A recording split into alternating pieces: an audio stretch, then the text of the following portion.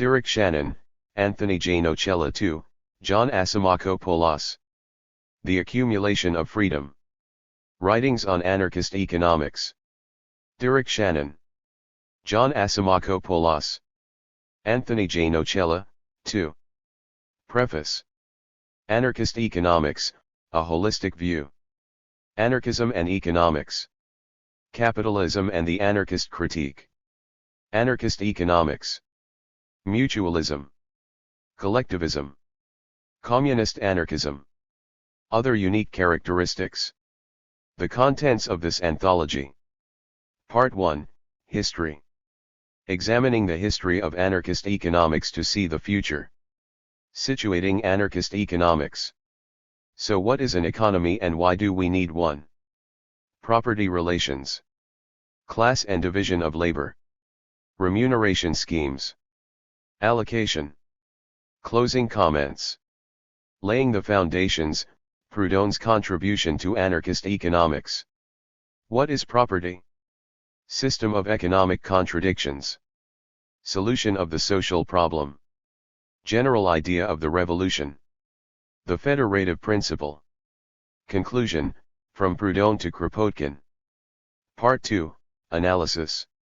Capitalism in the 2000s, some broad strokes for beginners. Globalization from above. I have found a flaw. Polls show increased interest in socialist alternatives. The meaning of crisis. The feminization of poverty. An intersectional analysis. The now more than obvious unsustainability of capitalism.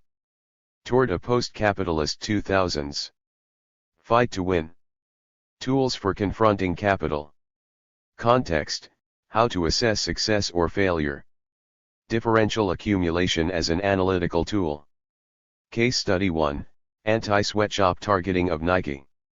Case Study 2, Take Down SNC-Lavalin.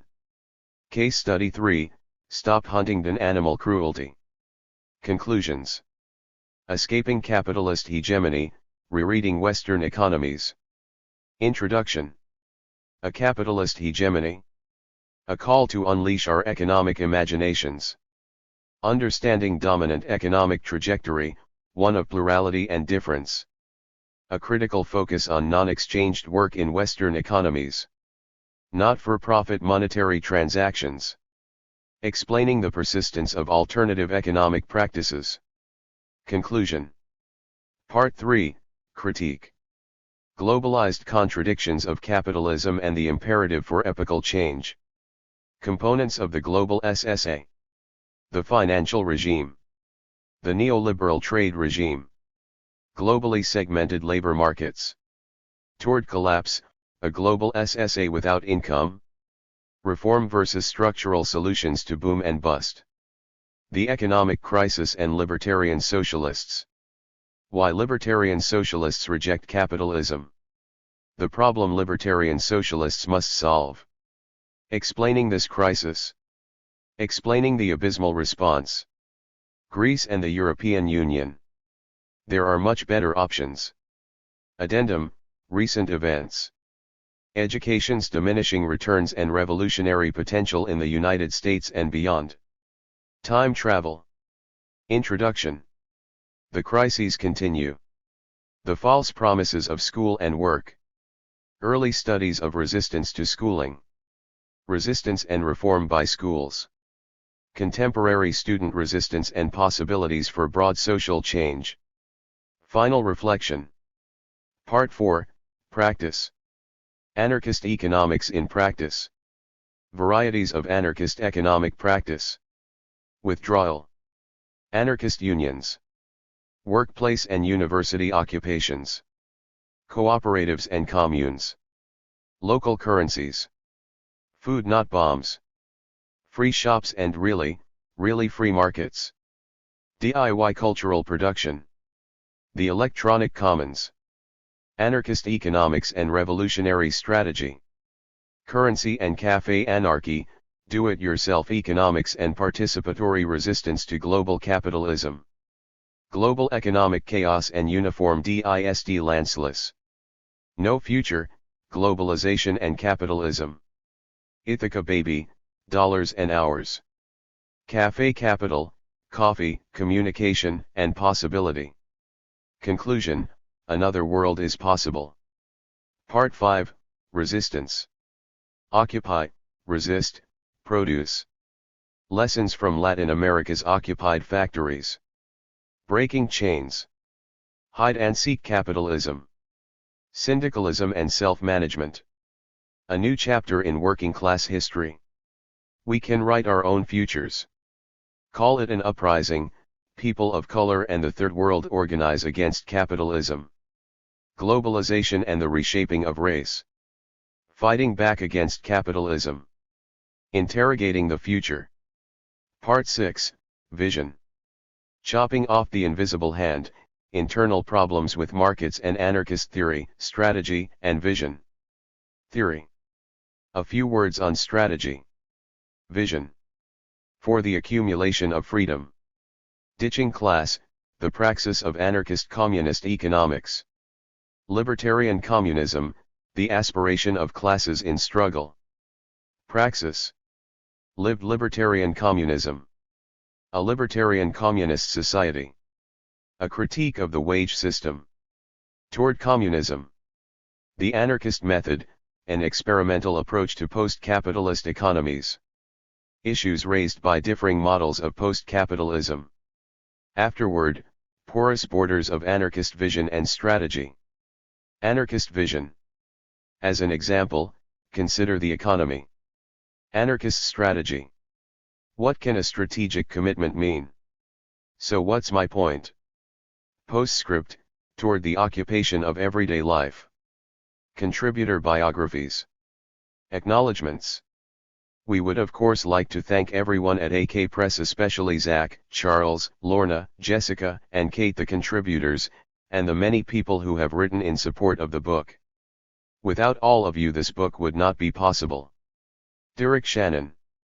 Since this book is about anarchist criticisms and alternatives to capitalism, I would like to take the time to thank people who have helped me along in the spirit of mutual aid. Without many of these people I would have gone without food and shelter, without others I would have gone without needed kindness and friendship, and without them all my life would certainly be emptier. First and foremost, thank you to Amni Harper for repeatedly saving my life. I will never forget my debt to you. Secondly, and in no particular order, I would like to thank Amanda Rose Zodi, Jacqueline Arsenac, Abby Volcano, Joe Sutton, Jilly Weiss, Tyler Watkins, David Burns, Liz Burns, Kevin Blue, Andrew Salyer, Kevin McElmurray, E. Marino, John Wyatt, Gloria Feltz, Courtney Cook, Natha Bellisis, Ryan Ramsey, Nick Lee, Judy Lee, Jesse Lee, Ryan Lash, Andrew Jackson, Josh Young, Maria Yates, Matt Sharp, Brooke, Virgil Karstens, Delicia Garcia, Bill Armeline, Abe DeLeon, Lil Jerry, Chloe and Sophie, Chris Went, Joe Hill, Jessica Forgyle, Randy Hull, my brothers Rich and Dustin, my mother, father, and grandmother, and a host of others who shall remain unnamed. My apologies to anyone I have forgotten on this long list of people who have helped me out throughout the years. John Asimakopoulos. I wish to acknowledge the brutal and incompetent nature of my employer who, in the words of the American Arbitration Association, fired me arbitrarily and capriciously. That was the final push to make me the involved, anti-authoritarian activist I am today and foster the birth of the Transformative Studies Institute to retake academia from the corporate university. Resistance is not futile. I got my job back and you can get your lives back too with organized direct action. Anthony J. Nocella, 2. First and foremost I would like to thank my friends Derek and John for this incredibly fun and creative collaboration. You both have been an inspiration to work harder for social justice and peace. Much appreciation to the criminology and sociology students, staff, and faculty at SUNY Cortland and Le Moyne College for their friendship and the projects we have worked on. A special thanks to my advisors Peter Castro, Richard Loader, Mech Nagel, Piers Byrne, and Mysara Mugo for their ongoing support and wisdom. and I am forever grateful to Robert Rubinstein for his amazing friendship, support, and advice since day one at Syracuse University. I would like to thank my family and all the other teachers and professors who always believed in me and never said that I did not belong because of having disabilities. I also want to express my gratitude to everyone involved with the Central New York Peace Studies Consortium, American Friends Service Committee, Political Media Review, Institute for Critical Animal Studies, Save the Kids, and Transformative Studies Institute. I would like to thank my dear friend who I work with day in and day out on everything and who is always there to talk with, Sharad Calling.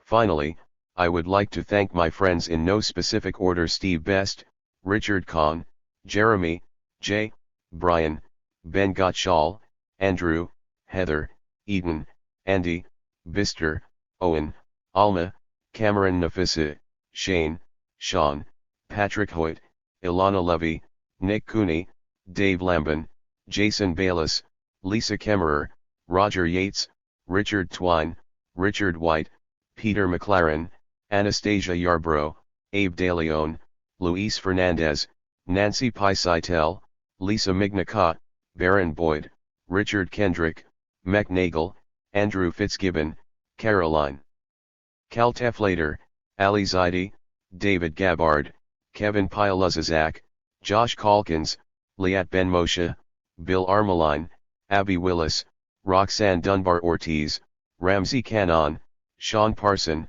Echo Beto Aguilar, David Rovix, Gregory Martin, Stanley Aronowitz, Ruth Kinna, Jeff Monahan, Carl Boggs, John Alessio, Julie Andrzejewski, Glenn Rikowski, Mitch Rosenwald, David Greber, Benjamin Freemer, Richard Van Heerdem, Jeff Farrell, Elsa Karen Marquez Aponte, Ward Churchill, and Jeff Monson, as well as the 2003 to 2004 Park Crew, Syracuse Bicycle, AVP Auburn Prison, and everyone at Hillbrook.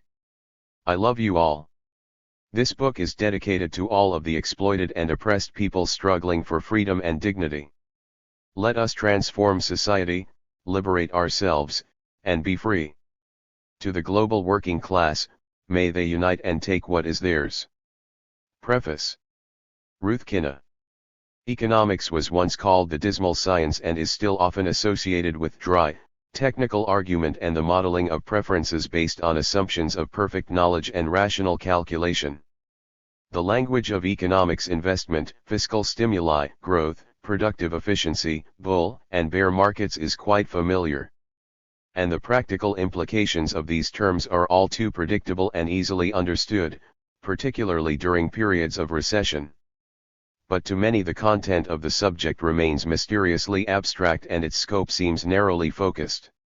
The study of economics is too often limited to the analysis of capitalist markets, the murky dealings of international finance, or, as the recent and spectacular collapse of the banks shows, with system failure. Naturally, there have always been critical voices within the discipline, but it is only recently that the possibility of imagining how economies might work, or be made to work differently, has been stated so emphatically. Since the emergence of the global social justice movement, new lines of inquiry about the assumptions, values, and effects of the global economic system have been opened. The mantra that there is no alternative has been subject to fresh scrutiny. Its counterclaim, that other worlds are possible, has proved to be a powerful rival and is beginning to supplant it. The rise of unregulated movements of capital, the dominating presence of multinational corporations, and the structuring of free trade to favor the most powerful are no longer regarded as inevitable, unstoppable, or spontaneous features of economic markets, much less desirable. That the global economy is a badly regulated, ill-planned system which has been facilitated by a morally bankrupt and oppressive ideology, neoliberalism, is surely now clear. Some of the most important critiques of the neoliberal dystopia to have appeared since 1999 have been informed by non-anarchist socialist and left liberal positions. The work of Susan George, Peter Singer, Alex Kallinikis, Joseph Stiglitz, and others provides a rich source of inspiration. but the anarchistic nature of the social justice movement and the grassroots actions that it has embraced also provides space for the discussion of explicitly anarchist approaches to economics. Some of this discussion might fill non-anarchists with horror, especially if it is assumed that anarchism stands only for the deregulation of the economy, the privatization of all services, and the rolling back of the state with little regard for issues of equality, participation, and creative flourishing.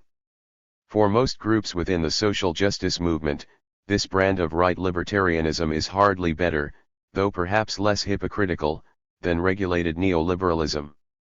Its association with anarchism, which is fiercely contested, owes much to the influence of Murray Rothbard, who described his uncompromising and radical defense of individual rights and free market distributions as anarcho-capitalist. Whether or not his identification with anarchism distorted the tradition, his position hardly exhausts the possibilities for an anarchist economics. On the contrary, anarchism offers a strong and rich heritage of anti-capitalist thinking, and it is these lines of thought which might usefully be revived. Anti-capitalist anarchism is grounded in the belief that problems of inequality, alienation, exploitation, and aggressive competition stem from the complex relationship of political and economic interests. Sometimes this relationship is understood as a class relationship in which political elites are more or less subservient to the economically powerful. Others treat the interrelation as evidence of a more diffuse military-industrial complex, where similarly structured political, economic, and military interests coalesce. Either way, anarchists have generally argued that capitalism has developed alongside a process of political centralization and state formation. A clean divorce of politics from economics, releasing markets from government interference, is simply impossible, even assuming it is desirable. The absorption of politics into economics is equally problematic. Typically, the acknowledgement of the interdependence of states and markets has encouraged anarchists to examine the sociological effects of capitalism as well as its economic operation. For example, on the question of exploitation, anarchists have highlighted the repressive character of the organization and management of production, as well as pointed out the injustice of ownership and contradictions of individual property rights. Similarly, they have explored the expansion of capitalist markets by looking at the centrality of war and the militarization of everyday life, in addition to analyzing capitalism's imperialist dynamic. This approach to capitalism has played an important role in shaping revolutionary strategies. Anarchists have uniformly rejected ideas of state control and central planning and tied the possibility of redirecting production towards the satisfaction of socially useful ends to a process of independent popular action. As Kropotkin argued in The Conquest of Bread, social transformation relies upon the ability of individuals working in local communities to find ways of securing their own sources of well-being, food, shelter, and clothing. This tradition of thought has supported a variety of utopian visions, characteristically defined by calls for the decentralization of production and direct worker/community control. Some anarchists have also argued for the abandonment of international trade and the division of labor in favor of the close integration of agriculture and industry in local areas. Others, unmoved by the possibility of equalizing the burdens of labor and/or reducing the hours of labor, have called for the abandonment of work and, potentially, the structuring discipline of time, and for its replacement by voluntary production. These principles have been adapted to suit a diverse set of arrangements. Perhaps the best known historical example of their application is the Anarcho-Syndicalist Federation, but anarchists have also supported cooperative systems, models of reciprocal exchange based on contract and ethical ownership, and free communism. In recent years, a variety of ecological alternatives have also been explored. Globalization has not rendered the anarchist approach to economics redundant.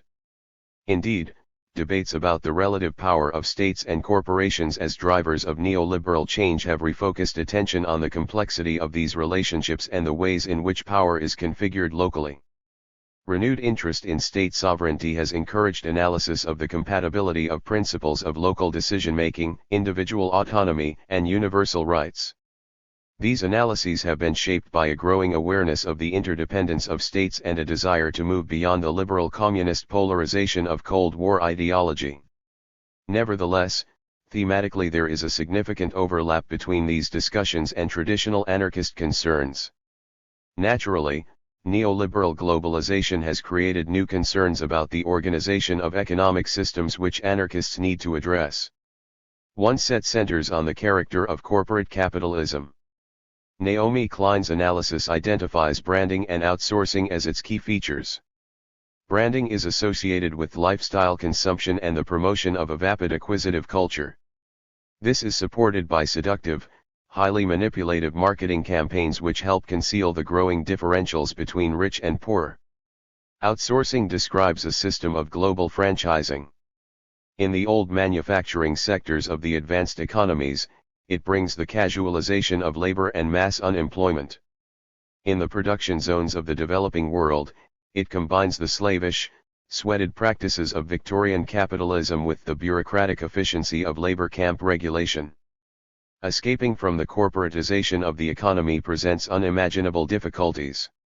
For although the consumer is king, the wheels of corporate global capitalism are oiled by a deregulated banking system which requires consistently high consumption to support its speculations. Even assuming the possibility of repatterning mass consumption, sudden shifts are likely to provoke a crisis of confidence in the financial system, threatening the mortgages of those least able to support them, pensions and government welfare systems. The extent and grasp of the web in which individuals are caught has been exposed all too clearly by the bank-led collapse of the economy. A second set of issues prompted by globalization center on the environmental and ecological costs of industrialization and modernization. These concerns also have a long history, but the servility of kowtowing governments has lent them a new urgency. The signs of ecological collapse, increasing rates of extinction, climate chaos, and ozone depletion are now frighteningly obvious. So is the political corruption that often accompanies corporate expansion. Shell's involvement in Nigeria and the execution of Ken Saro-Wiwa is an outstanding example of the influence that corporate interests can court. Less obvious are the longer-term effects of industrial production and, especially, agribusiness, for example, the routine contamination of food supplies which results from the demand to increase yields and eradicate the plant and animal diseases that are encouraged by industrial processes that are now employed as standard in agriculture. Also hidden is the amount of food waste generated by the need to meet the supermarket standards of the rich world. It is estimated that British households unnecessarily throw away approximately 6 million tons of food a year. But even this huge figure pales in comparison to the amount that gets lost between field and display shelf. The miraculous promises of GM technology to make good the food shortages that lead millions to die of malnutrition and starvation every year should be seen in this context rather than freak and unmediated crop failures. In the framework of global capitalism, the drive of so-called emerging economies in India and China to follow the industrial model will further exacerbate all of these problems. A third set of concerns centers around the unfairness of global market regulation and, in particular, the Western bias of institutions such as the International Monetary Fund and the World Trade Organization. The imposition of a one-size-fits-all policy to deal with economic problems across the globe and the use of trade sanctions has helped increase inequalities and facilitated the virtual recolonization of poorer states. A related issue is the growing interstate rivalry for control of natural resources. As Noam Chomsky has demonstrated, for most of the post-war period democratic states have pursued imperial ambitions with the vigor of old empires, defending liberal freedoms at home to push exploitative agendas abroad. Overt military action has been taken to protect vital interests. Oil is now a security issue, as the invasion of Iraq and the race to control the Arctic gas and oil fields has shown. Water is another. Current predictions are that the combined effects of untreated waste, agricultural pollution, and the massive transportation of ever-dwindling supplies from the poor to the rich worlds will result in destruction and death on an unprecedented scale. Finding a response to any of these issues is an enormous undertaking, and the more original voices that can be heard the better. One way of developing a specifically anarchist approach to neoliberal globalization is to examine the issues it has thrown up by using the frameworks of analysis developed in the early years of Western capitalist expansion. This would mean taking seriously the claim that it is both possible and desirable to find a way of regulating economic behavior without relying on the coercive apparatus of the state. Such an approach might take inspiration from the principles of design that the earlier generation of anarchists proposed without relying on or being too constrained by the particular models they devised. Paracon is a productive and inspirational example that might be developed in several different ways. In the course of pursuing anarchist alternatives, it seems likely that the pressing nature of current problems will require some hard political choices. Contrary to what skeptics believe, resistance is sometimes an option, and anarchists have a long history of practical, constructive experimentation in developing systems of mutual support. This tradition continues to thrive, as thousands of other grassroots actions and initiatives demonstrate. Yet should resistance and experimentation fail or where the immediate choice of policy alternatives makes them irrelevant, the conviction that an anarchist economic system is realizable is a source of strength. It should help anarchists identify their most preferred options and, ideally, contribute positively to the reshaping of non-anarchist preferences. Anarchist Economics, a Holistic View. Derek Shannon, Anthony J. Nocella, 2. John Asimakopoulos. In an online discussion titled Anarchist Economics, one poster recently commented, "Anarchist economics. Now, that's an oxymoron." After further discussion, it became clear that this person, a longtime anarchist, operated under the assumption that economics is capitalism. While that may be true for the typical university economics class, there is a long history of economic analyses, models, and practices that are based on anti-capitalist principles. Meanwhile, to many who are not even radicals, capitalism looks like it is on its last legs, or at the least like an undesirable way to organize humanity. Hundreds of billions of public dollars have been spent to help private and enormous failed businesses recover.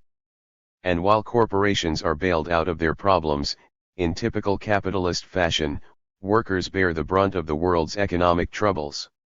We have seen austerity for workers in the form of cuts to education, social provisions, and massive layoffs, while the world's wealthiest continue to enjoy higher and higher profit margins. Some top economists have even suggested that the current economic tumult may be worse than the Great Depression. Hunger is on the rise, people are losing their homes, jobs are disappearing, capitalism is, yet again, in crisis. In addition to this depression, we see evidence for possible catastrophic consequences if we continue to despoil and damage the entire non-human world and treat it as a mere collection of resources for human use, another grouping of commodities for sale under capitalism. Various non-class oppressions and relations of domination, confining notions of gender and sexuality and identity more generally, are still strong elements in the ways that we organize socially, embedded in our institutions, including our economy. Our way of life, in many ways, is unsustainable.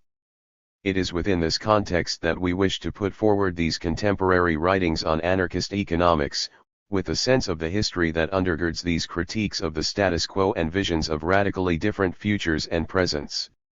Nevertheless, the ubiquity of conflations of economics with capitalism and markets warrants some work at definitions. Likewise, because anarchism is a prefigurative practice of politics that seeks to lay the foundations of a future society in the present, a distinctly anarchist economics, we argue, will have some unique features of its own. Anarchism and economics.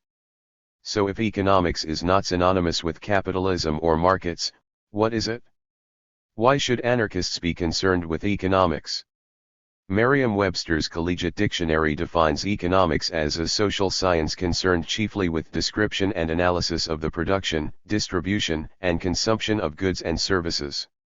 Generally, as accepted historical narratives go, economics as a social science began with Adam Smith and his book The Wealth of Nations, and was further developed by the likes of Thomas Malthus and John Stuart Mill. These famous men of classical economics are perhaps best known for being proponents of private ownership of the means of production and for theorizing that markets tend towards stabilization. And so goes the narrative. Then along came Karl Marx to challenge the assumptions of political economy and critique capitalist property relations, theories of value, and markets. And now the science is generally divided between different capitalist analyses and models and Marxian models and analyses. There are a couple of problems with this historical narrative. First, like most historical narratives of the various social sciences, it locates the beginning of economics in post-Enlightenment era European history and ignores earlier contributions from people of different time periods and locations, such as the Indian teacher Chanakya, or the famous North African forerunner of sociology Ibn Khaldun. Secondly, it effectively reduces perspectives critical of capitalism to Marxism, suggesting a limited framework for anti-capitalist perspectives. This might reflect larger relations of power in society, as these histories tend to be written by Western scholars, and Marxism was the ideology that won out in the anti-capitalist revolutions of the 20th century in Russia and China. This common narrative, then, effectively erases anarchist contributions to economic thought. We do not, however, want to suggest an easy relationship between anarchism and economics as such. Anarchism, after all, is not limited to its critique of capitalism and puts forward an understanding that the war against capitalism must be at the same time a war against all institutions of political power, recognizing that exploitation has always gone hand in hand with political and social oppression. For anarchists, then, economics abstracted from the rest of social life presents a problem in terms of analysis. Indeed, economic life intersects with all other aspects of social life, including other forms of social domination, so within these pages the reader will often see various authors attempting to lay bare those connections, moving economics beyond mere production, distribution, and consumption. There is also a problem with the kind of specialization of knowledge that words like science tend to communicate. Typically, science evokes specialists and experts, mirroring the hierarchical and competitive production of knowledge under capitalism in the academy. The rest of society is assumed to be looking to these experts for their analyses and for the best way forward. But anarchists have always stressed that people can run our own affairs without the need for experts or bureaucrats. The majority of those anarchists who have contributed to economics have not, in fact, been academic workers and have argued for economic arrangements that dispense with the need for experts to direct the rest of us. Further, beyond the assumptions of economics as a social science, the view of work and production tied to workplaces as a separate sphere of life and an economy as a medium of exchange is anathema to some schools of anarchist thought. Some anarchists explicitly call for an end to the economy, the abolition of work, and free consumption that would preclude exchange value and the relations that arise from it. If we define economies or economics this way to include the assumption of exchange relations and access to the social product being tied to work, it could be suggested that some strains of anarchism are advancing something altogether different from economics. Nonetheless, anarchists have contributed to economic thought, despite historical portrayals that write them out, reducing the narrative to capitalism and its Marxian opponents, and we do aim to remedy this despite some of these tensions. Indeed, as the libertarian wing of the socialist movement, anarchism played a key role in the development of economic analyses, practices, and visions of a future society that were anti-capitalist and non-Marxist. Proudhon's contributions in this regard are particularly salient, as he was a contemporary of Marx as well as an influence on his thinking. Proudhon also advocated an anti-capitalist anarchist vision called mutualism, a market form of socialism, both as a strategy out of capitalism and a broad sketch of what a post-capitalist society might look like. Likewise, Bakunin, Marx's bitter opponent in the First International, contributed greatly to socialist criticisms and analyses of capitalism. These forays into economics were not limited to this time period, but continued through Kropotkin before the Russian Revolution, Santillan after the Spanish Civil War, and so on into the contemporary period. And we wish to stress that these principles, analyses, and forays into vision were not limited to great men of history, but represented collective theorizing by a libertarian socialist milieu, the anti-authoritarian and anti-state wing of the socialist movement. Thus, comparing anarchism to Marxism is a bit of a misnomer, as Marxism reduces many different ideas, collectively produced, to the leadership of a single great man of history, Karl Marx. As a result of this history, anarchism has an interesting relationship with Marxism, and that is reflected in the contents of this book. Some anarchists reject any association with Marxism, and there has certainly been plenty of ink spilled in mutual denunciations. Still others have argued for a historical continuity within anarchism and the anti-authoritarian, anti-state variants of Marxism, constituting a libertarian socialism or, in some contexts, a libertarian communism. However, while some have suggested that engagements between the traditions could be fruitful, this has definitely not been done without anarchist critics. Yet one can see various authors in this collection, and many places outside of it, using these terms libertarian socialism or communism to describe their position, often as a nod to the similar trajectories between anarchism and some variants of Marxian thought. The differences between anarchist and Marxist thought might also explain a lack of anarchism within the field of economics. Marxism, after all, tends to be centrally focused on economics, considering the economy the base of a society, giving rise upon those economic foundations to other social relations. Marx stated it thusly: in the social production of their existence, men inevitably enter into definite relations, which are independent of their will, namely relations of production appropriate to a given stage in the development of their material forces of production. The totality of these relations of production constitutes the economic structure of society, the real foundation, on which arises a legal and political superstructure, and to which correspond definite forms of consciousness. The mode of production of material life conditions the general process of social, political, and intellectual life. Anarchism, on the other hand, is a critique of domination that typically is not reducible to economics or even economics and political life. Rather, when anarchists theorize about other relations of ruling, they are usually not subsumed under an analysis that is limited to a critique of the state capitalist apparatus, but rather are seen as social dynamics which are generated, reproduced, and enacted within and outside this apparatus. Anarchists tend to see forms of domination presenting themselves in society without the need to root them in the economy. Although some anarchists would suggest that class is primary, most avoid the ranking implied in such statements and the Marxist theory of an economic base serving as the foundation for the rest of existing social relations. However, as anti-capitalists, anarchists have always been concerned with economics. We participated in revolutions and insurrections directed against capitalism and class society. We attempt to embody anti-capitalist values in the ways that we engage with other people and our world more generally. Since anarchists have always been preoccupied with the problem of capitalism and how we might move beyond it into communities of mutual aid and cooperation, it is necessary to start, in an anarchist economics, with that which we oppose in economics: capitalism. Capitalism and the anarchist critique. Anarchism is a diverse set of anti-capitalist ideas, and this diversity is reflected in the ways that various anarchists describe and critique capitalism. We will, no doubt, miss some things in this short introduction, but we do think that we can make some broad generalizations that are useful in situating the contents of such a volume. But first, if we may, we would like to offer two general caveats. First, theory can only go so far in describing existing institutional arrangements and, importantly, the ways that they materialize in daily life.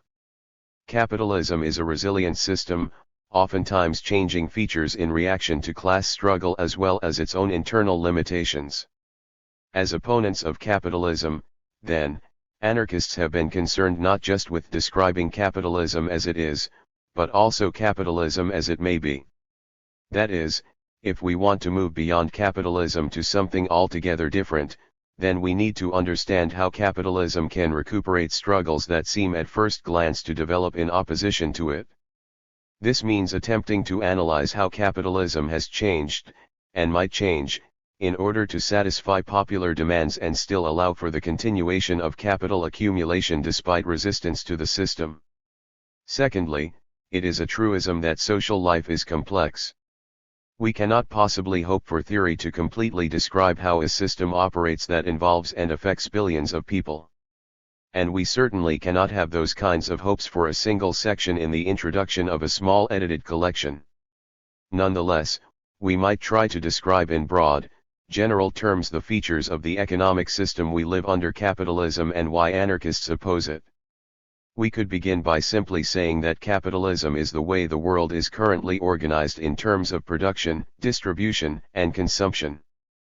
But, again, that would not get at the ways that capitalism was organized historically, nor would it account for the ways that capitalism might reconstitute itself in reaction to attempts to dissolve the social relations that form it. Another approach might be to use a textbook definition. One popular sociology textbook defines capitalism as a political economy characterized by an arrangement of production in which workers cooperate to produce wealth that is then privately owned by whoever hired the workers. That is certainly descriptive, but misses out on some important nuances. Rather, we propose understanding capitalism in terms of some major defining features. This allows one to analyze capitalism contemporarily, historicize aspects of its development, and speculate about its future. It also allows for us to sketch an explanation of capitalism that accounts for debates among anarchists. These features are not meant to be exclusive to capitalism, nor are they intended to be eternal. As mentioned before, capitalism is a resilient system and is capable of changing to accommodate the pressures of class struggle. These descriptive features also allow for illustrating anarchist criticisms of capitalism. With this in mind, we suggest understanding capitalism in terms of wage labor/exploitation, private property, markets, class society, and states. Wage labor/exploitation is one of the basic constituent parts of capitalism. In order to access the social product, workers must rent themselves out for a wage. The value produced under capitalism by workers, minus whatever wage the capitalist pays, is then appropriated by the capitalist in the form of surplus value. This process is exploitation. Some anarchists refer to this set of relationships as wage slavery to point out a historical continuity between owning another person and what is, essentially, renting another person. Bakunin, in his famous analysis of capitalism, put it thusly. And once the contract has been negotiated, the serfdom of the workers is doubly increased, or to put it better, before the contract has been negotiated, goaded by hunger, he is only potentially a serf, after it is negotiated he becomes a serf in fact. Because what merchandise has he sold to his employer? It is his labor, his personal services, the productive forces of his body, mind, and spirit that are found in him and are inseparable from his person. It is there for himself. From then on, the employer will watch over him, either directly or by means of overseers, every day during working hours and under controlled conditions. The employer will be the owner of his actions and movements. When he is told, do this, the worker is obligated to do it, or he is told, go there, he must go. Is this not what is called a serf? Not only do anarchists oppose wage labor and exploitation on the grounds that they are unfair, but these things are also against the material interests of working people and create a social relation of domination between the boss and the worker. Indeed, many anarchists argue that the wage-labor relation is the defining aspect of capitalism. One cannot be an anarchist in any coherent sense and advocate for wage relations and economic exploitation. This social relation is made possible by private property. To be clear, anarchists make a distinction between possessions and private property.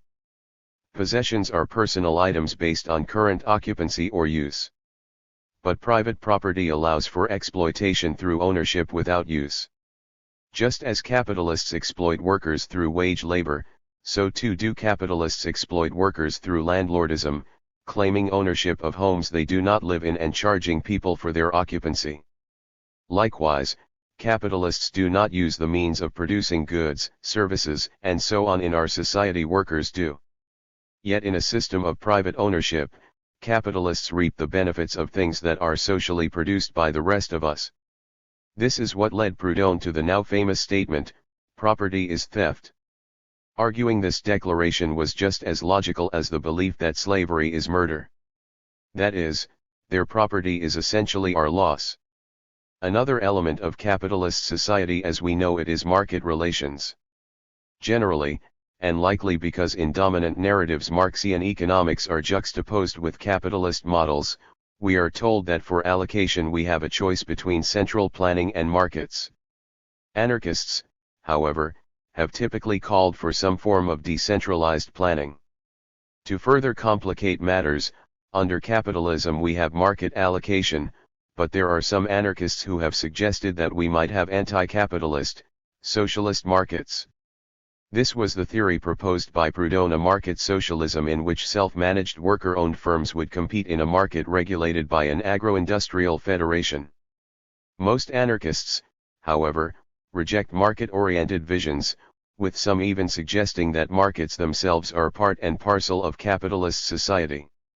Girac, for example, points out that there has been a nearly total absence of Proudhon's economic ideas among anarchists for the last 150 years. Bowman, in his treatment of communism, refers to Proudhonian visionary arguments as a form of capitalism without capitalists due to its retention of some fundamental aspects of capitalism.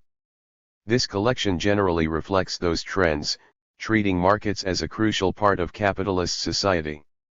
And while many pieces take note of market-oriented anarchist visions of post-capitalist society, most are critical of those kinds of arguments. Anarchists point out that these economic arrangements lead to the development of class society. While we are often told we are all equals under the law or that we all have equal power through voting, anarchists point out that these claims are absurd. Rather, we do not live in a society of equals. We live in a society of classes with different material interests. The ruling class in capitalist society has an interest in maintaining capitalism while the rest of us have an interest in smashing capitalism and taking what rightfully belongs to us, everything. Rather than a fetishized version of the worker as an industrial worker and the capitalist as a factory owner, McKay explains anarchist class analysis by defining these two classes thusly. Working class, those who have to work for a living but have no real control over that work or other major decisions that affect them, i.e. order takers. This class also includes the unemployed, pensioners, etc., who have to survive on handouts from the state. They have little wealth and little power. This class includes the growing service worker sector, most of white-collar workers as well as traditional blue-collar workers. Most self-employed people would be included in this class, as would the bulk of peasants and artisans. In a nutshell, the producing classes and those who either were producers or will be producers. This group makes up the vast majority of the population. Ruling class, those who control investment decisions, determine high-level policy, set the agenda for capital and state. This is the elite at the top, owners or top managers of large companies, multinationals and banks, owners of large amounts of land, top-level state officials, politicians, and so forth. They have real power within the economy and/or state, and so control society. In a nutshell, the owners of power or the master class. This group consists of around the top 5 to 15% of the population. It should be noted, however, that anarchist class analysis allows for some degree of fuzziness. That is, not everyone fits neatly into these broad categories. It should also be noted that some radicals, anarchists included, argue for the existence of a third class. Some refer to this as the middle class, the coordinator class, the techno-managerial class, and so on. This is typically used to highlight the existence of people with a high degree of social power, often directly over working people, such as high-paid lawyers, tenured professors at elite institutions, and so on. This class is sometimes conceived as having their own sets of material interests, in opposition to the ruling class and the working class, and sometimes conceived as having similar interests as workers, but being placed above them in capitalist society due to their social power. Most anarchists, however, reject this view, arguing for a traditional two-class analysis. We might juxtapose this anarchist class analysis with sociological analyses of class that often split society into a lower class, working class, lower middle class, upper middle class, and upper class. Anarchists argue that there might be cultural differences to account for between better-off members of the working class and those less well-off, and at times differences in terms of their identification with the present society. However, we should recognize a unified working class as a better model for looking at the potential for rupture with capitalist society and where that rupture might come from.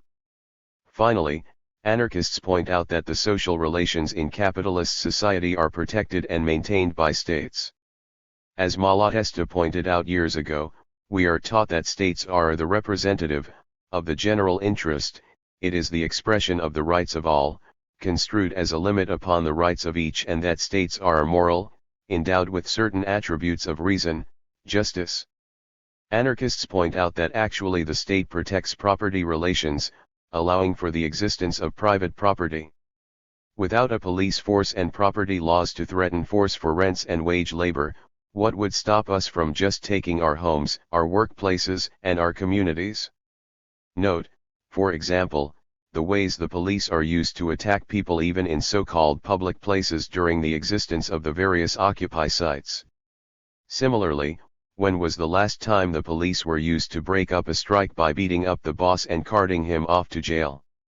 Yet there is a history of the police repression of labor, indeed, of many individuals or groups attempting to take back and determine their own lives. This is the economic function of the state, to protect private property and the accumulation of capital. Also, this is one reason why anarchists reject the Leninist suggestion that we seize the state. Its very existence implies a class society.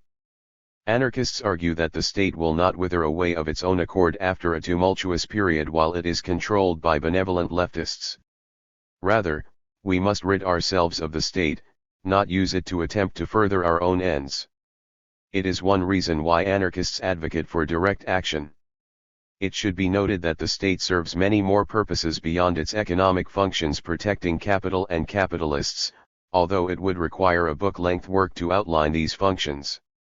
The state also draws boundaries around the public and private spheres, it forces identity categories on us from above, and it controls ever more aspects of social life well beyond simple economic relations.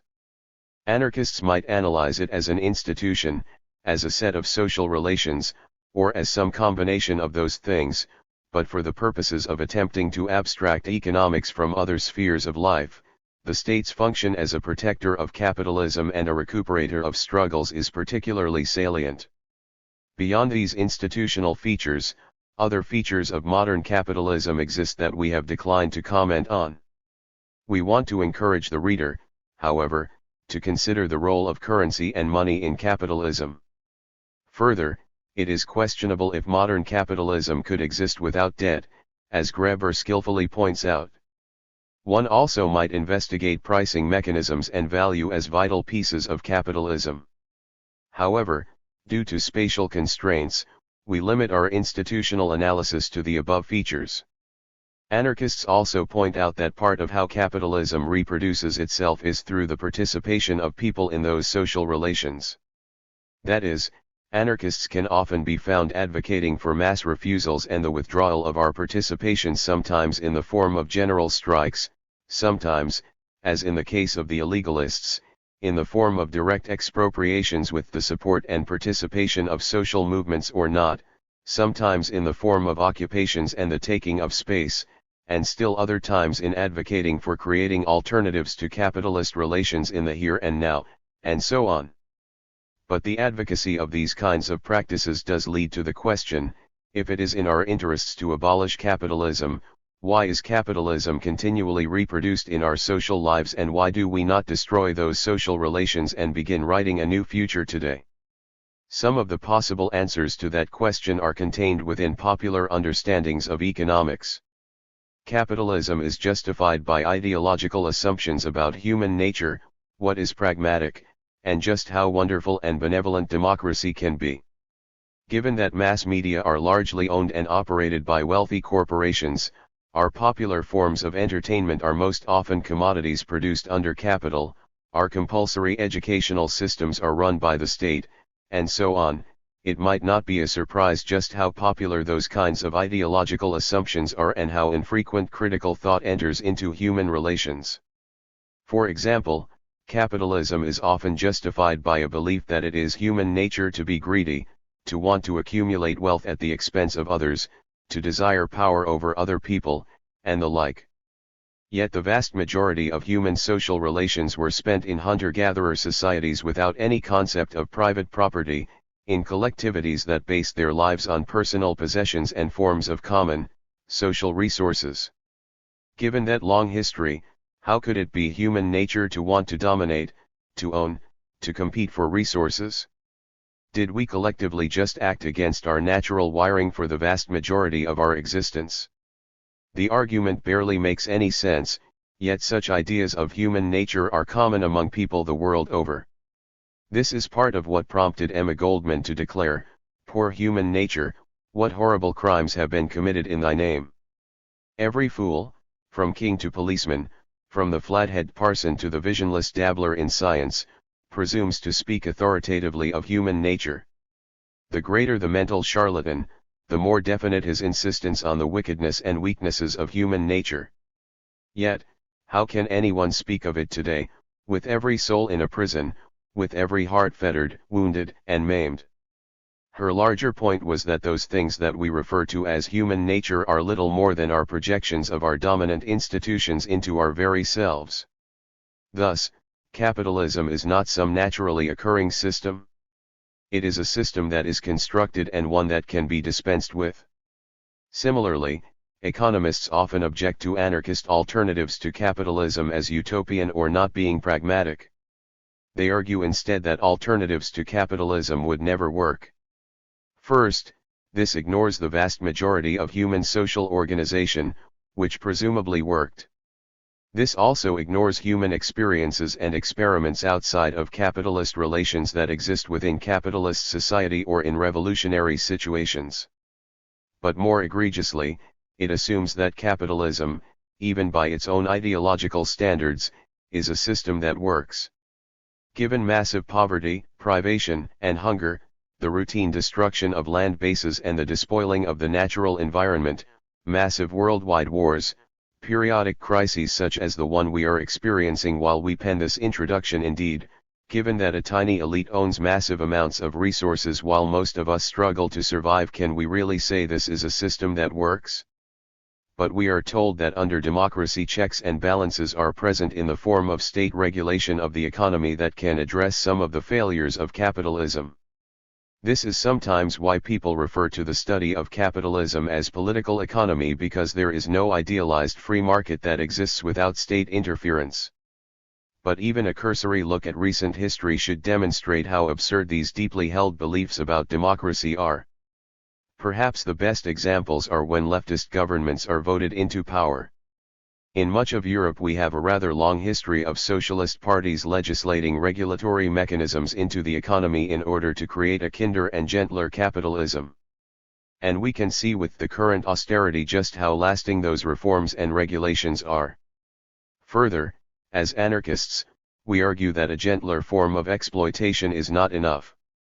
We want to run our lives and actively create and participate in our social relations without the kinds of restraints placed on us by hierarchical authority and power in the context of the economy, identity, culture, our conceptual order, indeed all facets of social life.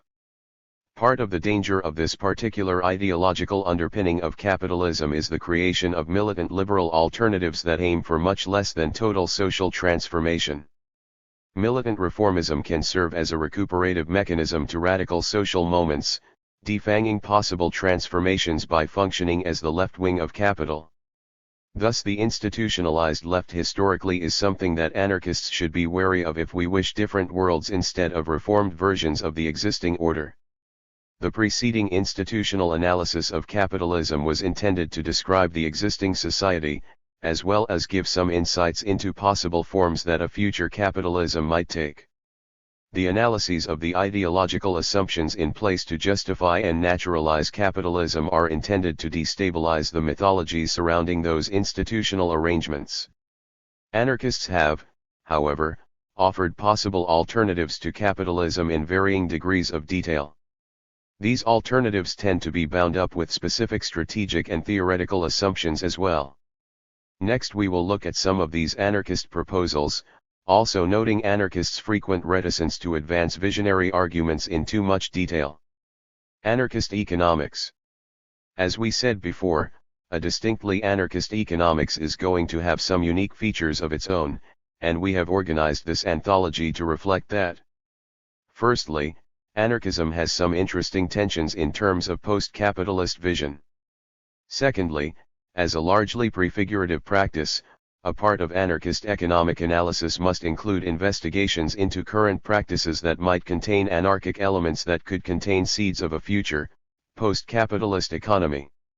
It also means that we need ways to evaluate the resistance strategies we use to create ruptures in capitalism and to recognize the spaces in everyday life in which capitalism is not present. Finally, since anarchism is a holistic movement seeking to reconfigure the totality of social relations and not limited to the economy, our analyses of current practices need to include investigations into the effective and embodied experience of these practices. We begin with a look at the different proposals advanced by anarchists for a future society. To begin discussing the differences between the three main post-capitalist anarchist theories, mutualism, collectivism, and communism, we should first take note of a few things. First, as mentioned above, most anarchists reject mutualism outright contemporarily. While it played a historic role in laying the foundations of anarchist economics, it has little impact on the existing milieu beyond those foundations. Beyond that, many anarchists are suspicious of visionary arguments and blueprints for the future, seeing anarchism as a conscious creation of the dispossessed and not a future that can be written within the context of the present. As Emma Goldman put it, anarchism is not, as some may suppose, a theory of the future to be realized through divine inspiration. It is a living force in the affairs of our life, constantly creating new conditions. The methods of anarchism therefore do not comprise an ironclad program to be carried out under all circumstances. Methods must grow out of the economic needs of each place and clime, and of the intellectual and temperamental requirements of the individual. Following this, some anarchists would eschew labels and hyphenations like anarchist communism, preferring to refer to their preference simply as anarchy, or at times not refer to a preference at all. There is also a strong tradition of revolutionary pluralism in anarchism. In the past, some anarchists would advocate for an anarchism without adjectives, perhaps most famously advanced by thinkers such as Voltaire de Cleyre, to indicate a tolerance for many visionary differences. Similarly, there have been anarchists who advocate for specific proposals, but see a need for a deep humility and commitment to pluralism in terms of vision. One of the best examples of this can be found in the Italian anarchist Enrico Malatesta, who advocated for anarchist communism, yet stated, "One may, therefore, prefer communism, or individualism, or collectivism, or any other system, and work by example and propaganda for the achievement of one's personal preferences, but one must beware, at the risk of certain disaster, of supposing that one system is the only, and infallible, one, good for all men, everywhere and for all times, and that its success must be assured at all costs, by means other than those which depend on persuasion, which spring from the evidence of facts." Undoubtedly, this is also reflective of anarchist suspicion of visionary arguments and blueprints for a future society. Finally, it should also be noted that the borders that we draw around these different visionary proposals are points of contention and debate. What we call collectivism here might be called a transitional phase for anarchist communism by others.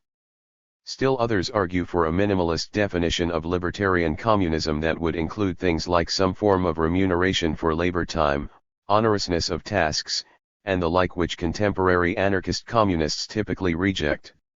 Yet we argue that contemporarily these categories have crystallized to have certain meanings among anarchists. Our attempt at defining them, then, is itself a heavily politicized project, and we want to acknowledge that. Undoubtedly we will ruffle some feathers in the process, but the purpose here is to give some broad sketches and not have the final word on how these terms were defined historically or how they are commonly used today. Indeed, we hope that these defining strategies can serve as jumping-off points for needed debates about the usage and meaning of these categories. This is also why these sketches are brief. An entire book could be written about each tendency. And we have no intention of doing that here, so some paragraphs on each tendency will have to suffice for the purposes of this collection. Mutualism. As we mentioned before, Proudhon was an advocate of a form of market socialism called mutualism.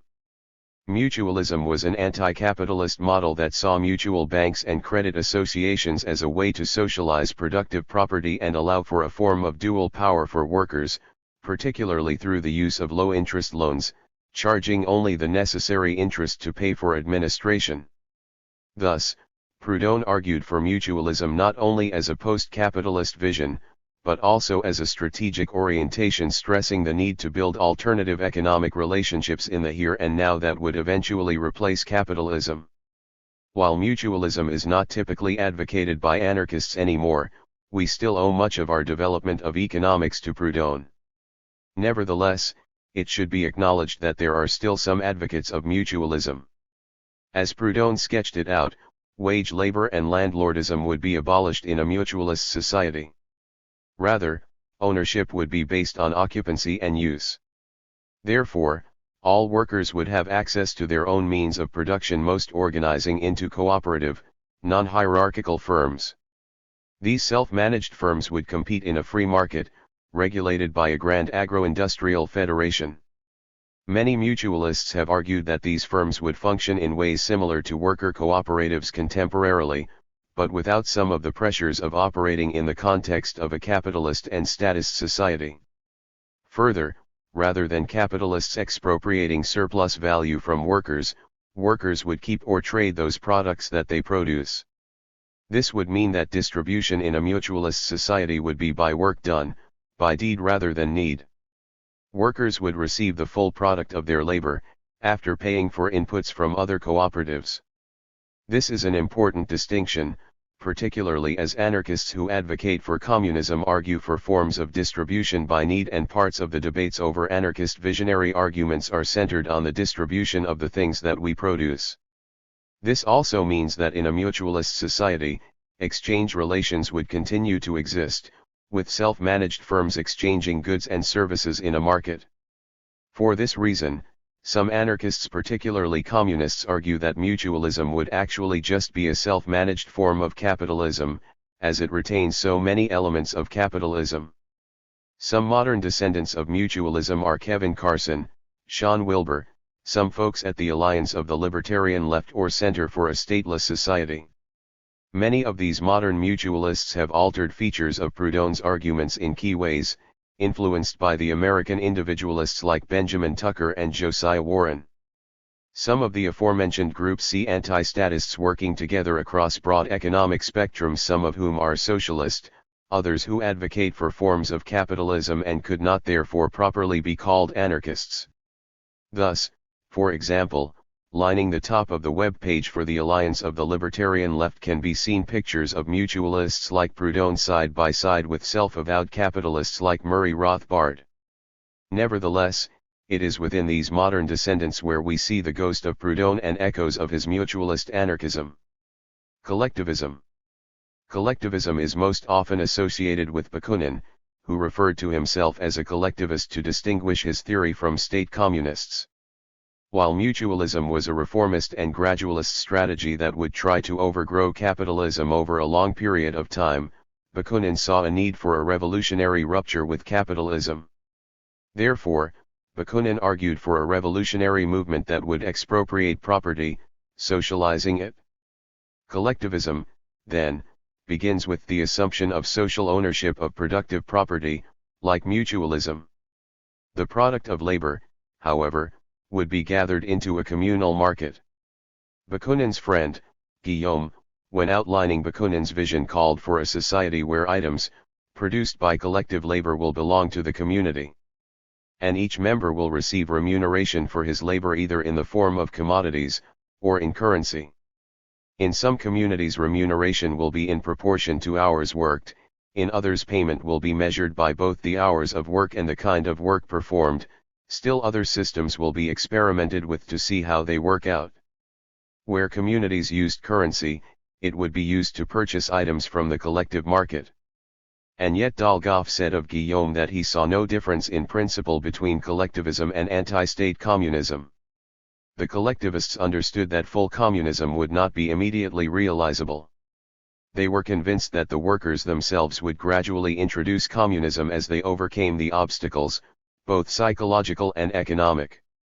Thus, in this way, the idea of remuneration was not seen as an end in Bakunin's collectivism, but rather a transitional phase into a system of full communism, presumably where norms of remuneration would be done away with. But it is not clear that Bakunin saw himself as anything other than a communist anarchist, which makes part of this project of definitions and categorization both difficult and, as we said, heavily politicized. Guillaume writes that the term collectivists designated the partisans of collective property in the First International and that those who advocated ownership of collective property by the state were called state or authoritarian communists. To distinguish themselves from the authoritarians and avoid confusion, the anti-authoritarians called themselves collectivists. Nevertheless, the term collectivism is still widely in use among anarchists, who often distinguish between collectivism and communist anarchism on the basis of debates over remuneration and distribution. Contemporarily, like mutualism, there are few anarchists who advocate for collectivism, as such. But echoes of some of these concerns over remuneration can be seen as some anarchists advocate for participatory economics, a non-market libertarian socialism developed by Michael Albert and Robin Hahnel and also advocated by Chris Spanos. Indeed, Albert writes in his afterword for this anthology that citizens should have a claim on society's economic product that increases if they do socially valued work longer or more intensely or under worse conditions. This is where we might see the descendants of collectivism in some ways. However, for advocates of Paracon, it is typically not seen as a transitional phase into a full communism of free consumption, but an end unto itself, which differentiates it from Bakunin's theory. It differs in other key ways as well, and curious readers are encouraged to read the many books on participatory economics that outline its theory. Communist anarchism. Communist forms of anarchism are the dominant tendency among anarchists. Strategically, communist anarchists typically see a need for a revolutionary break with capitalism.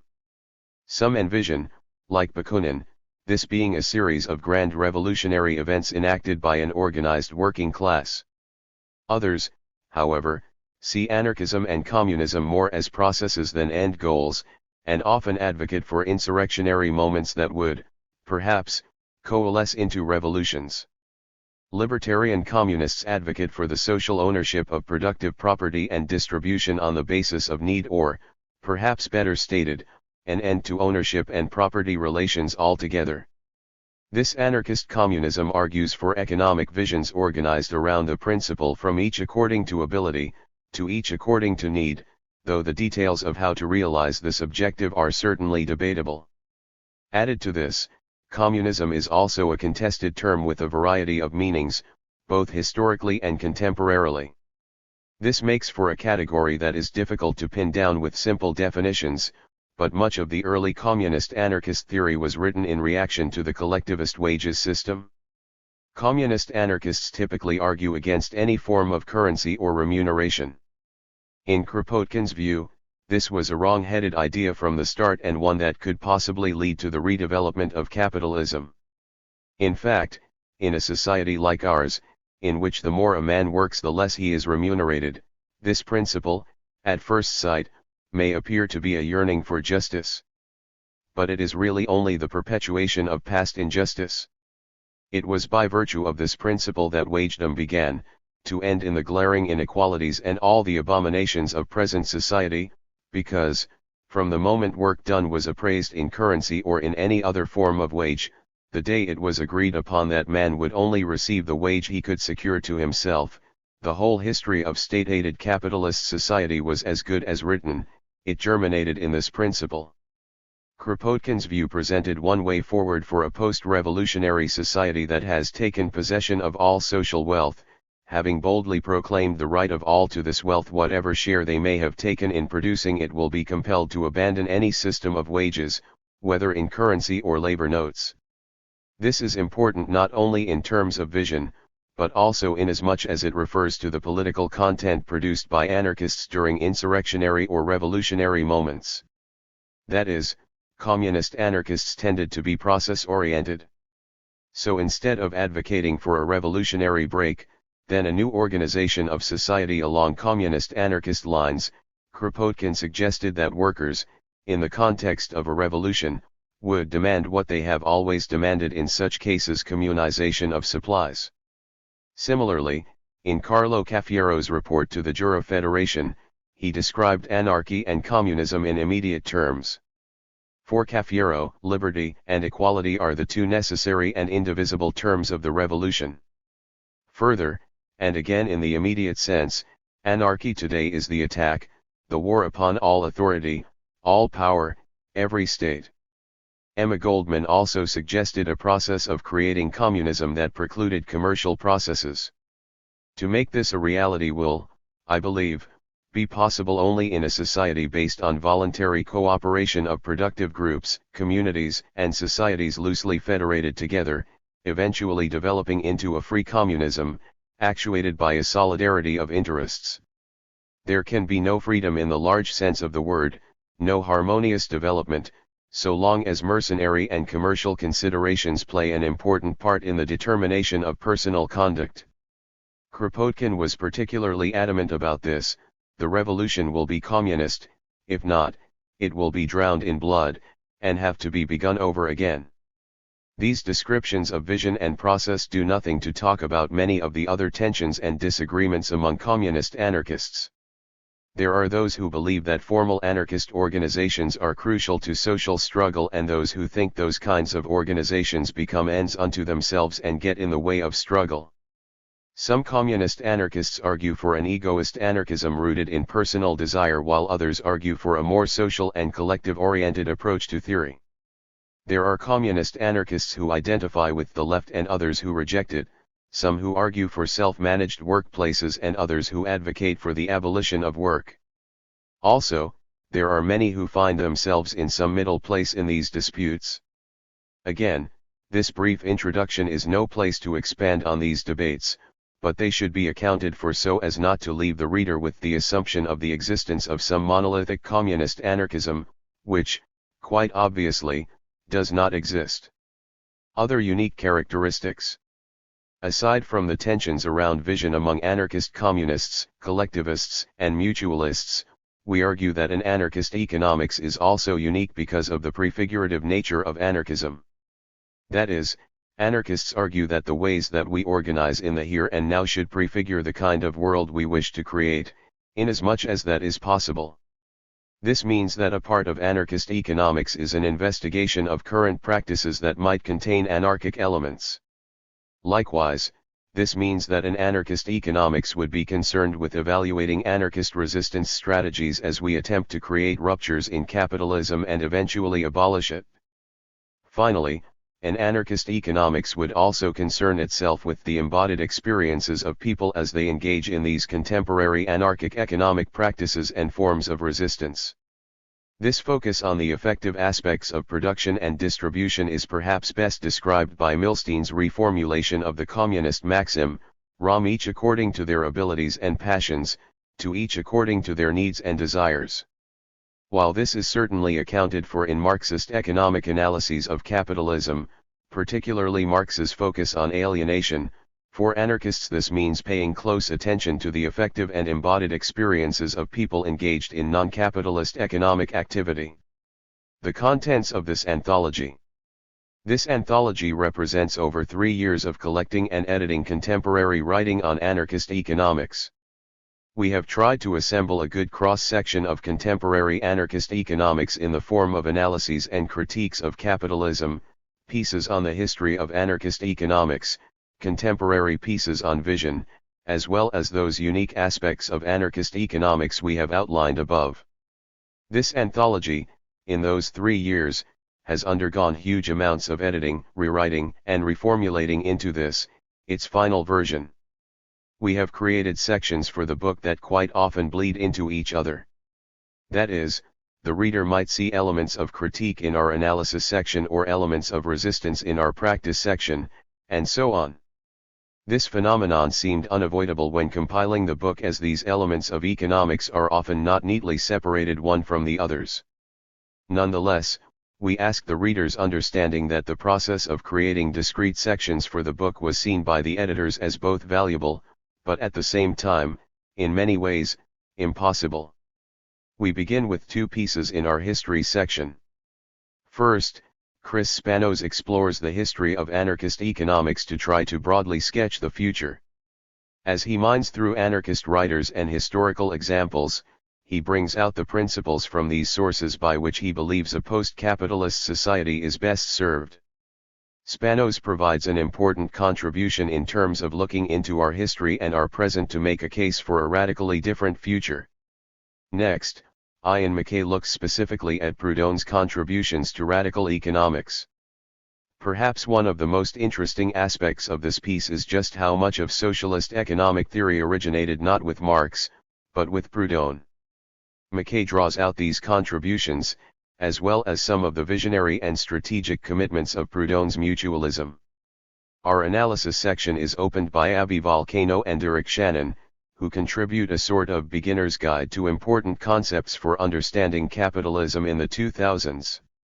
They take 7 elements of contemporary capitalism that anarchist beginners to economics might use to understand how our social system has changed and how we might best analyze it in our contemporary period. Next, Jeff Monahan and D.T. Cochran evaluate anarchist resistance strategies to capitalism. They argue that we might make models for evaluating how economic disruption campaigns and sabotage hurt capital and amend our practice accordingly. In the next piece, Richard J. White and Colin C. Williams argue that capitalism is not the totalizing system that we often paint it as. Reflecting on the rising interest in elements of post-structuralism among anarchists, they argue that we should note the places in our society that are non-moneized and that have avoided the alienating aspects inherent in capitalist social relations. Doing so, they create a counter-narrative to what they call the capitalist hegemony thesis that sees capitalism as inescapable. John Asimakopoulos begins our critique section demonstrating that crisis and inequality are inherent in capitalism. As such, he argues that we need mass movements to usher in alternatives to our system rather than attempts at regulating a broken institutional framework. Anarchists might use this analysis to illustrate how reforms are illusory and that smashing capital is a necessary requirement for creating a stable and humane social order. Robin Hahnel reformulates a talk he gave at Bfest in Greece in May of 2010, an annual anarchist gathering in Athens, explaining the current economic crisis. He also outlines libertarian socialist responses to the austerity measures imposed on countries like Greece by the European Union. Anarchists who have paid attention to mass responses to these measures in Greece, Spain, France, and beyond will benefit from Hahnel's analysis and recommendations for economic policy in the short term. Finally, William T. Armeline and William D. Armeline focus on educational institutions under contemporary capitalism. This political economic analysis is especially salient now given the militant resistance that has risen in response to tuition increases and funding cuts at universities all over the world, ranging from protests, property defacement and destruction, to the student occupation movements. As we mentioned, since anarchism is a prefigurative practice, part of what makes an anarchist economics distinctly anarchist is a focus on alternatives and resistance enacted in the here and now. Our next 2 sections speak to this concern, beginning with our practice section. First, Uri Gordon looks at common contemporary anarchist practices. This valuable piece investigates a wide variety of current economic practices of anarchists with a non-sectarian approach fitting for the diverse anarchist milieu. Secondly, Caroline Kalteflater takes a cultural studies approach to investigating everyday resistance strategies in a time of capitalist crisis. She argues that the everyday spaces created by cafe cultures, community currencies, and street actions provide examples of the spirit of community and mutual aid necessary to demonstrate alternatives to capitalism, while also noting some of the limitations in these practices. In our resistance section, Marie Trigona begins with a piece on Latin America's occupied factory movement. She argues that these transnational manufacturing sites could be considered modern-day prisons in many ways. That begs the question, what might self-management look like in this context? For this, she investigates the experiences of workers within occupied factories for a look at how self-management, in this embryonic form, might manifest itself. Next, Escobedo Aguilar writes about the resistance of people of color under global capitalism. Aguilar argues that through the standpoint of people of color, we are best able to analyze contemporary capitalism and argue for a world organized on the basis of simple dignity.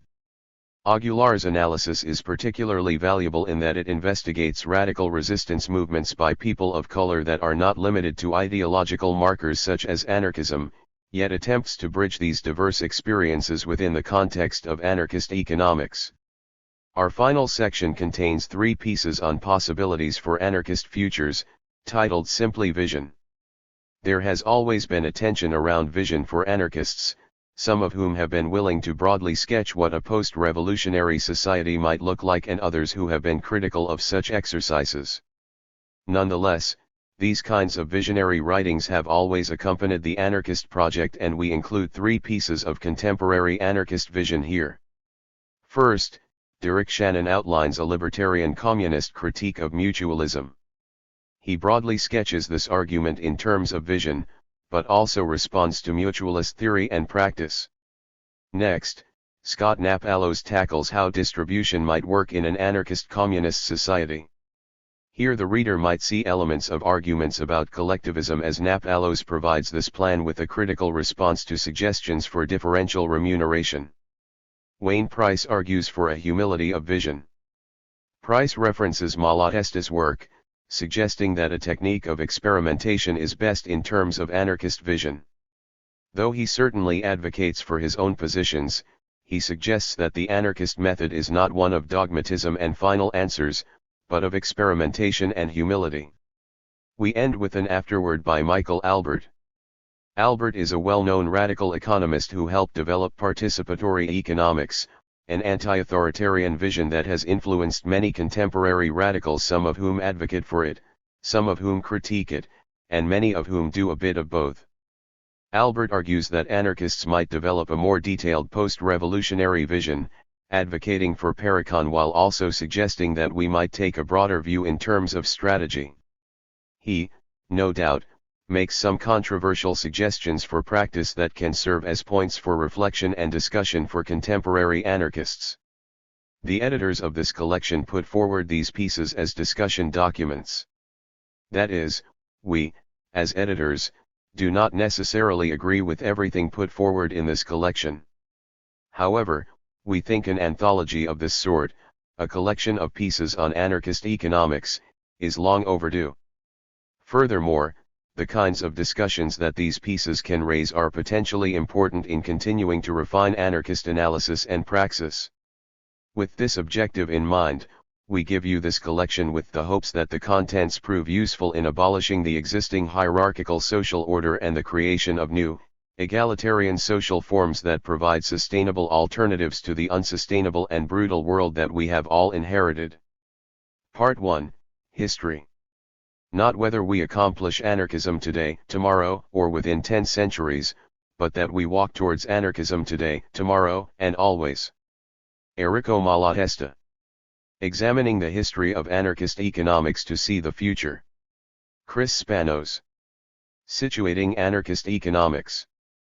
Beyond economy, an anarchist society should provide new socialization of children and future generations, stateless and self-governing adjudication and lawmaking, and cultural and ethnic diversity and equality, all based on mutual aid and participatory self-management in all spheres of life.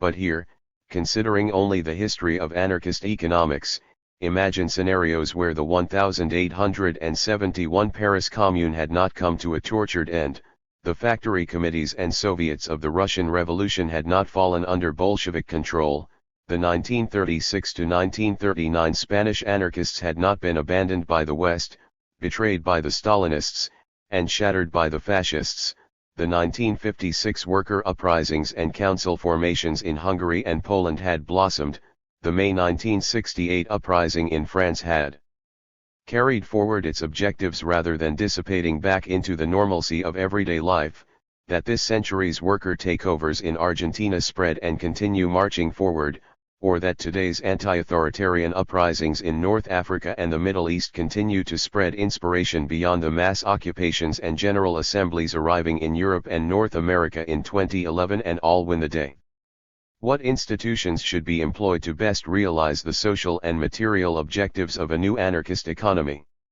Russian anarchist Peter Kropotkin wrote his theory of mutual aid as a scientific endeavor combining observation, hypothesis, testing, and theorizing into a theory of evolution that had implications for how social and material relations should be ethically reorganized for a new society that he called anarcho-communism. Nowadays, fearing sectarian excess or mistakes, some doubt the value of vision such as he sought, but in the words of Italian anarchist Enrico Malatesta, anarchy may be a perfect form of social life but we have no desire to take a leap in the dark. Malatesta suggested that people meet, discuss, agree, and differ, and then divide according to their various opinions, putting into practice the methods which they respectively hold to be the best, so that that method, which when tried, produces the best results, will triumph in the end. So what is an economy and why do we need one? Consider any aspect of our material lives, our homes, workplaces, hospitals, or schools. Or consider the materials needed for leisure activities, making music, or playing any sport. All require complex interactions. Inputs combine into outputs. Wood, stone, and brick become homes. Tools craft guitars and baseball bats. Community gardens require shovels and rakes, which must be produced somewhere, with most of their inputs coming from yet another place and, after being assembled, require shipping and transportation before seeing use. An economy is needed for production, consumption, and allocation of the material means of life to serve both simple and complex human needs. Any economy has a small set of defining institutions that, taken together, determine its broad character. For example, despite the possibility of great variation, a capitalist or socialist economy will have common attributes with others of like type such as property relations, divisions of labor, remuneration schemes, and allocation mechanisms. Specifically, capitalism has private ownership of productive assets, hierarchical divisions of labor, remuneration for property, output, or bargaining power, and markets for allocation. State socialist economies of the 20th century included state or public ownership of productive assets, hierarchical divisions of labor, remuneration for output or bargaining power, and central planning or markets for allocation. Referencing past anarchist and libertarian criticisms of capitalist and state socialist economic institutions as well as their positive proposals for reorganizing material life can help us formulate our own ideas. Property relations. Anarchists have traditionally rejected inequalities in power and privilege arising from private ownership of the means of production. For Russian anarchist Mikhail Bakunin, property meant that not only did those who owned productive assets have the right to live without working, but since neither property nor capital produces anything when not fertilized by labor, the owners also had the power to live by exploiting the work of those who possess neither property nor capital and so were forced to sell their productive power to the lucky owners of both. Writing in 1911, anarchist Emma Goldman saw that property had robbed humanity of its birthright, and turned the worker into a pauper and outcast. Goldman wrote that the student of economics knows that the productivity of labor within the last few decades far exceeds normal demand. But, she asked of private property, what are normal demands to an abnormal institution? In the 21st century, labor and technology produce much more than Goldman could probably have ever imagined and certainly far beyond the productive levels during the time of her writing. Yet workers are still cast out and even pauperized while outputs remain outside the control of producers themselves. One of the earliest self-proclaimed anarchists, Pierre-Joseph Proudhon, wrote What is Property? An inquiry into the principle of right and of government in 1840, in which he queried, if I were asked to answer the following question, what is slavery? And I should answer in one word, it is murder, my meaning would be understood at once. No extended argument would be required to show that the power to take from a man his thought, his will, his personality, is a power of life and death, and that to enslave a man is to kill him. Why, then, to this other question, what is property? May I not likewise answer, it is robbery, without the certainty of being misunderstood, the second proposition being no other than a transformation of the first? Leaping from theory to practice for a 2-month period between March and May 1871, the Paris Communards sought to consciously implement the practice of abolition of private property and attempted the administration of society for themselves and by themselves. As Karl Marx expounded in his 1871 The Civil War in France. The Commune, they exclaim, intends to abolish property, the basis of all civilization. Yes, gentlemen, the Commune intended to abolish that class property which makes the labor of the many the wealth of the few. It aimed at the expropriation of the expropriators.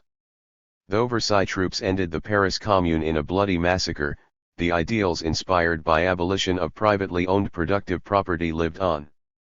The son of a French communard, anarcho-syndicalist Gaston Laval became a militant fighter in the Spanish Civil War, and in his collectives in Spain he described agrarian socialization and the orientation towards property during the formation of the Aragonesa collectives. One of the first steps was to gather in the crop not only in the fields of the small landowners who still remained, but, what was even more important, also on the estates of the large landowners, all of whom were conservatives and rural caciques or chiefs. Groups were organized to reap and thresh the wheat which belonged to these large landowners. Collective work began spontaneously. Then, as this wheat could not be given to anyone in particular without being unfair to all, it was put under the control of a local committee, for the use of all the inhabitants, either for consumption or for the purpose of exchange for manufactured goods, such as clothes, boots, etc. Laval wrote that in this reorganization small property had near completely disappeared, so that in Aragon 75% of small proprietors have voluntarily adhered to the new order of things. Moreover, in the early months of the Spanish Civil War, anarchist, economist, and revolutionary Diego Abad de Santillan presented his program for an anarcho-syndicalist society in after the revolution. Quoting John Stuart Mill's rejection of society permitting a class which does not work while other people are excused from taking part in the labor incumbent on the human species, Santillan said, Stuart Mill is right. We believe that such a society has no right to existence and we desire its total transformation. We want a socialized economy in which the land, the factories, the homes, the means of transport cease to be the monopoly of private ownership and become the collective property of the entire community. Anarchists have stood principled against private ownership and control of the means of production, including rejecting not only workers selling their labor to capitalists, but also workers taking orders from managers or the state. Indeed, one of the defining features of so-called socialist economies of the 20th century, contrary to anarchism, was state ownership and control of productive assets. The way state ownership was rationalized by socialist central planners and managers was by their asserting they knew best how to use those assets. Bureaucratic planners and managers believed that everyone else was unfit to make effective decisions. The statists claimed that people had false consciousness and little skill and were therefore not able to decide how best to plan their own lives. The bureaucratic planners and managers of these economies, what I and others call the coordinator class, asserted that they alone were free from false consciousness and thus knew what was in the best interest of the people, and, of course, this paternalistic rationale for state control over productive assets dovetailed nicely with the material interests of the elite. The negative effects of central planning on people were built into the economic institutions and affected the overall society. So far I have briefly noted two orientations toward productive property: private ownership of productive assets as in capitalism, and state ownership of productive assets as in centrally planned and market socialist economies. We clearly need a third orientation toward property relations, anarchist economy, which in accord with Bakunin, Goldman, and the Spanish anarchists, and others abolishes not only private ownership, but also state or other central control. In this new system, ownership could plausibly be conceived in either of two equally satisfactory and equivalent ways. The concept of ownership over productive assets is abolished so that ownership becomes a non-issue, meaning that no one owns productive property. Or, society as a whole owns all productive property, but again ownership conveys no special rights or privileges. In either orientation, class rule due to ownership of productive property is abolished, and the way is cleared to also establish anarchist self-managed decision-making. Class and division of labor. Class affects not only social and material relations, behaviors, and outcomes within the economic sphere of society, but also in other realms of social life. Of course, variations exist across societies and cultures, but, broadly speaking, people in the same class, for example, the working class, typically have similar kinship arrangements, cultural tastes, and self-perceptions. They share common material positions in society, which affects their collective bargaining power and decision-making control over their lives, both in relation to property and also within the division of labor. Classes typically conflict with one another. For example, the capitalist, coordinator, and working classes all have contrary interests due to their position in relation to the means of production and in the division of labor. Anarchist treatments of class and the division of labor trace back to two primary historical and theoretical influences: the towering figures of Karl Marx and Mikhail Bakunin. Marx's work overwhelmingly emphasizes a two-class theory based on ownership relations, while Bakunin had a three-class theory based not only on ownership, but also on the division between mental and manual labor. In his economic and philosophical manuscripts of 1844, in the section on estranged labor, Marx provided early rationale for the two-class theory. We have started out from the premises of political economy. We have accepted its language and its laws. We presupposed private property, the separation of labor, capital, and land, and likewise of wages, profit, and capital, the division of labor, competition, the conception of exchange value, etc. From political economy itself, using its own words, we have shown that the worker sinks to the level of a commodity, and moreover the most wretched commodity of all, that the misery of the worker is in inverse proportion to the power and volume of his production, that the necessary consequence of competition is the accumulation of capital in a few hands and hence the restoration of monopoly in a more terrible form, and that, finally, the distinction between capitalist and landlord, between agricultural worker and industrial worker, disappears, and the whole of society must split into the two classes of property owners and propertyless workers. Bakunin took an additional step to see a third class between the two classes of property owners and propertyless workers. He predicted the red bureaucracy that arose within the Russian Revolution and plagued the actually existing socialism of the 20th century based on the existence of this class. He specifically called into question the dictatorship of the proletariat, while exposing the self-aggrandizing beliefs of the coordinator class. Bakunin wrote, "Of course, production would be badly crippled, if not altogether suspended, without efficient and intelligent management. But from the standpoint of elementary justice and even efficiency, the management of production need not be exclusively monopolized by one or several individuals. The monopoly of administration, far from promoting the efficiency of production, on the contrary only enhances the power and privileges of the owners and their managers." Bakunin's theoretical concerns and forecasts were validated in the Russian Revolution. In his pamphlet of 1918 titled The Immediate Tasks of the Soviet Government, V.I. Lenin wrote that it was necessary to learn how to harmonize the democracy of the working masses with iron discipline while at work, and with unquestioning obedience to the will of a single person, the Soviet leader. The betrayal of workers' control in the aftermath of the Russian Revolution is chronicled by libertarian socialist Maurice Brinton in his 1975 pamphlet The Bolsheviks and Workers' Control 1917-1921. Brinton's criterion for evaluating the Russian Revolution was workers' management of production, implying as it does the total domination the producer over the productive process. For Brinton, this was not a marginal matter but rather the core of our politics, and is the only means whereby authoritarian relations in production can be transcended and a free, communist or anarchist, society introduced. He went on to write, in 1917 the Russian workers created organs that might have ensured the management of society by the workers themselves. But the Soviets passed into the hands of Bolshevik functionaries. A state apparatus, separate from the masses, was rapidly reconstituted. The Russian workers did not succeed in creating new institutions through which they would have managed both industry and social life. This task was therefore taken over by someone else, by a group whose specific task it became.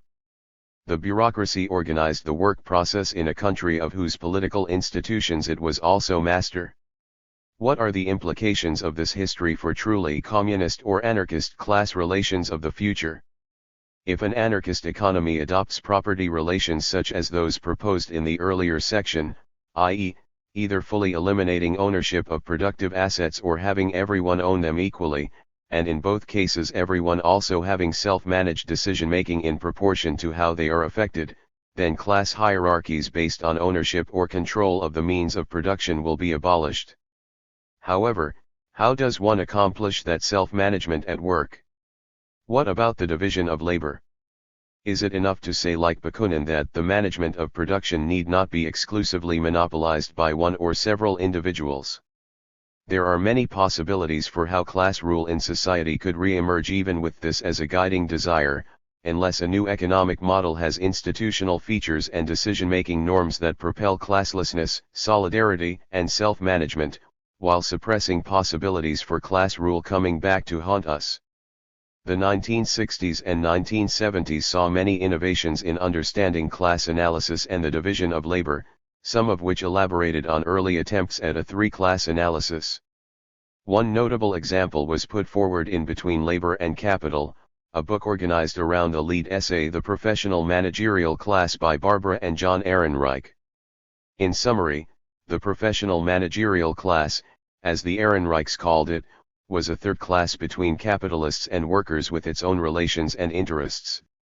Broadly consistent with Bakunin's early formulation, the PMC approach differed from popular notions of the middle class, in that it saw this third class as being structurally as important as capitalists and workers and defined not firstly by income, but by position. The PMC, as the Ehrenreichs described it, included doctors, managers, cultural workers, teachers, and others who do largely conceptual and empowering work.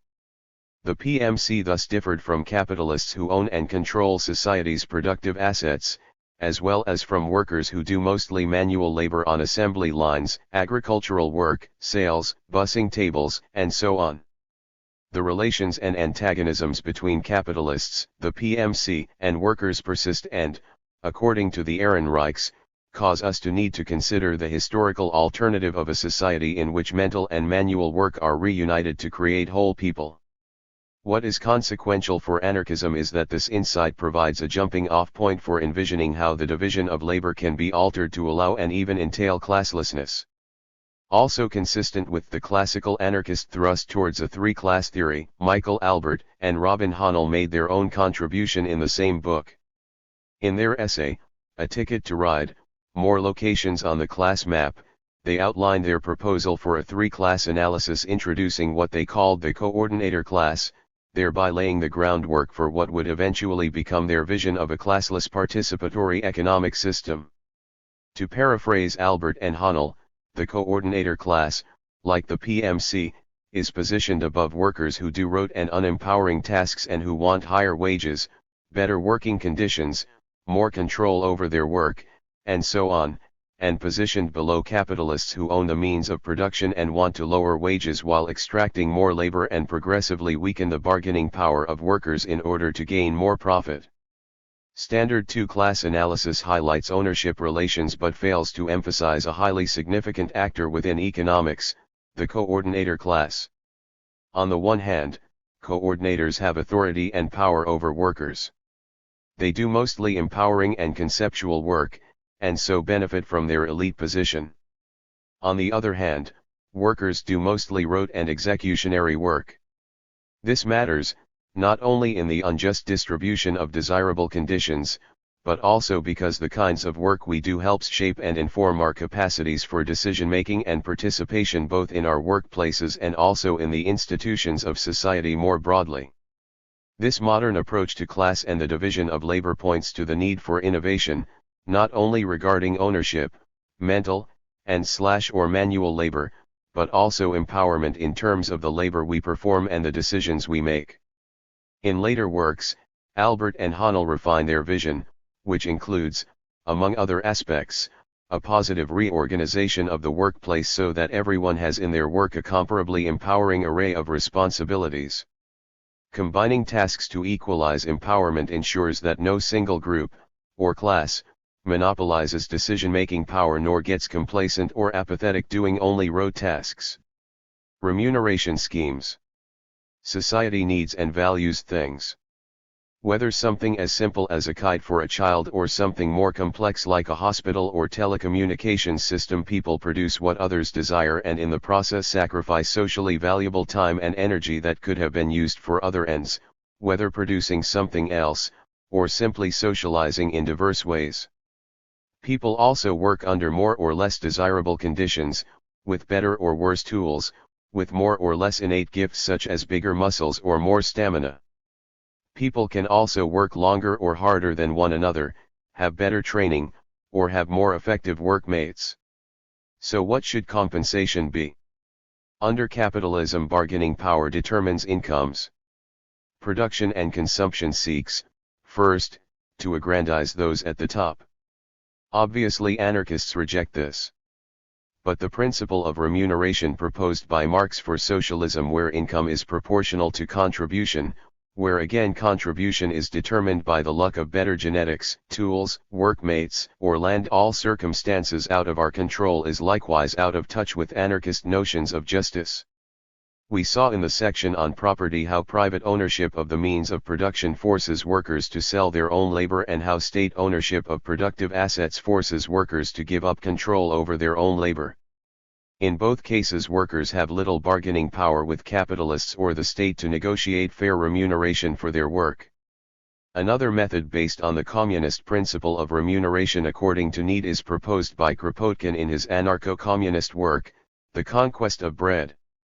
For Kropotkin, if private ownership of productive property in capitalism produces scarcity of goods for those at the bottom, then the new economy, based on abolition of private ownership of productive assets combined with the introduction of mutual aid and voluntary cooperation, should distribute the abundant fruits of society's productivity to all based on what they need. Anarchists quickly reject the principle of remuneration according to contribution, because hierarchies emerge due to some having better tools or genetics, or producing in a sector of more value. The fact that some produce more or less due to circumstances largely out of their control should not be cause for them to receive more or less income. But what about remuneration according to need? Historically, it was during anarchist experimentation in the Spanish Civil War that we first saw the mass application of remuneration according to need. Gaston Laval described the scenario. It is the first time in modern society that the anarchist principle to each according to his needs has been practiced. It has been applied in two ways, without money in many villages in Aragon and by a local money in others, and in the greater part of collectives established in other regions. The family wage is paid with this money, and it varies according to the number of members in each family. A household in which the man and his wife both work because they have no children receives, for the sake of argument, say 5 pesetas a day. Another household in which only the man works, as his wife has to care for 2, 3, or 4 children, receives 6, 7 or 8 pesetas respectively. It is the needs and not only the production taken in the strictly economic sense which control the wage scale or that of the distribution of products where wages do not exist. Applying this method of remuneration in the real world, especially under near impossible circumstances during a time of internal and external war, is quite a remarkable achievement.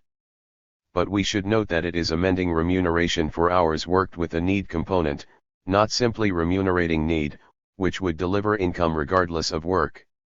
In Marx's critique of the Gotha program, he proposes, in a higher phase of communist society, after labor has become not only a means of life but life's prime want, after the productive forces have also increased with the all-around development of the individual, and all the springs of cooperative wealth flow more abundantly, only then can the narrow horizon of bourgeois right be crossed in its entirety and society inscribe on its banners, from each according to his ability, to each according to his needs.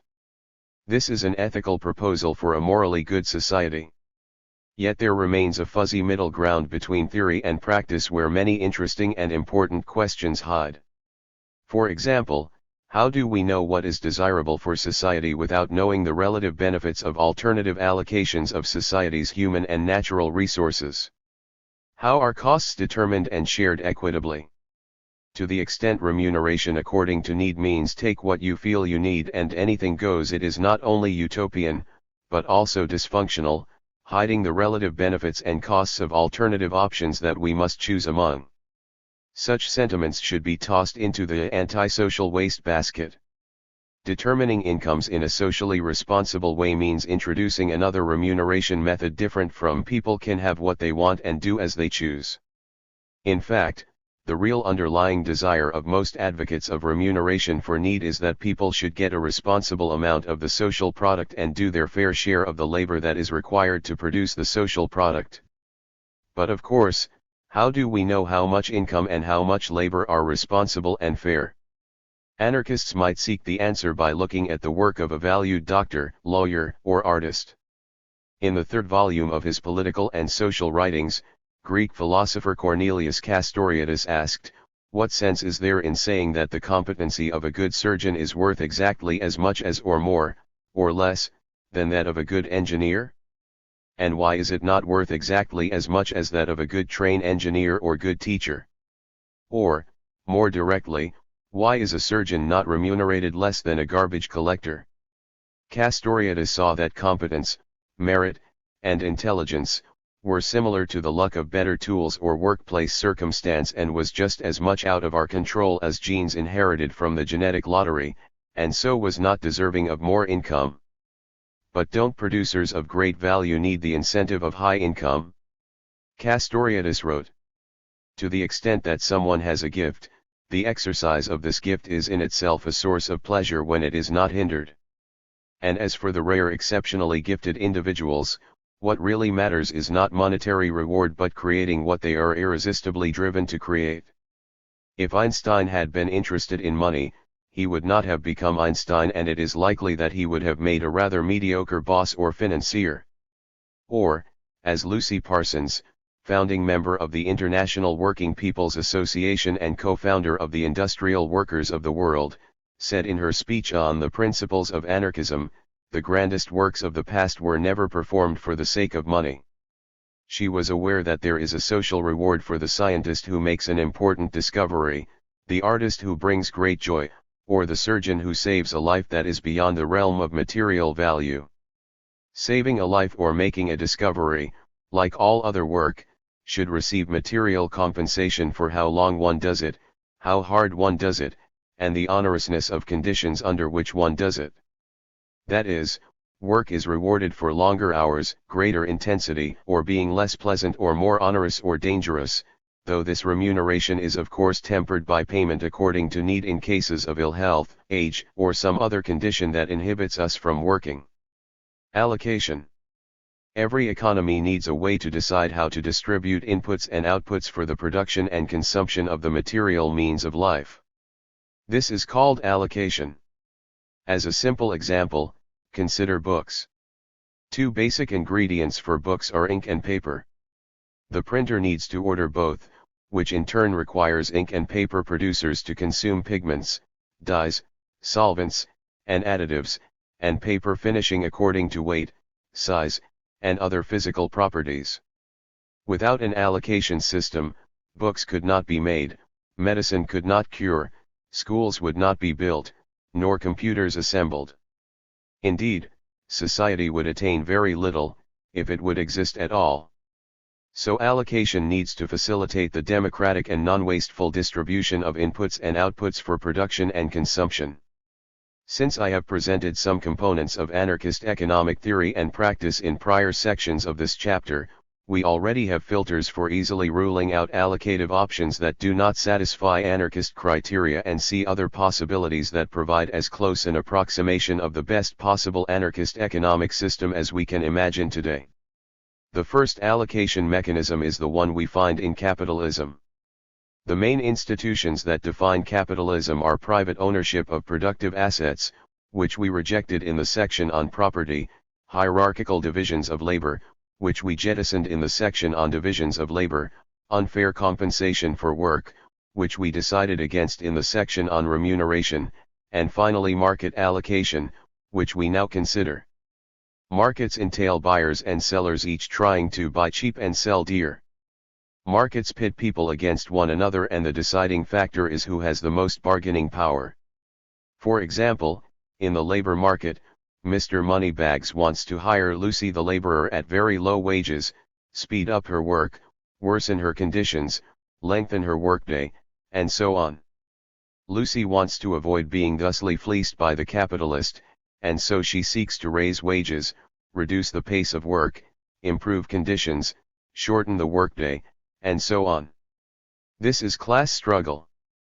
But even when selling products, or buying items, the same motives prevail, getting as much as you can while paying as little as you can.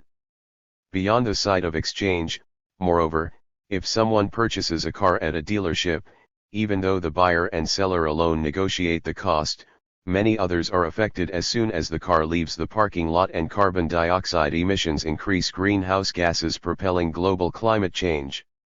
Many people are excluded from decisions that in fact affect them. Because market transactions such as buying and selling favor those with more power, wealth, and privilege over long periods of time, they warp production and consumption in elites' favor. Overall, on a society-wide scale, this means that markets bias transactions toward more private rather than public outcomes, for example private healthcare, education, and transportation, rather than more public forms. For these and additional reasons, markets are antithetical to anarchism. Another allocation possibility, even easier for anarchists to reject, is central planning. Centrally planned socialist economies are defined by state ownership and control of productive property, corporate divisions of labor in the workplace, and central planners and managers who comprise the red bureaucracy that Bakunin spoke of. Most anarchists would oppose the system on principle, arguing that it is authoritarian, and they would be right. Anarchist rejection of central planning and markets is appropriate, but a question arises when we tell people we must get rid of each. What have we to offer in their place? Well, we know that formations of neighborhood assemblies, workers' councils, or Soviets, and industrial syndicalism sprout up everywhere that people seek to take control over the material means of life and self-manage society. However, if uprisings create new institutional forms, then what happens when these forms grow and blossom? What role will they play in the future society beyond their role to escape the past and present one? Will they be good only as vehicles of struggle, or will they constitute the foundation of the new society and help create new social and material relations while being the glue that holds it all together? Providing context for the historical model of the Soviet, German anarcho-syndicalist theorist and historian Rudolf Rocker sketched the origins and goals in his essay Anarchism and Sovietism. The idea of Soviets is not a new one, nor is it one thrown up, as is frequently believed, by the Russian Revolution. It arose in the most advanced wing of the European labor movement at a time when the working class emerged from the chrysalis of bourgeois radicalism to become independent. That was in the days when the International Workingmen's Association achieved its grandiose plan to gather together workers from various countries into a single huge union, so as to open up to them a direct route towards their real emancipation. Although the International has been thought of as a broad-based organization composed of professional bodies, Its statutes were drafted in such a way as to allow all the socialist tendencies of the day to join, with the sole proviso that they agree with the ultimate objective of the organization, the complete emancipation of the workers. An institutional tradition providing emancipation of the workers is offered as anarcho-syndicalism, which allows for all means of production, consumption, and allocation of the material means of life to be brought under direct control and administration of, for, and by the workers themselves. Industry is organized into federations locally, regionally, and nationally. The Paris Commune offered an early glimpse into what could have been, as Friedrich Engels informed us in his introduction to Marx's The Civil War in France, which he wrote on the 20th anniversary of the Commune and also 20 years after Marx published his original text. On April 16 the Commune ordered a statistical tabulation of factories which had been closed down by the manufacturers, and the working out of plans for the carrying on of these factories by workers formerly employed in them, who were to be organized in cooperative societies, and also plans for the organization of these cooperatives in one great union. The opening of the 20th century saw syndicalism re-emerge again when factory committees and Soviets rose up in the Russian Revolution, providing a nucleus for workers' control that was, however, crushed by the Bolsheviks. In September of 1920, Italian workplace takeovers spread across auto factories, steel mills, breweries, steamships, and much more, involving at its peak 600,000 workers in massive assemblies. Syndicalism later achieved one of its highest points during the Spanish Civil War. Along with federated and self-governing assemblies across urban neighborhoods and rural villages, the Spanish anarchists attempted the syndicalization of industry as outlined by Gaston Laval. Each industry is centralized in the Syndical Administrative Committee. This committee is divided into as many sections as there are principal industries. When an order is received by the sales section, it is passed on to the production section, whose task it is to decide which workshops are best equipped to produce the required articles. Whilst settling this question, they order the required raw materials from the corresponding section. The latter gives instructions to the shops to supply the materials, and finally, the buying section receives details of the transaction so that it can replace the material used. For Dutch astronomer and Marxist Anton Pannekoek, council organization was both the means by which workers would struggle to take self-managed control over society and the form in which they would administer that new society themselves. Written in the 1940s, Pannekoek's book Workers' Councils proposes that council allocation could occur on a grand scale and will be possible only by combining all the factories, as the separate members of one body, into a well-organized system of production. The connection that under capitalism is the fortuitous outcome of blind competition and marketing, depending on purchase and sale, is then the object of conscious planning. Then, instead of the partial and imperfect attempts at organization of modern capitalism, that only lead to fiercer fight and destruction, comes the perfect organization of production, growing into a worldwide system of collaboration. For the producing classes cannot be competitors, only collaborators. Sharing similar institutional aspirations, especially after being influenced by the 1956 uprisings against Soviet bureaucracy in Hungary and Poland, Cornelius Castoriadis published his 1957 classic Workers' Councils and the Economics of Self-Managed Society. Although Castoriadis, like Brinton, was not an anarchist, his vision was one of the first to deal with the economics of what Brinton called an anarchist or communist society. His essay was republished as a pamphlet by the London Solidarity Group in 1972, and their preface states, "To the best of our knowledge there had been no serious attempts by modern libertarian revolutionaries to grapple with the economic and political problems of a totally self-managed society." In Castoriadis' vision of a self-managed society, economic life is organized by federated workers' councils, council administration, and economic planning. To avoid the command structures and bureaucracy of centrally planned economies, the councils were to collect, transmit, and disseminate information collected and conveyed to them by local groups.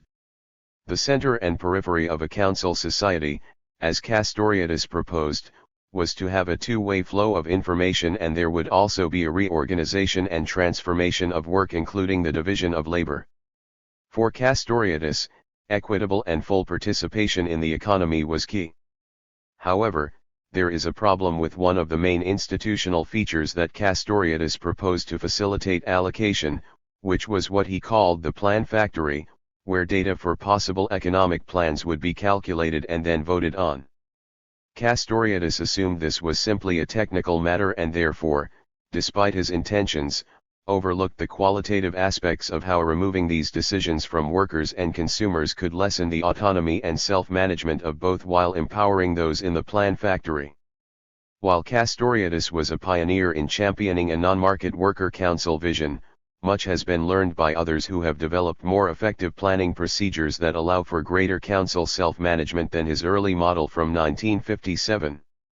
The same problem of how to realize the fullest possible means of self-management and autonomy in economic planning appeared in anarchist Murray Boochin's vision of libertarian municipalism. Influenced by communal and assembly formations from both the Paris Commune and Spanish Civil War, Bookchin proposed a network of councils whose members are elected from face-to-face democratic neighborhood assemblies which would coordinate decision-making on city, municipal, and confederal levels by sharing responsibilities and accountability through recallable community delegates and mandated representatives.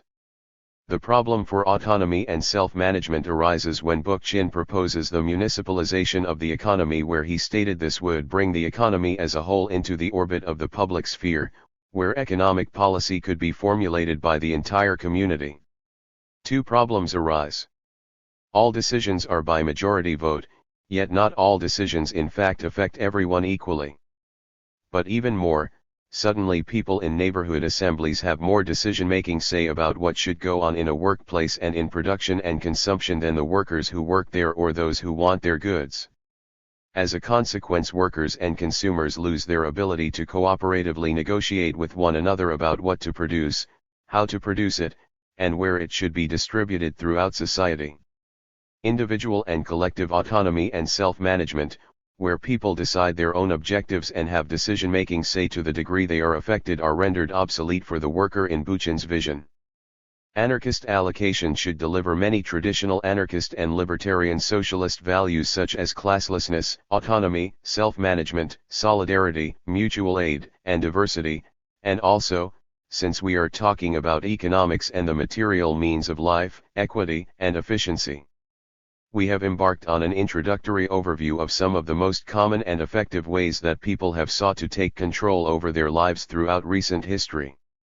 Any model that offers itself up for the future should be composed of the best features from the past, as well as some new and original attributes to overcome problems that plagued previous efforts, and should weave all this into a synthesis where the new whole is greater than the sum of its parts. We have looked at a few historical and theoretical methods used for economic allocation, such as markets and central planning. Now, let us consider the modern-day participatory economic model and its method of decentralized participatory planning as offered by Michael Albert and Robin Hahnel. It should be noted, however, that the simple sketch provided here, like many of the models offered throughout this chapter, has been spelled out in much greater detail in many books. The method of decentralized participatory planning uses many institutions familiar from past struggles but in a new context and serving a new purpose. Allocation takes place in an institutional setting where balanced job complexes the new division of labor in which we all have a fair apportionment of empowering tasks and remuneration for duration, intensity, and honorousness of work deliver classlessness and self-managed decision-making over production and consumption.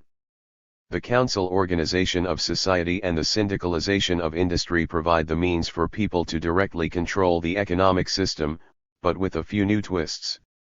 For example, self-managed councils provide workers with means to negotiate what to produce and how to produce it with self-managed consumers' councils who propose what they want to consume. The decentralized workers and consumers' councils together cooperatively and comprehensively negotiate economic plans, without any central authority and with self-management. Where markets pushed the negative costs of economic activity onto the weaker party and privatized the positive aspects of a transaction for the more powerful participant, decentralized participatory planning considers the full positive and negative costs and consequences of economic decision-making, including apportioning benefits and costs justly.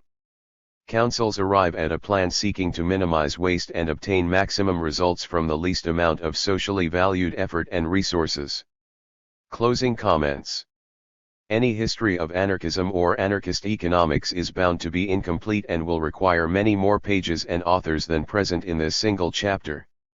Indeed, when put into future practice, on a society-wide scale, we will all be its authors. On my own here though, instead of providing a catalogue or chronology, and without being definitive, I have tried to pull out the best and most well-known parts that I am aware of, with the space available, and without assuming any prior knowledge about anarchism that the reader may or may not hold, to give an introduction to what could be called anarchist economics as well as to point towards how these different historical tendencies may relate to one another, providing building blocks for an emancipatory society.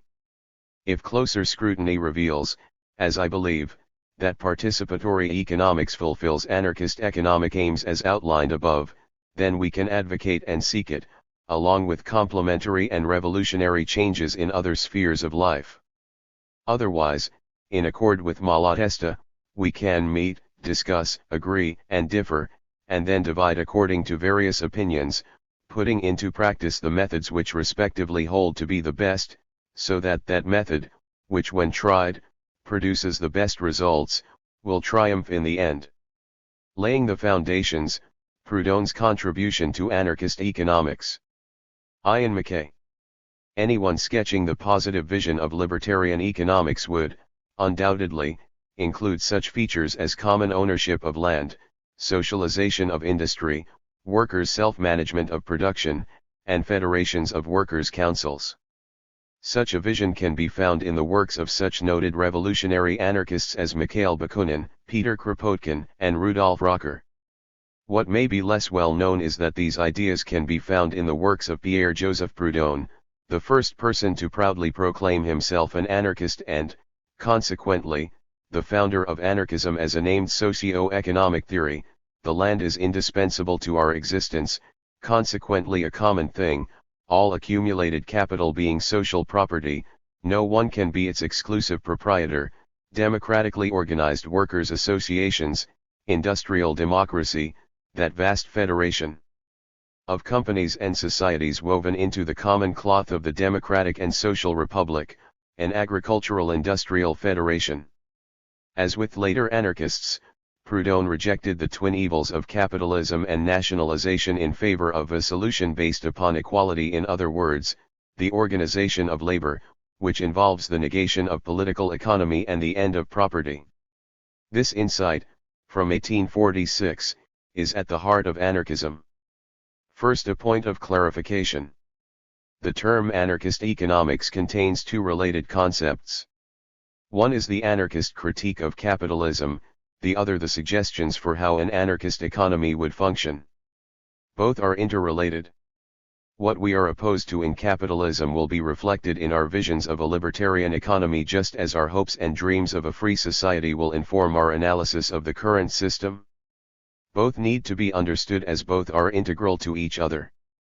This dual perspective can be found in the ideas of Proudhon. Here I will sketch both aspects of the Frenchman's anarchist economics, showing how the critique of property fed into his positive vision of libertarian socialism and vice versa. In so doing, I will also be shedding light on a key anarchist thinker who is better known for a few quotes than for his substantial contributions to both the critique of capitalism and of our visions of anarchy. What is property? Proudhon's fame and influence was secured in 1840 when he wrote What is Property? And answered theft. This book contains a searing critique of private property as well as sketches of a new, free society, anarchy. Rejecting both capitalism and communism, Proudhon called for a synthesis of communism and property, a union which will give us the true form of human association. This third form of society, he stated, we will call liberty. Proudhon's critique rested on two key concepts. Firstly, property allowed the owner to exploit its user. Secondly, that property created oppressive social relationships between the two. These are interrelated, as it is the relations of oppression that property creates which allows exploitation to happen, and the appropriation of our common heritage by the few gives the rest little alternative but to agree to such domination and let the owner appropriate the fruits of their labor. Proudhon's genius and the power of his critique was that he took all the defenses of, and apologies for, property and showed that, logically, they could be used to attack that institution. To claims that property was a natural right, he explained that the essence of such rights was their universality and that private property ensured that this right could not be extended to all. To those who argued that property was required to secure liberty, Proudhon rightly objected that if the liberty of man is sacred, it is equally sacred in all individuals, that, if it needs property for its objective action, that is, for its life, the appropriation of material is equally necessary for all. To claims that labor created property, he noted that most people have no property to labor on and the product of such labor was owned by capitalists and landlords rather than the workers who created it. As for occupancy, he argued that most owners do not occupy all the property they own while those who do use and occupy it do not own it. Proudhon showed that the defenders of property had to choose between self-interest and principle, between hypocrisy and logic.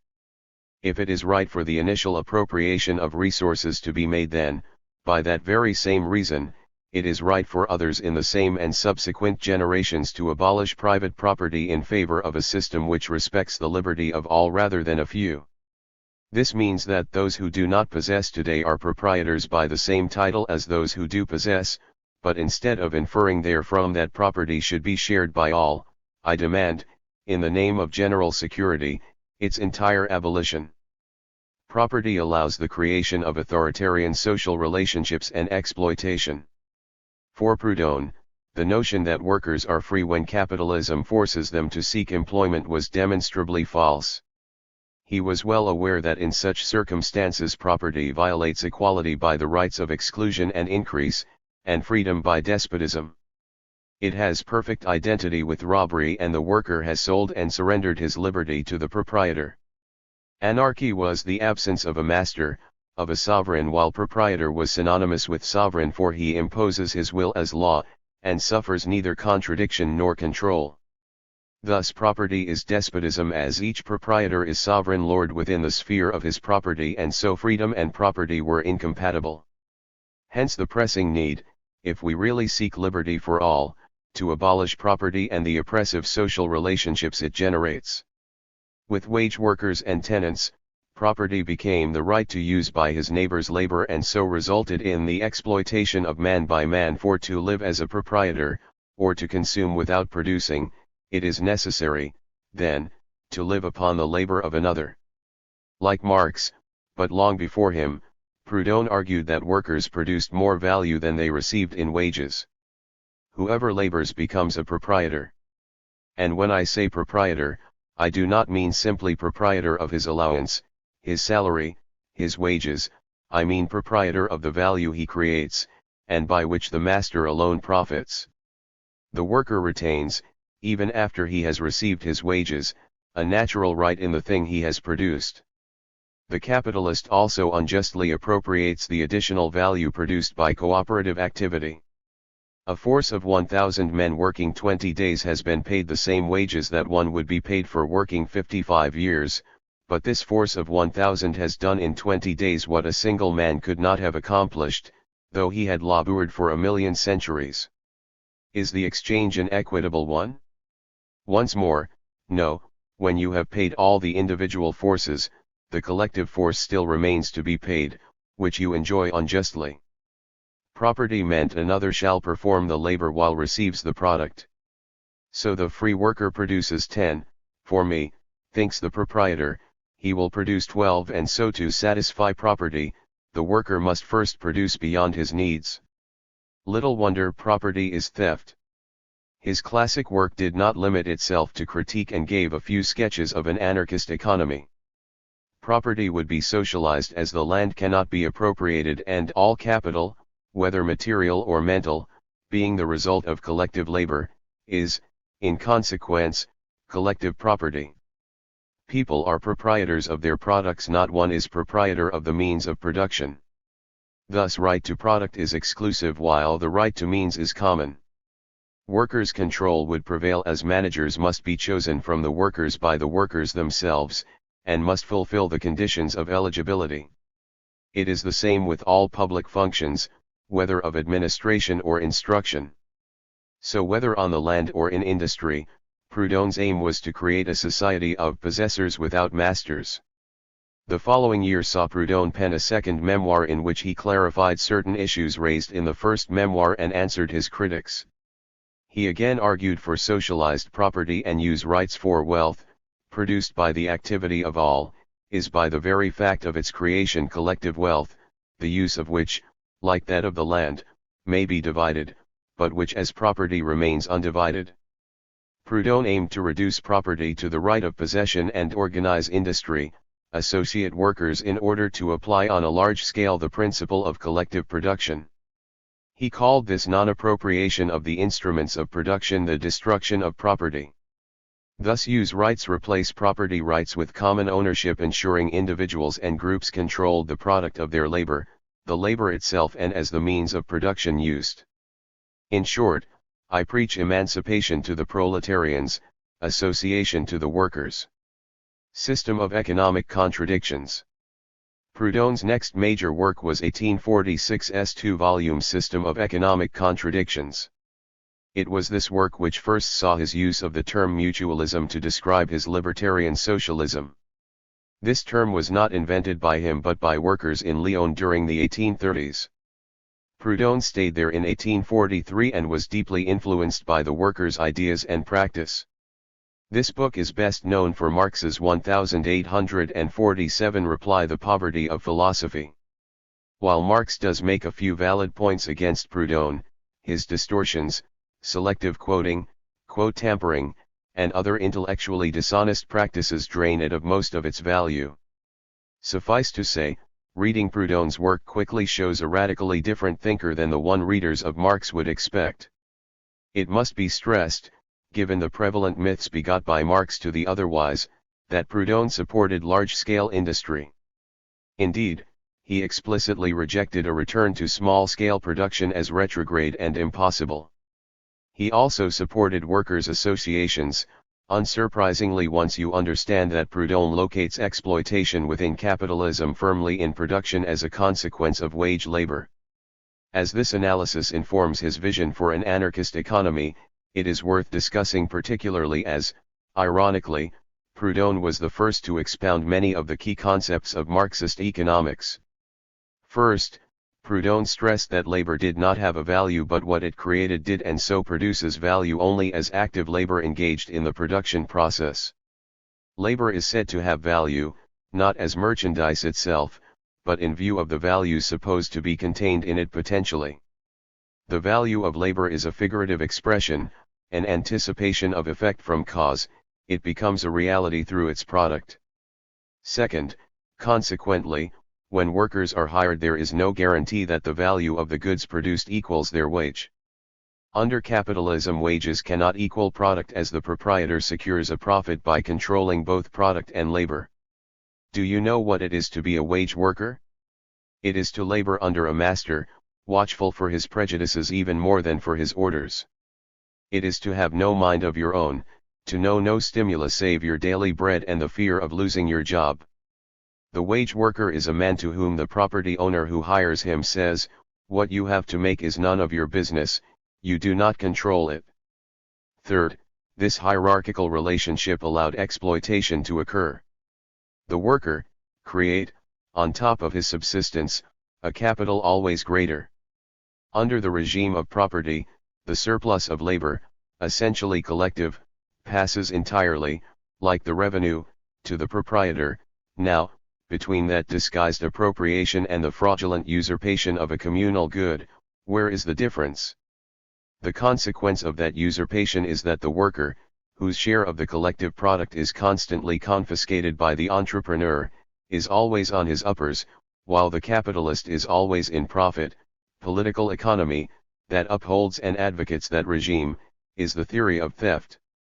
In short, The capitalist firm with its hierarchical organization means that workers had parted with their liberty and have sold their arms to a boss who controls them, appropriates the product of their labor and, consequently, the collective force and surplus of labor they create. This produced the economic contradictions Proudhon analyzed. Thus, for example, the introduction of machinery within capitalism promised us an increase of wealth, but it also produced an increase of poverty, as well as bringing us slavery and deepening the abyss which separates the class that commands and enjoys from the class that obeys and suffers. Such contradictions could only be resolved by abolishing the system that creates them. His analysis of how exploitation occurred in production and the oppressive nature of the capitalist workplace feeds directly into Proudhon's arguments for workers' associations and socialization. As all labor must leave a surplus, all wages be equal to product, and by virtue of the principle of collective force, workers are the equals and associates of their leaders. The association of the future would be based on free access and self-management. Hence it is necessary to destroy or modify the predominance of capital over labor, to change the relations between employer and worker, to solve, in a word, the antinomy of division and that of machinery. It is necessary to organize labor. Here we see how critique feeds directly into the vision of a free economy. This argument was rooted in Proudhon's awareness that societies change and develop. He denounced the radical vice of political economy of affirming as a definitive state a transitory condition, namely, the division of society into patricians and proletarians. The period through which we are now passing was distinguished by a special characteristic, wage labor. Just as capitalism had replaced feudalism, so capitalism and its system of property rights would be replaced by an economy based on associated labor and socialized property, mutualism. These two volumes were primarily a work of critique, with positive visions few and far between. What there is shows a keen understanding of the necessity to transform the relations of production, to seek a solution at the point of production to the exploitation and oppression of capitalism. However, the work's focus was destructive and not constructive. He explicitly stated that he would reserve discussion on the organization of labor for the time when, the theory of economic contradictions being finished, we shall have found in their general equation the program of association, which we shall then publish in contrast with the practice and conceptions of our predecessors. The February Revolution of 1848 forced him to do just that. Solution of the social problem. Proudhon considered his work of the 1840s as essentially critique, although tantalizing glimpses of his vision of libertarian socialism do come through. The February Revolution of 1848 saw him develop his positive theories on anarchist economics and politics as he sought to influence it towards libertarian ends, or, as his first work after the revolution put it, to formulate the solution of the social problem. For, as he correctly predicted, either property will overrule the republic or the republic will overrule property. He stressed that to be permanent the revolution had to move from just political changes to economic transformation.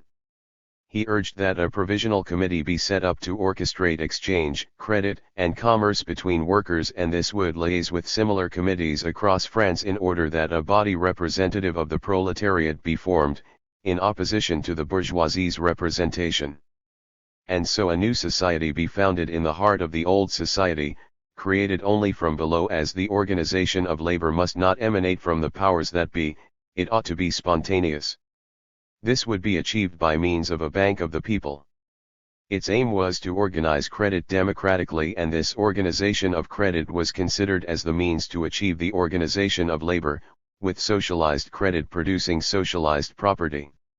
Thus the exchange bank is the organization of labor's greatest asset, and allowed the new form of society to be defined and created among the workers. Significantly, he linked his ideas to the working class self-activity going on around him, pointing to those workers who have organized credit among themselves and the labor associations which have grasped spontaneously that the organization of credit and organization of labor amount to one and the same. By organizing both, the workers would soon have wrested alienated capital back again, through their organization and competition.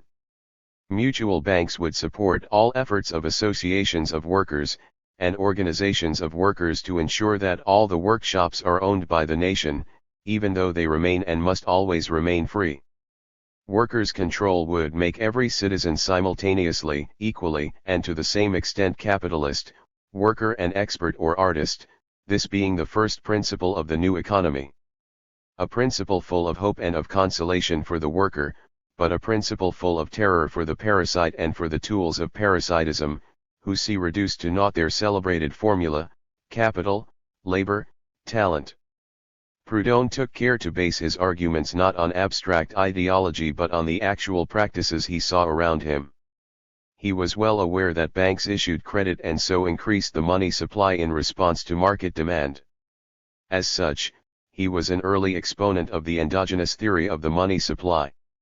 He recognized that a money economy, one with an extensive banking and credit system, operates in a fundamentally different way than the barter economy assumed by most economics. He saw that income from property violated the axiom that products exchanged for products and that interest reflected no sacrifice which required payment as the rich person lends it, precisely because the loan is not a deprivation to him. He lends it because he has no use for it himself, being sufficiently provided with capital without it. For both economic and ethical reasons we must destroy the royalty of gold, we must republicanize specie, by making every product of labor ready money. It must be stressed that in today's economies neither credit nor money is backed by gold. So Proudhon has been vindicated when he mocked bourgeois political economy for arguing that the idea of abolishing specie is supremely absurd as the thought of abolishing property. Only partially, though, as credit has not been republicanized via a mutual bank to achieve the organization of labor. For all his talk of the organization of credit, the socialization of property and organization of labor remained his goals, with the mutual bank seen as a means to achieve that end. In December 1849 he irately denied that he sought the individual ownership and non-organization of the instruments of labor, stating categorically that he had never penned nor uttered any such thing and had argued the opposite 100 times over. He denied all kinds of proprietary domain, and so did precisely because I believe in an order wherein the instruments of labor will cease to be appropriated and instead become shared. The previous year he had publicly presented this vision in a manifesto. Under the law of association, transmission of wealth does not apply to the instruments of labor, so cannot become a cause of inequality. We are socialists.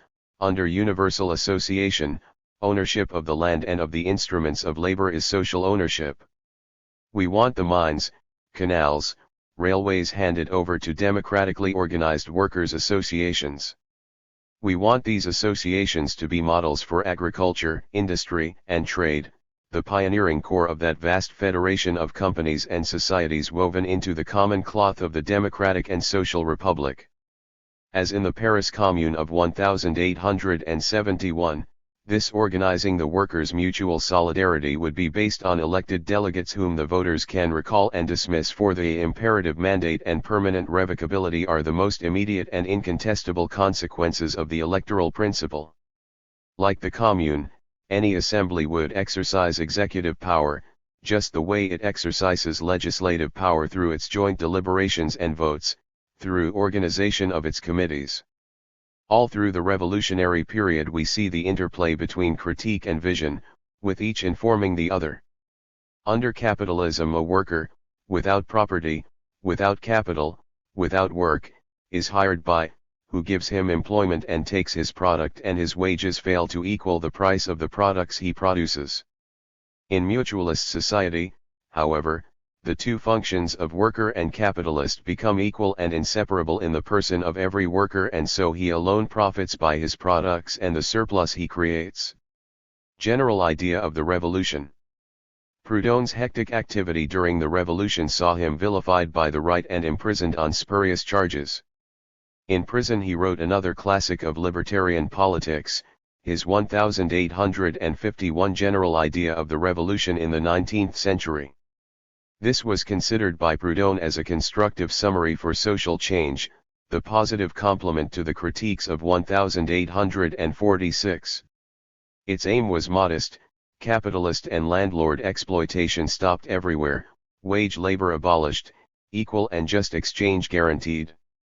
As would be expected, the organization of credit, the deprivation of the power of increase of money was a focal point of his book, but it was just one part of a series of reforms which included the limitation of property and the establishment of workers' companies. Proudhon, Marxist myths notwithstanding, did not aim just to abolish interest, he aimed to abolish the extraction of surplus from the workers in all its forms. Socialization still played a key part of his vision of a free society, and Proudhon made various suggestions on how to achieve it. Rental payments shall be carried over to the account of the purchase of the resource used, and once the property has been entirely paid for, it shall revert immediately to the commune. In the case of housing, such payments would result in a proportional undivided share in the house he lives in, and in all buildings erected for rental, and serving as a habitation for citizens. Thus land and housing would become socialized, as the property thus paid for shall pass under the control of the communal administration, and for repairs, management, and upkeep of buildings, as well as for new constructions, the communes shall deal with bricklayers' companies or building workers' associations. Proudhon spent considerable space arguing for workers' associations. Either, he argued, the worker will be simply the employee of the proprietor capitalist entrepreneur, or he will participate in the establishment, he will have a voice in the council, in a word, he will become an associate. Under capitalism, the worker is subordinated, exploited, his permanent condition is one of obedience and poverty. Under libertarian socialism, he resumes his dignity as a man and citizen, he may aspire to comfort, he forms a part of the producing organization, of which he was before but the slave, he forms a part of the sovereign power, of which he was before but the subject. Without association, people would remain related as subordinates and superiors, and there would ensue two industrial castes of masters and wage workers, which is repugnant to a free and democratic society. In short, all workers must associate, inasmuch as collective force and division of labor exist everywhere, to however slight a degree, and so association, due to the immorality, tyranny, and theft suffered, seems to me absolutely necessary and right. Otherwise, capitalists would continue to plunder the bodies and souls of the wage workers, which would be a violation of the rights of the public, an outrage upon human dignity and personality. Significantly, his practical suggestions for workplace self-management map exactly to his previous arguments. Thus, every individual employed in the association has an undivided share in the property of the company, as well as the right to fill any position, for all positions are elective, and the bylaws subject to the approval of the members. Wages would be equal to output, as each member shall participate in the gains and in the losses of the company, in proportion to his services, and the collective force, which is a product of the community, ceases to be a source of profit to a small number of managers and speculators, it becomes the property of all the workers. Thus there would be a new form of economic organization based on the cooperation of all who take part in the collective work, with equal conditions for all members. Public utilities would be under the initiative of communes and departments, with workers' companies carrying the works out. This decentralization, this direct, sovereign initiative of localities, in arranging for public works that belong to them, is a consequence of the democratic principle and the free contract. This associative socialism would be universal, for there will no longer be nationality, no longer fatherland, in the political sense of the words, they will mean only places of birth. Whatever a man's race or color, he is really a native of the universe, he has citizens' rights everywhere. The federative principle. With the revolution crushed, first by the onslaught of the right and then by President Louis Napoleon's coup d'état of December 1851, Proudhon's work was naturally affected, as there was little working-class self-activity to inspire him, and he was constantly under the watchful eyes of the emperor's censors and police. His first major work, published anonymously initially, was the Stock Exchange Speculator's Manual, whose title hid a subversive message: the abolition of wage labor, the end of the capitalist company, and the advocacy of producer and consumer associations. It asked how the ownership and management of companies instead of remaining individual could become collective, so ensuring the emancipation of the workers and a revolution in the relationship between labor and capital. It concluded, workers' associations are the home of a new principle and model of production that must replace current corporations. There is mutuality, when in an industry, all the workers, instead of working for an owner who pays them and keeps their product, work for each other and thereby contribute to a common product from which they share the profit. Extend the principle of mutuality that unites the workers of each association to all the workers' associations as a unit, and you will have created a form of civilization that, from all points of view, political, economic, aesthetic, differs completely from previous civilizations. The message of 1840, one of the core concepts of anarchist economists, remained at the fore of Proudhon's ideas, and the Frenchman added another expression to the arsenal of hope within anarchist theory: industrial democracy. Proudhon's next work in 1858 was his magnum opus, his Justice in the Revolution and in the Church. Economic justice required that labor be reconciled by its free nature with capital and property, from which wage labor banished it. This meant, the land to those who cultivate it, capital to those who use it, the product to the producer.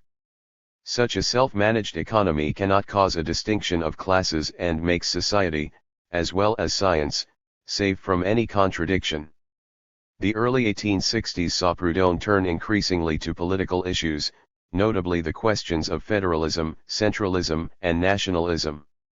However, he always recognized the links between the economy and the political structure, and so his 1863 The Federative Principle discusses economic reforms in a federal system as political right must have the buttress of economic right. Building on his previous ideas for universal association, he argued for the necessity of an agricultural-industrial federation. As industries are sisters, they are parts of the same body, one cannot suffer without the others suffering because of it. I wish that they feed right then, not to absorb one another and merge, but to mutually guarantee the conditions of prosperity that are common to them all and that none can claim the monopoly of. Without this, there would be economic serfdom or wage labor, in a word, the inequality of conditions and fortunes. The agricultural-industrial federation tends to approximate more and more equality, as well as guaranteeing work and education, and allow each worker to evolve from a mere laborer to a skilled worker or even an artist, and from a wage earner to their own master. He termed this political economic guaranteeism and considered it both as the highest expression of federalism and the strongest barrier to feudalism of the land and capital, toward which unitary powers inevitably go. Proudhon died in January 1865. On his deathbed, enthused by the rebirth of the labor movement, he dictated the political capacity of the working classes.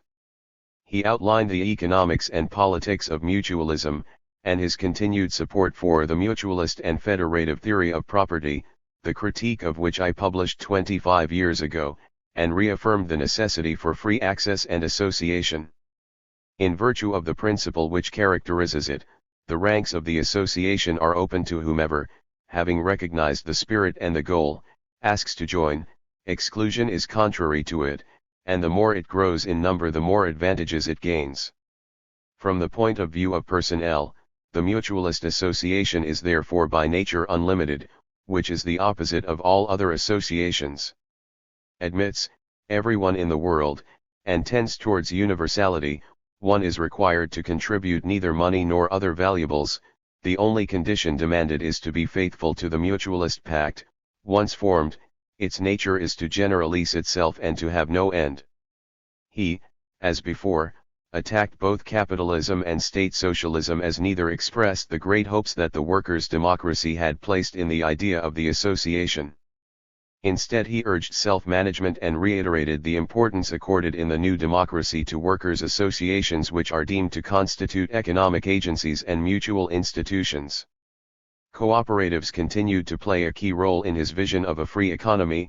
The revolution, in democratizing us, has launched us on the paths of industrial democracy. Conclusion, from Proudhon to Kropotkin. Anyone familiar with Proudhon's work can quickly see the debt later anarchists owe him. His placing of anti-capitalism alongside anti-statism defined anarchism. His critique of property, his analysis of exploitation occurring in production, and his rejection of wage labor, all fed into revolutionary anarchist analysis of capitalism. His arguments for self-management, socialization, possession, use rights, and socio-economic federalism are all found in the works of Bakunin, Kropotkin, and other revolutionary anarchists. As he summarized in 1851, socialism is the elimination of misery, the abolition of capitalism and of wage labor, the transformation of property, the decentralization of government, the organization of universal suffrage, the effective and direct sovereignty of the workers, the equilibrium of economic forces, the substitution of the contractual regime for the legal regime, etc. The key differences with libertarian communist theory are on means and on the extension of the critique of wage labor into an opposition to the wages system. This involved developing a stronger critique of competition and a greater awareness of the problems associated with market forces than can be found in Proudhon. It also meant raising ethical objections to distribution by labor cost, recognizing that needs are not proportional to a person's ability to labor, and that some, due to illness and age, simply cannot work at all. By the mid-1870s, most anarchists had embraced distribution according to need rather than Proudhon's according to deed. The rationales for this move to communism were elegantly and convincingly expounded by Kropotkin in many works. Yet in terms of the critiques of capitalism, property and wage labor, and of the positive vision of a decentralized, self-managed, associated, and federated libertarian socialism, the links are obvious. The only significant difference is the rejection of Proudhon's socialism based on a market in the products of labor in favor of one inspired by the maxim from each according to their abilities, to each according to their needs. It is for these reasons that Bakunin proclaimed Proudhon the master of us all and his own ideas simply Proudhonism widely developed and pushed right to these, its final consequences. Part 2, Analysis. Oh, misery, I have drunk thy cup of sorrow to its dregs, but I am still a rebel. Lucy Parsons. Capitalism in the 2000s, Some Broad Strokes for Beginners. Abby Volcano and Derek Shannon. Capitalism, the economic system that we live under, is not in stasis. It is not a monolith, exhibiting the same features in all places and times. Rather, over the years capitalism has assumed different forms in different historical, cultural, and geographical contexts. Indeed, in broad strokes, one can see how the features of capitalism have historically changed now in its current neoliberal globalized form and perhaps morphing into some newly emerging form post-crisis. Even if we took a fairly small slice of history, this is not too difficult to demonstrate. Consider, for example, a single bounded region like the United States before the Fair Labor Standards Act made the 8-hour day the law throughout the nation.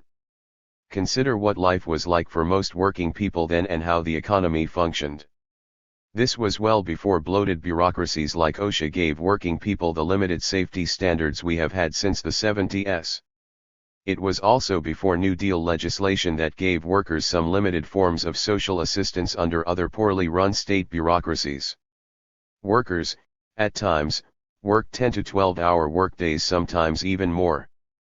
The state, while always involved in the economy under any form of capitalism, did not provide many of the benefits we've come to expect in the 2000s.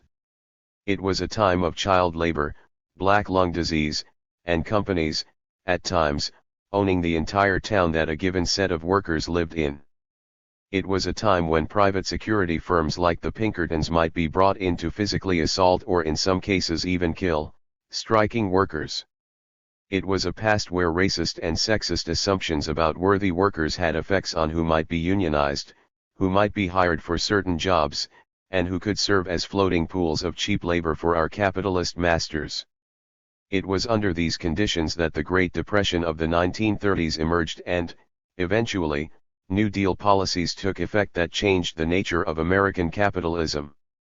What emerged was a Keynesian form of capitalism that emphasized social spending in ways unimaginable before the Depression.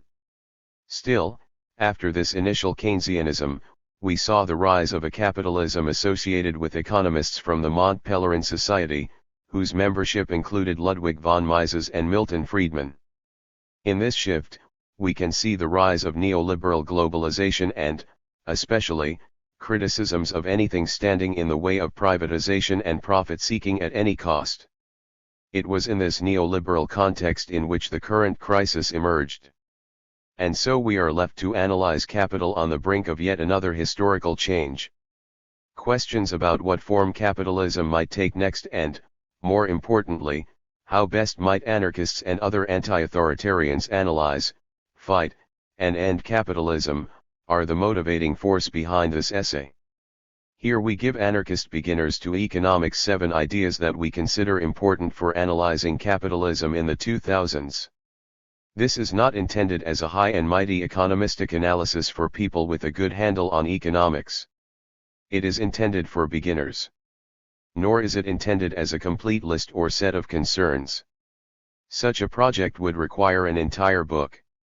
Rather, we give 7 broad categories for thinking about modern capitalism for anarchists to put to use in understanding how the economy functions, how we might talk about it, and how we might best organize to smash capitalism to bits. What follows then, again in broad strokes, are some suggestions for anarchists when looking at capitalism at this emerging new stage and what we hope might be the beginning of its end. Globalization from above. The dominant narrative of globalization is one of increasing interdependence and cooperation through trade.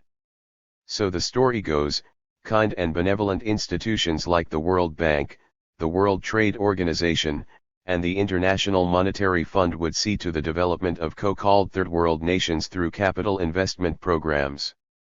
Through large-scale free trade agreements like NAFTA, capital would be able to move freely, aiding in development by providing jobs to workers in underdeveloped nations that desperately needed the money. Further, this process would force state industries into the private sector where wise entrepreneurs could develop them without the interference of incompetent state bureaucrats. This would lead to more even development and prosperity for the underdeveloped world. And, of course, what goes unstated in this dominant narrative is that the opposite is what is actually taking place, that is, poorer nations have been steadily becoming poorer at the expense of enriching already developed nations. And this process continues. The IMF, WB, and WTO require structural adjustment programs to the countries that apply for their loans. What these structural adjustments mean are privatization of social services and increasing deregulation of their economies. Essentially, then, these nations are under threat from these institutions either implement more free market policies, or don't have access to these loans. Thus, poorer nations are blackmailed into opening their markets to foreign investors who have a greater stake in making a buck than in seeing the economies of these countries develop. Rather than developing these nations' economies, it eviscerates them and makes loads of money for foreign investors, most typically from developed nations. Now similar demands are being made on developed nations in the form of austerity measures in order to receive aid for their ailing economies, in some cases leading to increased resistance to capital in these nations.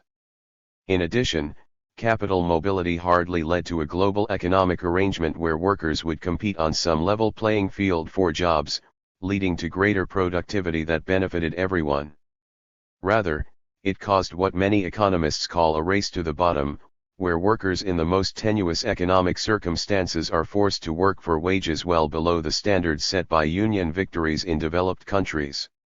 In other words, if a given union fought for, and received, decent wages in a factory in an developed nation, the company could simply pack up and move its factory to an underdeveloped nation without the same history of union organizing and battles.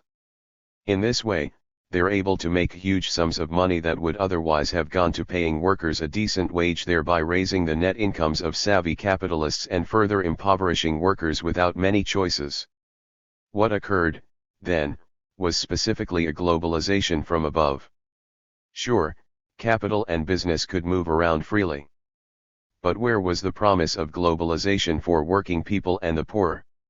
Indeed, when workers try to have the same mobility, particularly workers of color from the global south, they are labeled illegals, etc., and subject to arrest and deportation. Also, the economies of these underdeveloped nations became subject to the whims of international capital, typically located within developed nations. This set the stage for the same kinds of paternalistic manipulations that were part and parcel of the colonial project, now a purer economic imperialism. Anarchists still need to shift the discourse from globalization to something altogether different, which is what the Alter Globalization movement has been trying to do, with perhaps its most spectacular effort at the Battle of Seattle in 1999.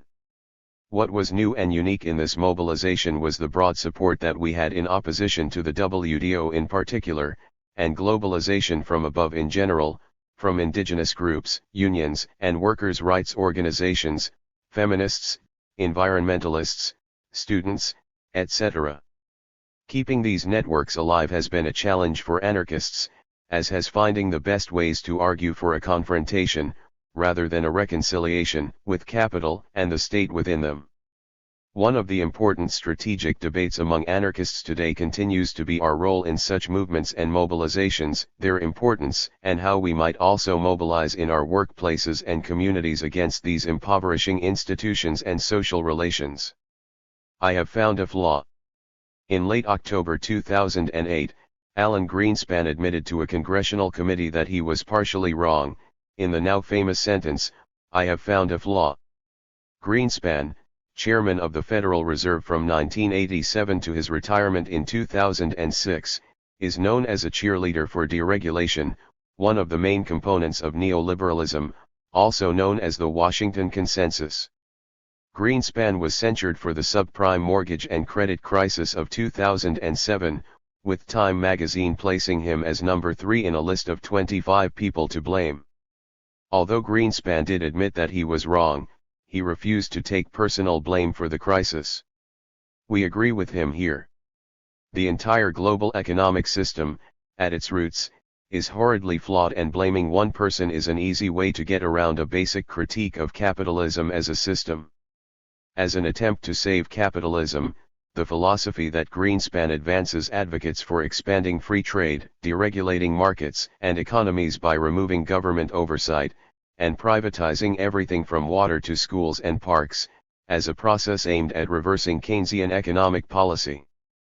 As a result of the influence of neoliberal ideas, the response to the current crisis of capitalism in the developed world in our current period has been austerity measures. The common themes here have been raising the retirement age, increasing school tuition, cutting funds available to potential students, and so on. In short, cutting social spending. These austerity measures affect an enormous part of the population. The working classes are tightening our belts and watching whatever is left of welfare become even less available.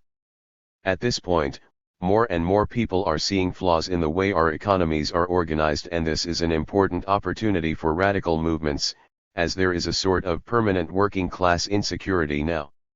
Radical critique of the economy is becoming more and more palatable to hitherto happy citizens. As anti-capitalists, we have a better chance of getting our ideas across to other working class people, since none of us can any longer rely on good wages and working conditions for ourselves or our children. We need to move beyond our often insular and inward focus and turn outward to the working class. Today, class is becoming an important topic again, and as anti-capitalists we need to help put class and anti-capitalism back on the agenda.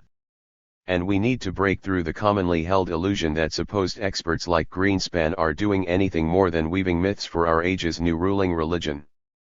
David Graeber said in his recent Void Network interview. In terms of the specifics, yes, all that we're seeing is the runoff of a huge housing bubble, centered on the US, but global in its scope, that opened the door for an almost unimaginable succession of financial scams. In fact, the most extraordinary and all-encompassing set of financial scams in the history of the world. Yet the perpetrators of these scams, the international banking class, are still being treated as the arbiters of economic morality. How did we end up here? Why is anyone taking the pronouncements of these crooks in any way seriously? That's the question we should be asking. These are also questions we need leveled at wealthy class warrior experts like Greenspan. In an age where Keynesianism is increasingly seen as somehow left-wing, we must point out how multinational corporations and the super-wealthy few have, through neoliberal policies, avoided the kinds of tax responsibilities that could easily fund much more generous social programs and public sector works than we have seen in even the most liberal of social democracies. And, as anarchists, we need to point out how even those social democracies fall short of providing alternatives to exploitation, crisis, war, poverty, hunger, and all of the ill effects inherent in capitalist society. In this way, we can link our analysis of the current situation to broad visions of libertarian communist futures. Polls show increased interest in socialist alternatives. There have been a handful of significant polls in the United States conducted recently that have shown that people are becoming more interested in socialist alternatives, especially young people. One poll shows that younger Americans are evenly divided: 37% prefer capitalism, 33% socialism, and 30% are undecided. This is a fundamental ideological shift that's taking place, replacing the Cold War anti-communist hysteria with people openly expressing support for socialist alternatives.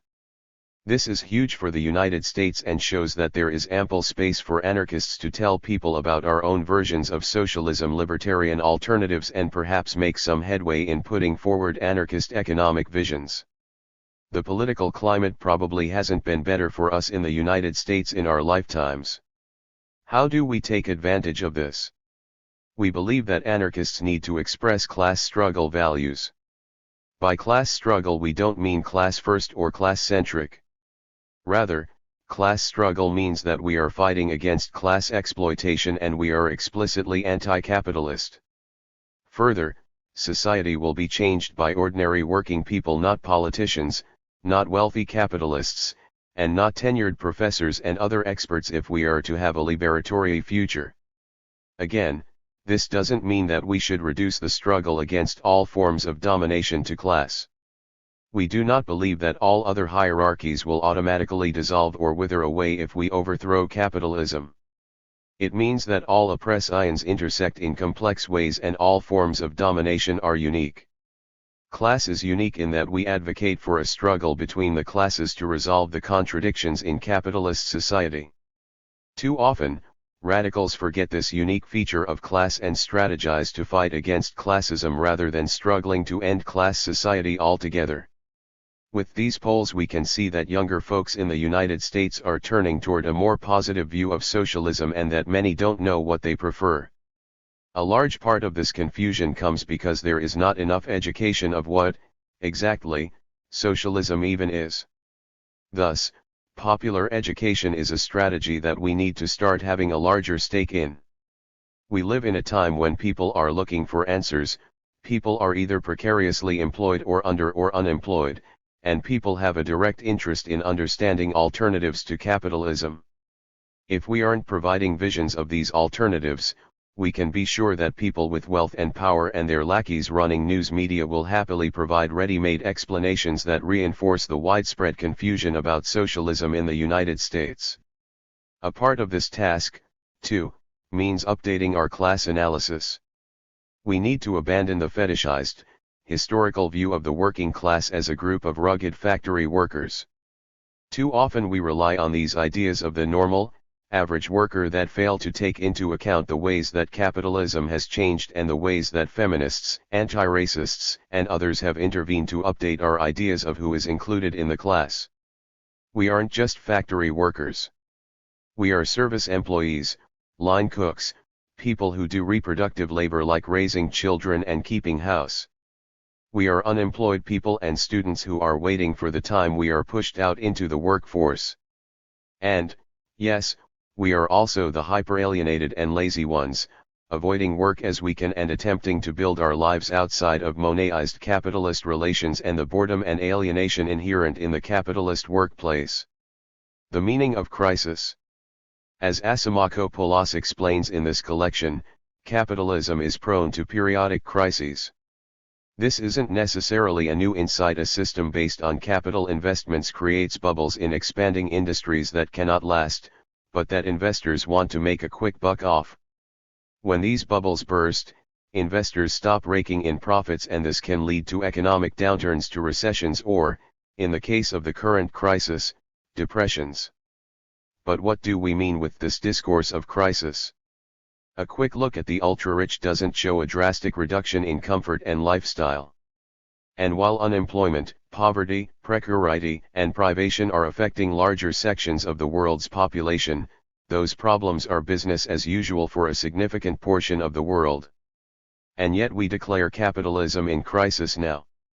For children working in sweatshops, for entire countries struggling with food insecurity and hunger, for continents grappling with an AIDS crisis that disproportionately affects our most marginalized populations, for trafficked women and children, for queer youth struggling to obtain basic resources and kicked out of their homes by fundamentalist parents, for those people living with the legacy of colonization and slavery, for the majority of the world's inhabitants, capitalism is the crisis.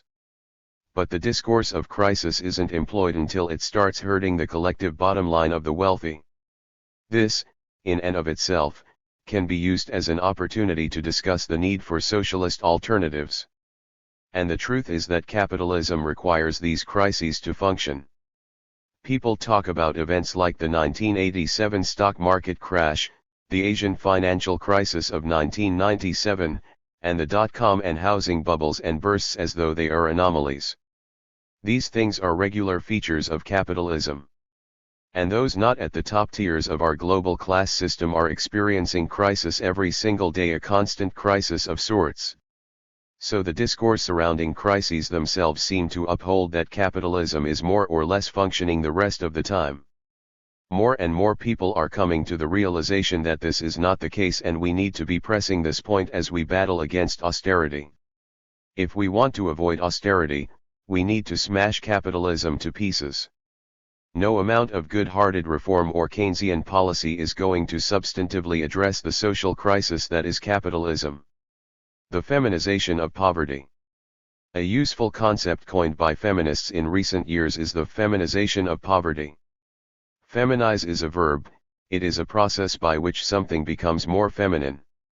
The feminization of poverty refers to the fact that poverty is becoming more prevalent among women.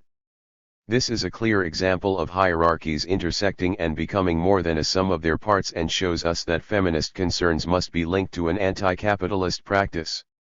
This concept also highlights how contemporary capitalism affects those most marginalized, particularly if we move those margins to the center of our analysis. So we might investigate the experiences of women of color when speaking of the feminization of poverty or the racial feminization of poverty. One obvious example would be the maquiladora workers in Mexico along the U.S. border.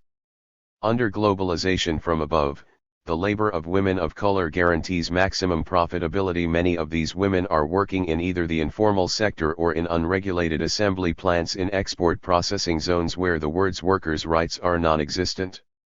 As well, while women have always been an important source of labor power, their active recruitment in low-paid labor, mainly in the service industry, is a new feature of globalization.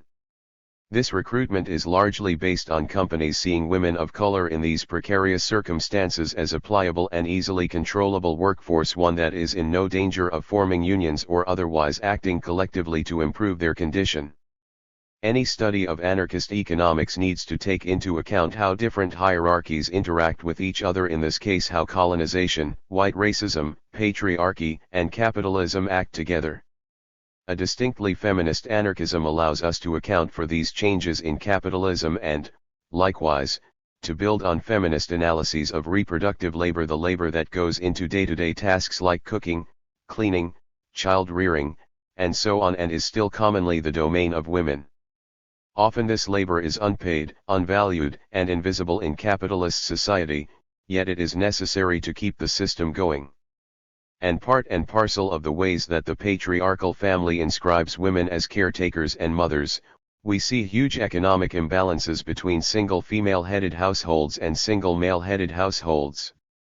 Further, poor women, whose precarity is an influencing factor in this part of the labor market, are hired to perform reproductive labor for rich white women. Add to all of this the ways that poor women in our society are blamed for an enormous amount of social ills, from being too fertile, too lazy, welfare queens, and the like, and we get a particularly virulent mixture of marginalization and loathing. When theorizing the struggle against capitalism, anarchists need to make sure we don't follow in the same steps of capitalists and continue to invisibilize reproductive work and the other issues that women specifically face in this violent and cruel system. For a consistent politics, anarchism needs feminism. An intersectional analysis. Global capitalism since 2000 has borne down hardest, as always, on the people existing within the dangerous intersections of our institutional arrangements. While this is nothing new, many radicals still think in terms of a reductionist theory that seeks a single source for social domination. Likewise, many argue for the strategic privileging of some forms of hierarchies over others. We think these approaches are wrong-headed and ultimately self-defeating, and advocate for anarchists putting the idea of intersectionality that emerged from black feminism to use. The theory of intersectionality argues that forms of institutionalized domination intersect and are connected into a whole, and that they cannot be teased apart theoretically or strategically, and one declared the primary contradiction. Rather, social life is complex, and when thinking strategically, the form of domination that is most salient will depend on context. This lends itself nicely to anarchist analyses, as we oppose domination in all of its forms and need not be limited by reductionist theories of domination. The uses of this kind of analysis should be obvious. It opens up new windows for us to frame our political practice, taking into account complexity and the interactions of various forms of hierarchy and control. Yet while we advocate for borrowing this analysis from feminism, we also suggest synthesizing it with anarchism. Too often an intersectional analysis is utilized in terms of identity, but is lacking a commitment to smashing existing hierarchical institutions such as the state and capitalism.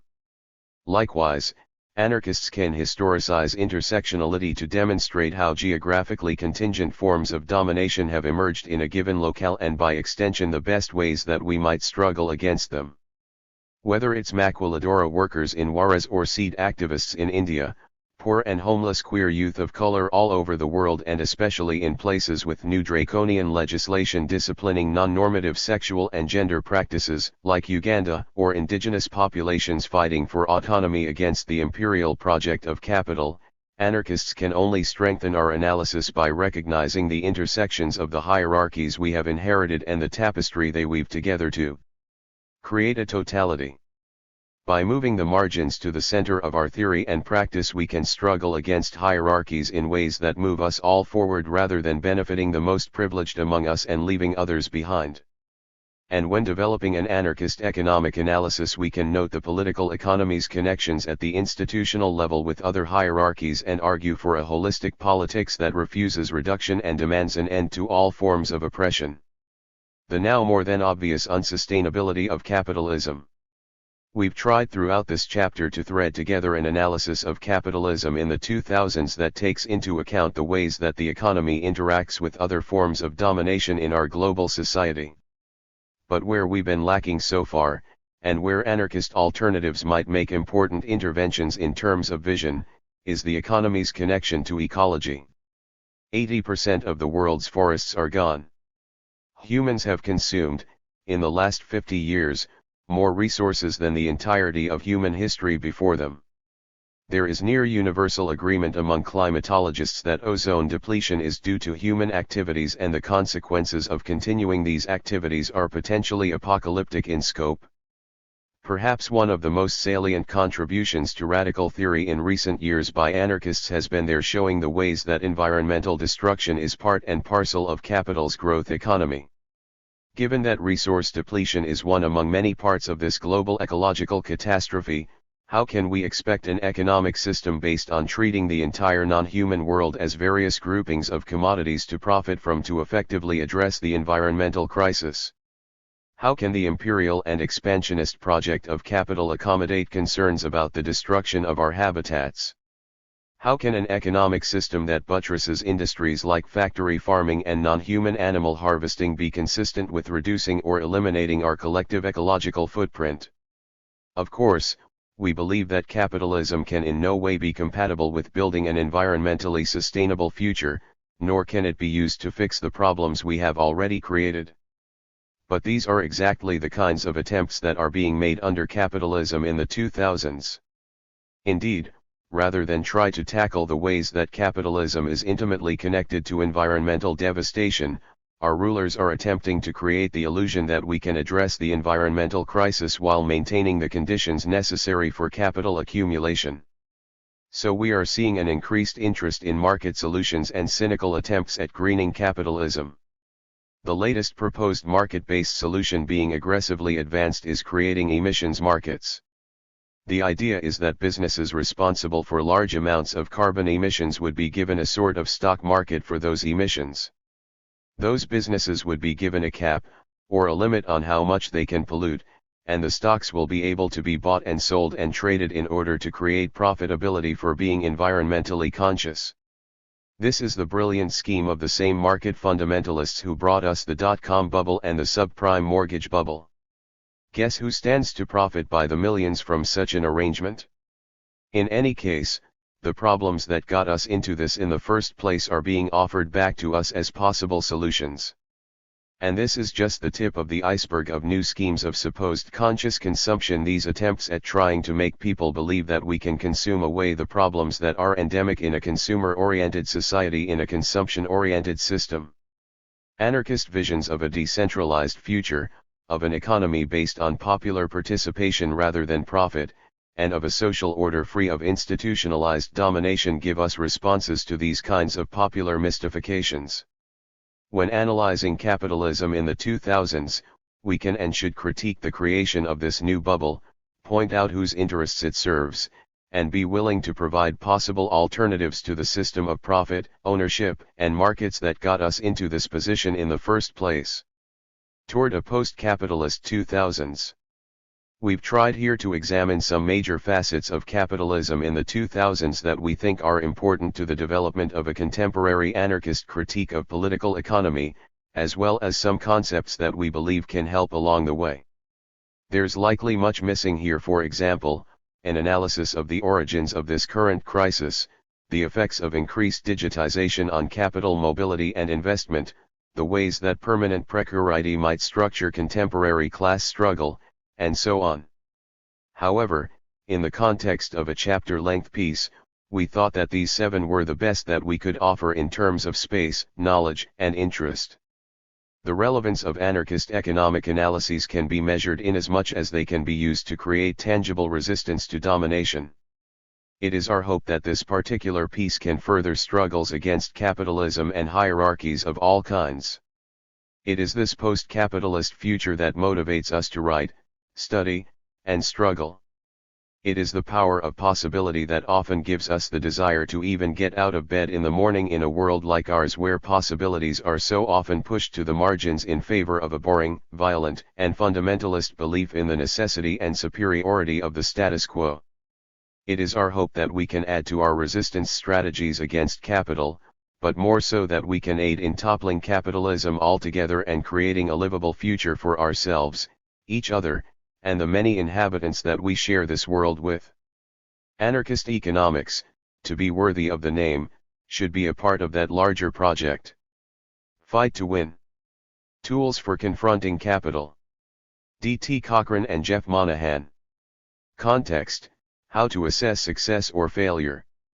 Social change does not just happen, it must be created, provoked, necessitated. Transforming systems that perpetrate injustice cannot depend upon determined forces, but rather requires the forces that we create. There is a long history of grassroots movements undertaking campaigns to challenge the political and corporate elite. Operating according to Utah Phillips' dictum, you've got to mess with people day and night. Diverse tactics have been employed against diverse opponents, with a wide range of successes and failures. Even when campaigns or movements are not explicitly organized under an anarchist banner, there are anarchistic influences wherever people collectively confront power in an effort to leverage control of their communities. Despite the well-known antagonism between anarchists and Marxist theory, ideology, and ideals, many anarchists nonetheless retain an adherence to Marx's political economy. Yet much of what anarchists find objectionable in Marxist theory, the determinism, the misinterpretation of state power, the vanguardism, was, for both the great thinker and his followers, a direct consequence of his economic theory. The labor theory of value is the vital component of Marx's scientific socialism that foresees the necessary collapse of capitalism. Of course, Marx asserted that men make their own history, but he followed that up with they do not make it as they please. He sought to discover the laws of historical motion, and no matter how he wished to empower individuals, he believed they remained ultimately constrained by the material realities of being. All of this, of course, is deeply contrary to anarchists who generally respond to existing conditions in an ad hoc and amalgamationist fashion rather than based on theoretical prescriptions. This means an antinomy exists between a general anarchistic adherence to Marxist political economy and their adoption of strategies and tactics on the fly. For anarchists, as long as there is oppression, the only necessity is struggle. The forms of that struggle, the short-term aims and even the longer-term goals, are not rigid or predetermined. Anarchists have generally rejected the idea that there is or ought to be a pure or inherently revolutionary strategy or tactic. This is one of the reasons self-identified anarchists, or those who adhere to principles that would be considered anarchistic autonomy, egalitarianism, solidarity, and so on, can be found in diverse social justice organizations and movements.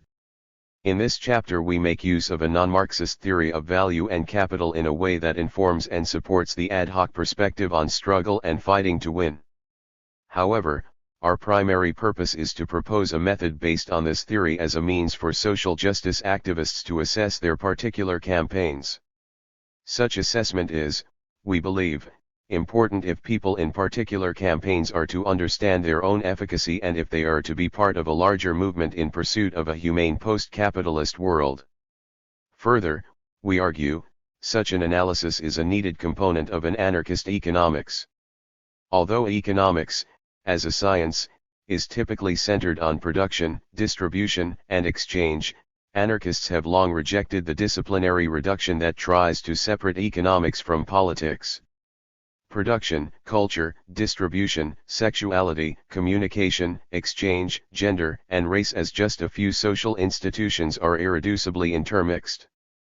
Our analysis attempts to deal with this reality. In this way, we seek to theoretically catch up to practices on the ground, where anarchists are attempting to change our social worlds and take control of our lives through a praxis that does not isolate economics. Anarchists engage with production, distribution, and exchange as inalienable facets of life, and therefore subject to demands of equal access for all, with neither privilege nor exclusion. Political economic disruption campaigns are among the most commonly adopted strategies that organizers within social justice movements use to confront dominant institutions, particularly corporations. These campaigns are incredibly diverse. Some have explicitly radical goals. Others have concrete and immediate aims. Some align themselves with broader justice movements, while others are narrowly focused on local issues. Some make use of old and familiar tactics. Others are tactically unpredictable and creative. Some espouse an absolute commitment to nonviolence. Others engage in property destruction, kidnapping, and assassination. Whether employing boycotts or marches, coordinated public actions or autonomous clandestine disruptions, public outreach or direct action, these struggles have shaped the politics, imagination, and participants of the global justice movement. Whether these campaigns aim to reform or negotiate certain corporate activities, evict them from particular spaces, or aim to explicitly shut down their operations, they all target the political economic body of corporate power, capital. However, questions emerge: have these campaigns had an impact? If so, what kind of impact? How can the success or failure of particular campaigns and tactics be assessed? Can these disparate campaigns be drawn together to inform and inspire anti-capitalist struggles? A challenge posed to any movement that confronts dominant political economic entities is the difficulty of evaluating the actual effects of a campaign. We argue that organizers can rely upon a readily available tool for empiricizing political economic disruption campaigns, the capitalists' own quantitative references. Employing the concept of differential accumulation developed by political economists Jonathan Nitzan and Shimshon Beichler, we examine the financial fortunes of corporations targeted by these diverse campaigns. As we detail later in this chapter, differential accumulation is a framework for evaluating the financial position of a corporation or corporate coalition, against various benchmarks. Although there are many tools for evaluating financial positions, we argue that this model is useful because it allows us to evaluate campaigns from the vantage point of capitalists. In this sense, it provides us with an idea of what these corporations feel and fear. To demonstrate this method, we will use differential accumulation to empiricize three different campaigns: the anti-sweatshop movement, the Take Down SNC Lavalin campaign, and the Stop Huntingdon Animal Cruelty campaign. We will consider the diverse organizing strategies employed by these groups/movements within the differential accumulatory contexts of their targets. We suggest that among the advantages of this perspective for PEDCs are that it, a. provides a means of before-the-fact assessing actions and tactics employed by similar campaigns, b. allows for an after-the-fact assessment of chosen actions and tactics, c. makes organizers cognizant of the actual processes underlying capitalist accumulation, improving their ability to disrupt business as usual. These cases, like any other parts of the global justice movement, are complex, and we are not interested in casting judgment on successes or failures in general. The model and opinions that we present are not definitive and are, by design, offered to illustrate only the economic damages from the perspective of the targeted capitalists. We readily acknowledge that there are many perspectives from which to view victories or defeats. What our analysis offers is a preliminary quantitative perspective on diverse tactics of strategically organized campaigns as a means of judging their impact on the targets. This allows us to assess the contexts in which different strategies and actions have challenged the ability of corporations to accumulate. The campaigns discussed below also display ways that organizers can create spaces and possibilities for themselves and broader global justice movements. Differential accumulation as an analytical tool. The concept of differential accumulation has been developed by Jonathan Nitzan and Shimshon Beichler over the last decade and was applied most fully in their book The Global Political Economy of Israel.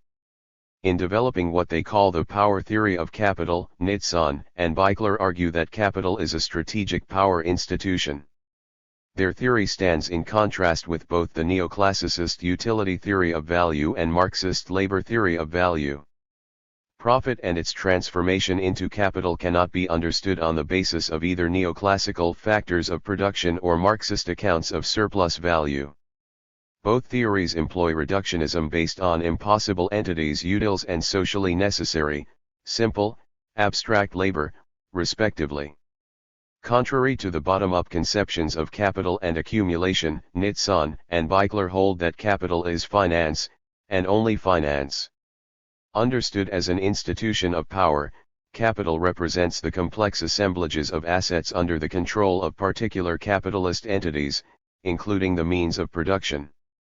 Capitalists are able to manipulate these assemblages in order to increase, or more importantly, as Nitzan and Beichler argue, to sabotage production in an effort to accumulate.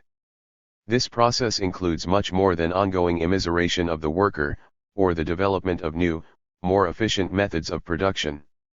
Specific activities such as lobbying or marketing, but also broader social realities such as racism or nationalism, can become part of capital as they play a role in processes of accumulation. According to Nitzan and Beichler, the accumulation of capital represents neither material wealth, nor a productive amalgamate of dead labor, but rather the commodification of power. In this sense, capitalized profit represents a claim not for a share of the output, but for a share of control over the social process. Capital is the translation of control over the diverse social processes including labor and production into a divisible, vendible quantitative representation, while accumulation is the augmentation of that control. Given that power can only be understood as a relation between two entities, capitalists judge their accumulatory success in relative terms. In other words, they think differentially. The model of differential accumulation was developed to compare how capitalist actors fare in relation to each other. In contrast to absolute accumulation, which has no meaning once we reject the transcendent entities of neoclassical or Marxist value theory, the guiding logic of capital is to beat the average. Their yardstick is the normal rate of return, their goal to exceed it. Differential accumulation can be calculated by the rate of growth of capitalization of one capitalist entity less the rate of growth of the average capitalization. In other words, it is a calculation of how corporations have compared against an average. For example, if a firm accumulates at a rate of 10% during a boom when their competition averaged 15% growth, that firm's differential accumulation despite its growth has been negative. In other words, they have experienced relative decumulation and their share of total social profits has decreased. On the other hand, if that same firm shrinks by 5% during a recession while their peers have lost 10%, the differential accumulation despite an absolute loss is positive. They have increased their share of capitalization and, despite the appearance of losses, have grown in relation to their peers' competitors. To increase your relative financial magnitudes is to increase your relative power to shape the process of social change. This means that both growth and loss can serve the interests of particular firms, and moments of crisis or depression are not inherently contrary to the interests of capital. Nitsan and Beigler stress that capital income does not depend on the growth of industry, but on the strategic control of industry. The business press is suffused with language of beating the average. Beating the average means growing more powerful. It is to this end that capitalists function, undertaking exercises of massive social upheaval, in an effort to outperform their rivals. This means the primary struggle of capitalism is the intra-capitalist struggle. As Nitsan and Beigler note, the very essence of differential accumulation is an intra-capitalist struggle simultaneously to restructure the pattern of social reproduction as well as the grid of power.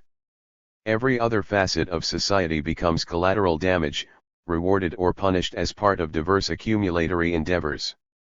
As an example of how differential accumulation works as an analytical tool, we offer a demonstration concerning the pharmaceutical industry. Figure 1. Big Pharma accumulation, differential or absolute. Figure 1 displays two series. One absolute, the average capitalization of U.S. pharmaceutical firms that are among the largest 500 firms, the other differential, the ratio of pharma's average capitalization to that of the 500 largest firms. The chosen basis of comparison is based on another concept of Nitsan and Beigler's dominant capital. Their perspective means capital should not be treated as a singular entity with universally shared interests. Rather, each corporation or corporate coalition will have particular interests depending upon what sorts of assets they control and what means are available in their efforts to augment their control. Within capital, they identify dominant capital as the largest and most profitable corporate coalitions at the core of the social process. Our aggregate of the 500 largest U.S. firms, as measured by market capitalization, is a proxy for dominant capital. The absolute series, measured in millions of dollars, on the right-hand axis, shows incredible growth from 1952 until 1999. From 1999 on, it appears to stagnate at its high level of capitalization. The differential series gives a different picture of what happened to Big Pharma after 1998.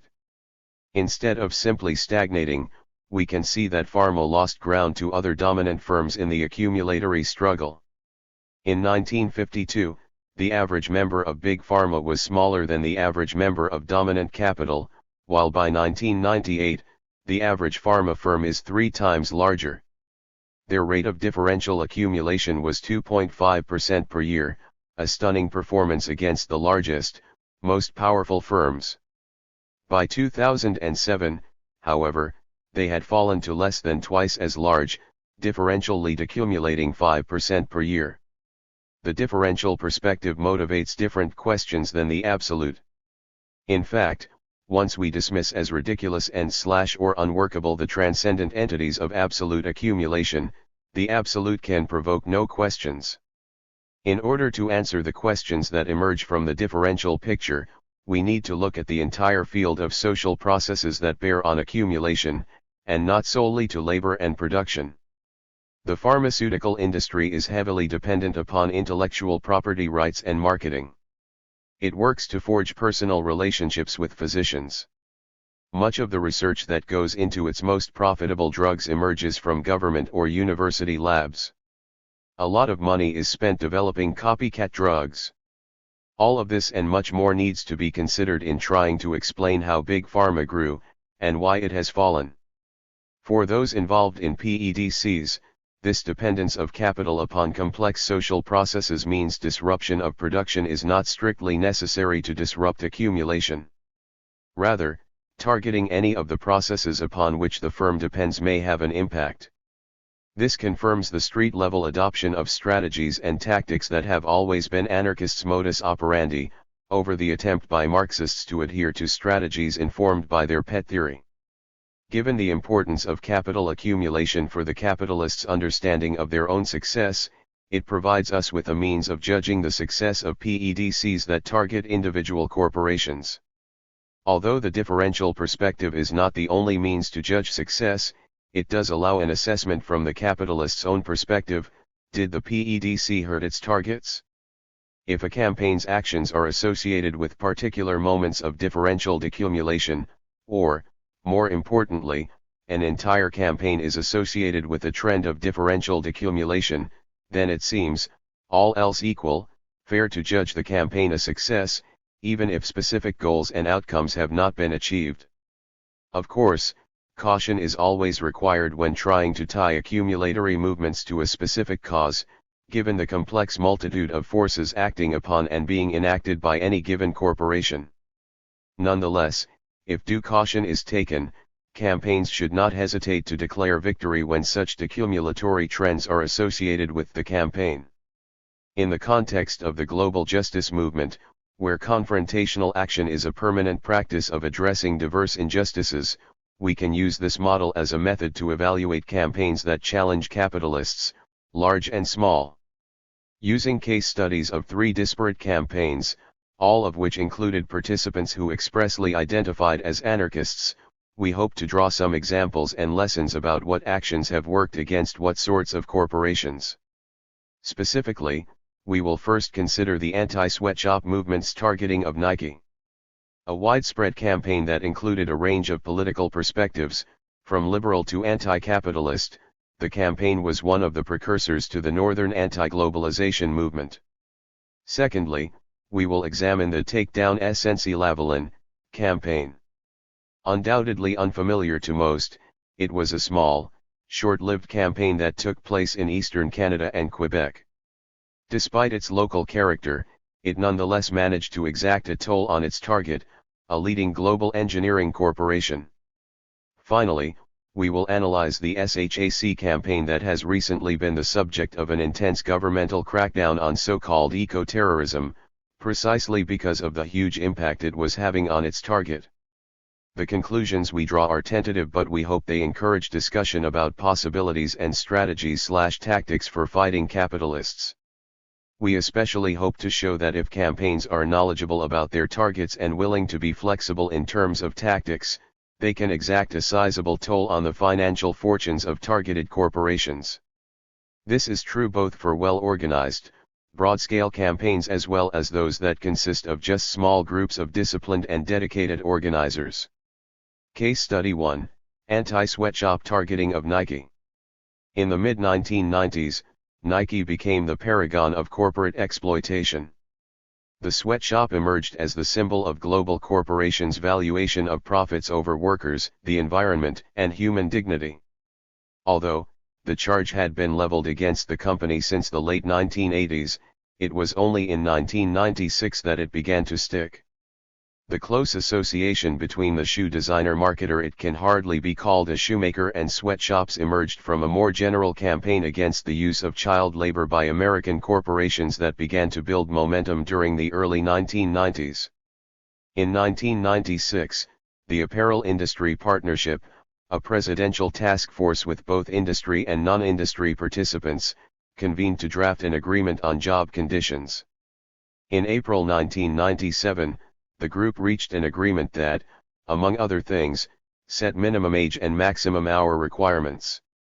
However, it was too late for Nike, as the swoosh emerged from tight competition with Kathy Lee Gifford as the face of sweatshops. Nike had been a corporate wunderkind. Just one of many shoe companies of the 1980s, its innovative branding allowed it to rise above the pack. It hitched its wagon to Michael Jordan, whom it then marketed as no other athlete had ever been before. Air Jordans became a must-have item, particularly for inner-city youth. In the process, following the logic of accumulation, it sought to boost earnings by pushing down costs.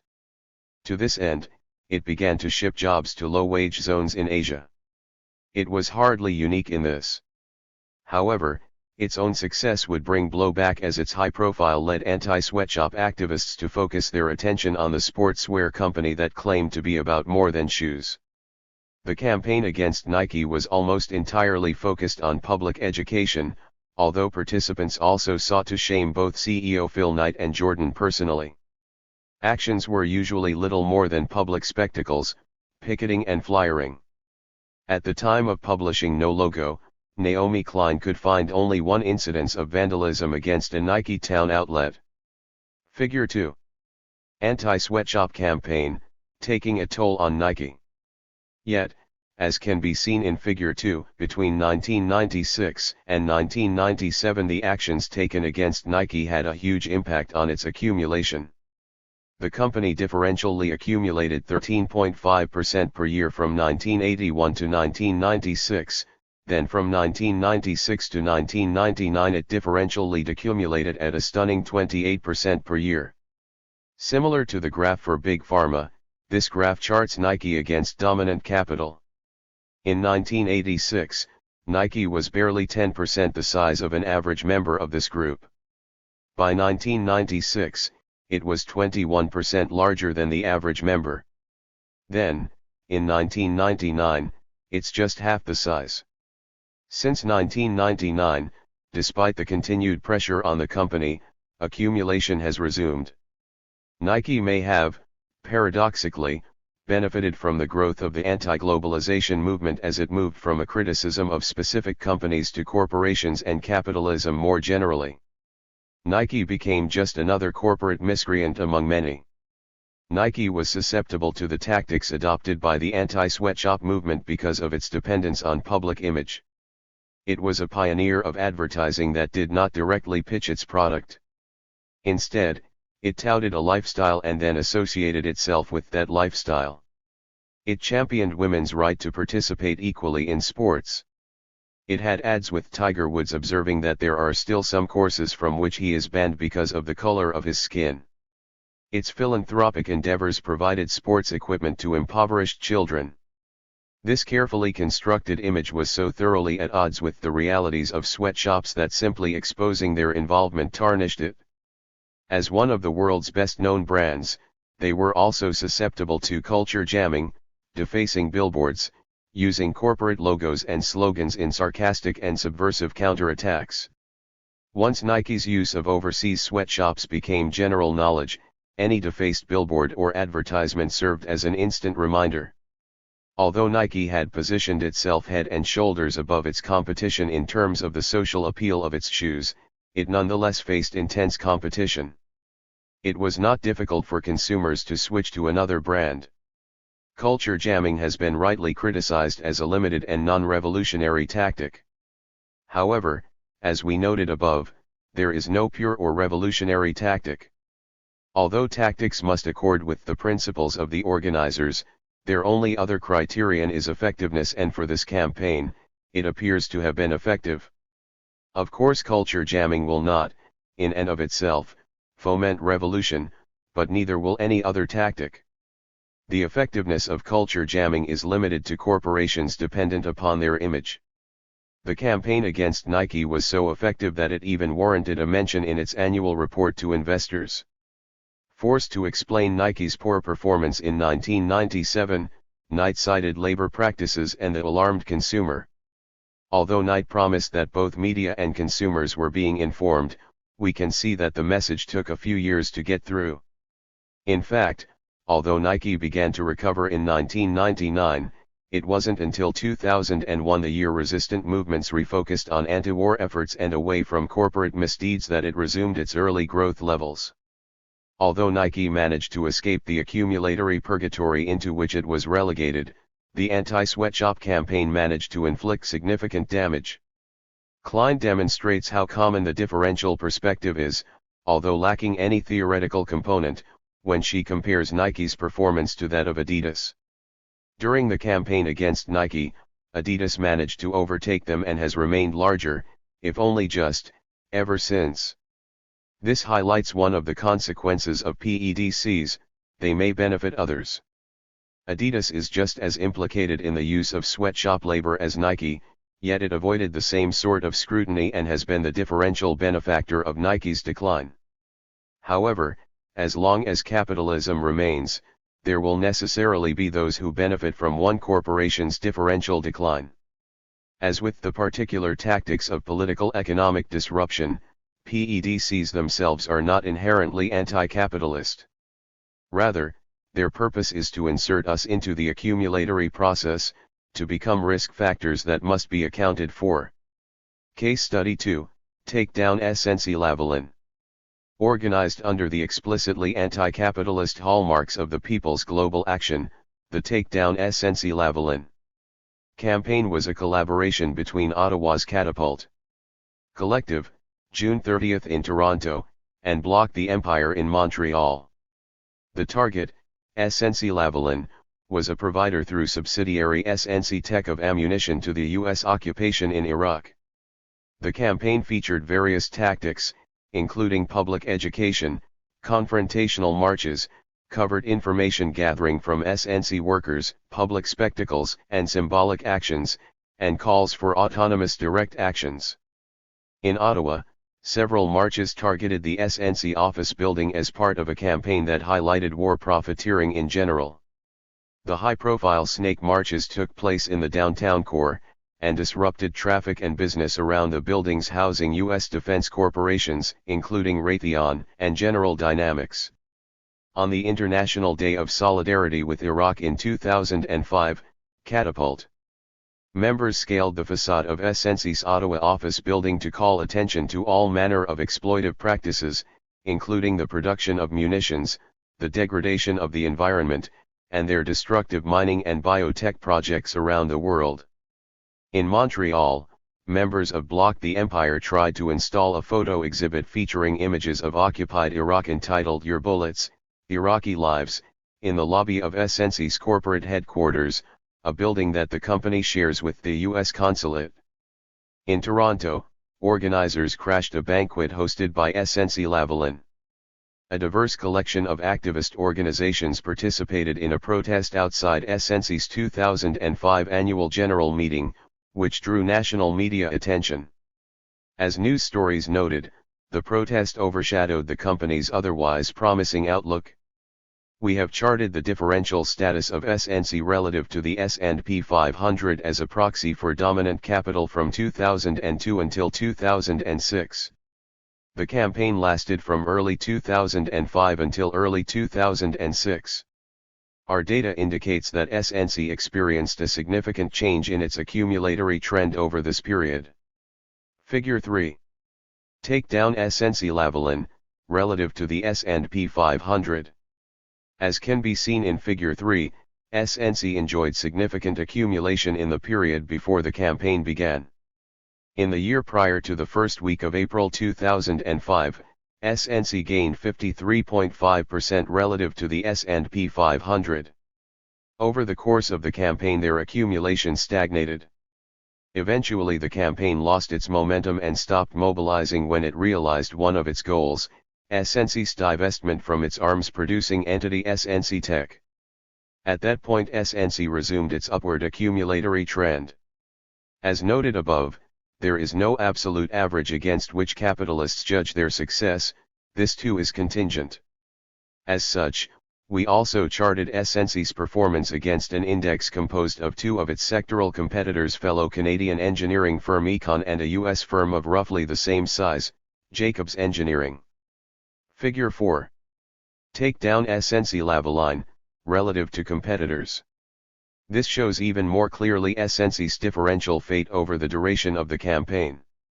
From its apex, the week of April 25, 2005, to its nadir, the week of January 23, 2006, SNC-Lavalin differential lead accumulated 34%.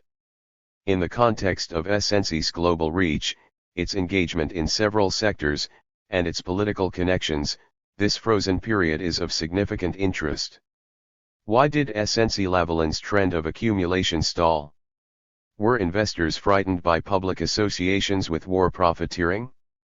Did they prefer the relative anonymity of other potential investment opportunities? Did they fear the confrontational style of the takedown SNC organizers? Did they worry that more disruptive direct actions were to come? These are all possibilities that require further consideration. Both graphs demonstrate that accumulation continued beyond the start of the campaign, and resumed before what we've identified as the end, the aforementioned sale of SNC Tech. The continuation of accumulation beyond the start of the campaign is not surprising. A single March criticizing SNC-Lavalin was unlikely to be considered a threat to accumulation. However, the beginning of the campaign was particularly intense. With actions in the three aforementioned cities, the campaign appeared to be widespread. Activists in Halifax and Vancouver also incorporated criticism of SNC into their anti-war efforts. The resumption of accumulation before what we've identified as the end of the campaign is also unsurprising. For various reasons, the campaign lost steam and began to peter out. The resumption of accumulation shows that market participants felt the PEDC against SNC was no longer a threat. Perhaps this occurred because a forthcoming sale of SNC Tech was suspected, which would defuse criticism of SNC-Lavalin as a war profiteer. The market let the campaign know it was over. Nonetheless, we conclude that the campaign had an impact and managed to hit SNC-Lavalin where it hurt and should be considered a factor in the company's decision to sell its munitions production. Two features of SNC-Lavalin allowed the chosen tactics of the takedown campaign to be successful. First, SNC Tech was a relatively minor production segment as a percentage of SNC's earnings. SNC's primary business is engineering related. Although its engineering and other activities also provide grounds for criticism, they are not directly implicated in war.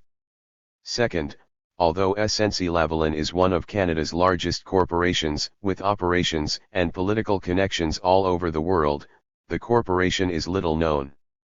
This made them susceptible to a public education campaign that brought both the public and media spotlight to bear upon them, particularly when it focused on the company as a war profiteer.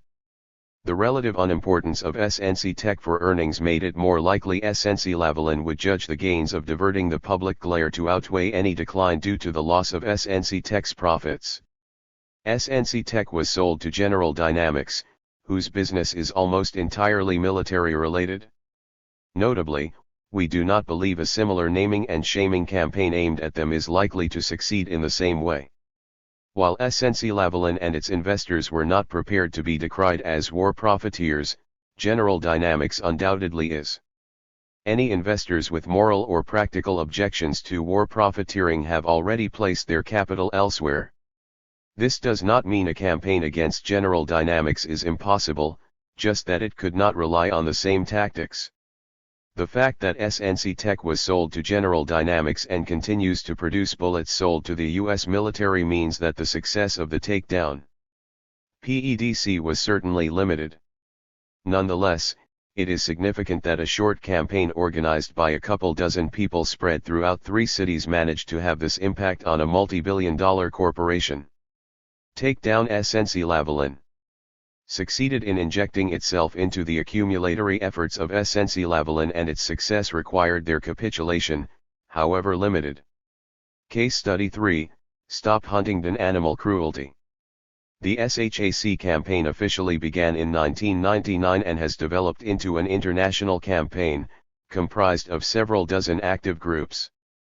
Although many organizers are associated with other elements of the animal rights and animal liberation movements, the SHAC campaign is organized with the exclusive objective of shutting down the vivisection firm Huntingdon Life Sciences. Since the beginnings of the SHAC campaign, organizers have scored numerous victories against HLS. Through their relentless antagonism, they provoked several banks and financiers to pull loans and scared hundreds of business partners into terminating contracts and severing business relations. In the words of HLS chairman Andrew Baker, they engendered a widespread view of HLS as a pariah of the business world. Strategically, SHAC has identified secondary and tertiary targets and taken direct action against them as well. Secondary targets include the banks that have given financial support to HLS, while tertiary targets include the customers of secondary targets. The intention has been to provoke a decumulatory fear in the financiers so they would sever ties with HLS, rather than risk losing other customers. SHAC stresses that their efforts focus on publishing material about animal abuse and issuing action alerts through their websites and mail lists. Their websites and publications publicize this material, and participating groups, to varying degrees, encourage individuals to undertake a broad array of tactics to confront these targets. These have included business disruptions, encouragement of autonomous actions, large and small rally demonstrations, property destruction, letter writing campaigns, ethical investment strategies, boycott organizing, and so on. The most well-known tactic associated with SHAC is the home demonstration. These involve activists confronting vivisectors, financiers, and corporate executives at their residences. These nonviolent but highly confrontational tactics are meant to bring attention and shame upon their targets in an attempt to undo the privacy and secrecy that are important components of the political economy of the vivisection industry. The wide range of direct action targets was a central motive underlying the corporate state suppression campaign against SHAC. In fact, our research indicates that it was precisely the success of their tactic that provoked the government's heavy-handed suppression. The public visibility of organizers involved in SHAC made them a scapegoat upon which the government could hang every direct action committed by environmental and animal liberation groups and autonomous cells. Politicians, media, and prosecutors in the United States and United Kingdom have frequently made the association between groups affiliated under SHAC and actions undertaken by autonomous individuals and groups, such as the Animal Liberation Front.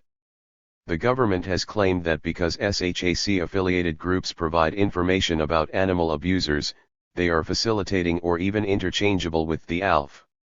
Citing eco-terrorism, the corporate state suppression campaign against SHAC developed over several years. Our graph depicting the differential accumulation of HLS has marked 4 notable moments in the state corporate suppression campaign targeting SHAC. These dates are: A. The indictment of the US SHAC-7, B. The conviction of the US SHAC-7, C. The signing of the enhanced US Animal Enterprise Terrorism Act, an amplified version of the Animal Enterprise Protection Act under which the SHAC-7 were charged, and D. Operation Achilles that targeted organizers of SHAC and the general animal liberation movement in the United Kingdom and other Western European countries. Our graph begins in 2002 after HLS moved their headquarters to the United States under the shell company Life Science Research. After SHAC UK successfully prevented HLS from accessing capital markets in the United Kingdom, by targeting both the banks that provided loans and the market makers needed to participate in equity markets, the corporation moved to the United States in an attempt to access new pools of investors and capital. HLS also hoped to benefit from stronger privacy protections accorded to U.S. investors compared to their UK counterparts to prevent SHAC from targeting their capital sources. Figure 5: SHAC Crackdown, Eco-Terrorism and Accumulation. As seen in Figure 5, from 2002 to 2003, HLS accumulation was stagnant. This suggests that following the HLS move to the United States, the SHAC campaign was successful in halting the corporation's differential growth. However, in late 2003, coincident with the U.S. government's increasing criminalization of the activities of SHAC USA organizers, HLS began to accumulate. With the indictment of the SHAC-7, HLS experienced a sharp rise in differential accumulation. This accumulatory trend became more turbulent in early 2005, perhaps over uncertainty concerning the verdict in the SHAC-7 trial, although SHAC UK was also still active. A renewal of accumulatory growth was associated with the SHAC-7's conviction. After the conviction, HLS's accumulation was upward, but still turbulent. Undoubtedly this was because SHAC's international presence meant the US government's legal maneuvers had not completely neutralized SHAC. The passage of the AETA marks an intensification of the upward trend, indicating an expectation that this was another nail in the coffin of SHAC. With the initiation of Operation Achilles, the United Kingdom aligned its criminalization of environmental and animal liberation with the United States.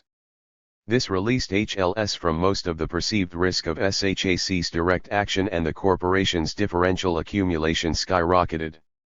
Aside from the debate about whether or not these criminal proceedings had a neutralizing effect on the campaign, our data suggests that the corporate state campaign against SHAC and the imprisonment of activists was perceived as a victory for HLS by market participants. The accumulatory trend illustrates the logic behind the corporate state counter-campaign targeting SHAC. In contrast to the early period of the graph where SHAC was inflicting significant disruption against HLS and its allies, preventing any differential accumulation, the final portion of the graph indicates that the surge in capital accumulation coincided with the corporate state suppression campaign of so-called eco-terrorists. Freed from the threat of disruption, HLS achieved significant differential success following the state's efforts to neutralize and demobilize the SHAC campaign. This evidences the earlier success of the SHAC campaign to seriously impact the accumulatory efforts of its target. Further, it indicates how far capital can and will go to remove a threat that is truly hitting it where it hurts. The success of SHAC's PEDC seriously threatened the future of HLS. The UK government had to intervene with loans and special dispensations when banks and other business service firms refused to do business with the vivisection firm.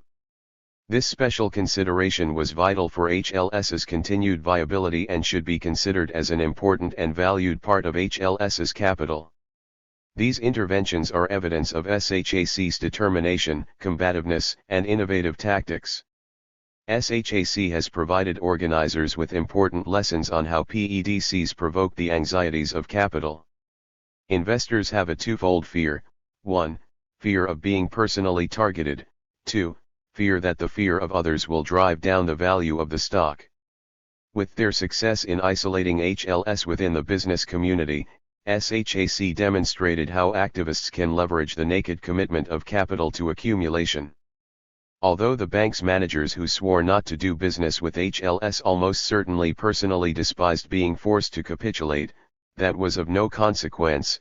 One segment of capital will not make a principled stance in defense of other segments. Short of a threat to capitalism itself, the accumulatory process means capitalists are more than willing to sacrifice their compatriots if doing otherwise risks their own accumulation. Conclusions. Aside from damaging that which capitalists covet most, profits, PEDCs are also integral to movement building. Whether we succeed in closing sweatshops, put a stop to the manufacturing of weapons, or halt the destruction of non-human life, we are actively challenging those accumulating rewards at the expense of others' suffering. While confronting our enemies, anarchist organizers must also consider the forms, structures, and practices that we undertake to prefigure a radically different society. Neither concrete PEDC goals nor prefigurative practices can take precedence, and fighting to win is about both. Marxists and the traditional left have for too long fixated on sectarian identities and dogmatic programs at the expense of challenging dominant forces that, especially for those of us from privileged backgrounds, live next door. We must acknowledge that resistance to corporate globalization takes infinite forms and struggles, and not all anti-corporate campaigns are anti-capitalist. One of the leading organizations in the movement against Nike, and sweatshops in general, was United Students Against Sweatshops. Not only were they not anti-capitalist, although active members certainly were, they intentionally mimicked the hierarchical structure of the corporations they targeted. This resulted in a leadership structure that privileged the type of male-dominated, competitive, and non-participatory environments that anarchists are committed to eliminating. Similarly, animal rights activism, including SHAC, has been criticized for not making connections with other forms of violence and oppression. Despite such legitimate critiques, are committed anarchist organizers to forsake these movements? We think not. Capitalism has evidenced a remarkable resilience. The differential process results in plasticity that demands anti-capitalists work with allies who may not share our organizing principles or prefigurative ideals. This does not require compromising our principles. It is possible to balance vigilance towards centralizing tendencies that reproduce hierarchical and non-participatory power structures, avoid the exclusionary and reactionary divisiveness that limits movement building, and work short-term with allies who share the limited goals of a PEDC.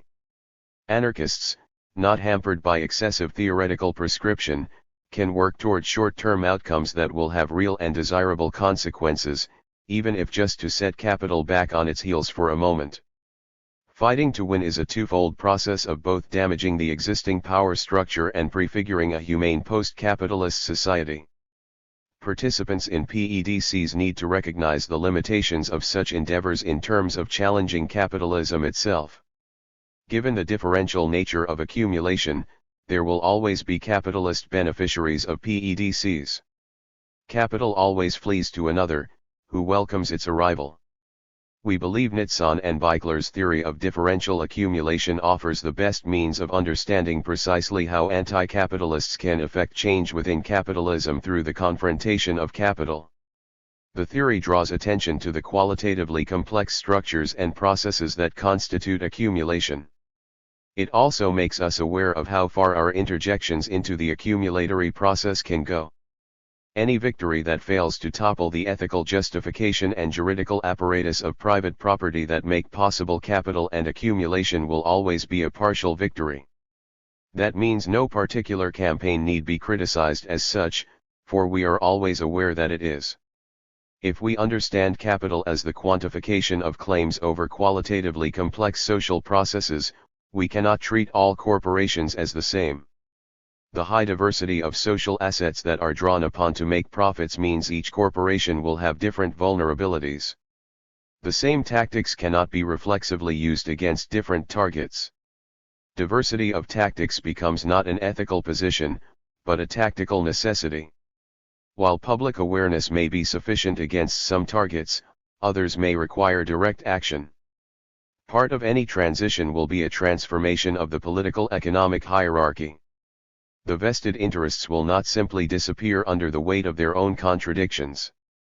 We can mess with them all we want, but if we cannot affect their ability to accumulate and augment control over social processes, then we have no hope of moving beyond the capitalist status quo. Escaping Capitalist Hegemony, Rereading Western Economies. Richard J. White and Colin C. Williams. And the left, we get up in the morning opposing capitalism, not imagining practical alternatives.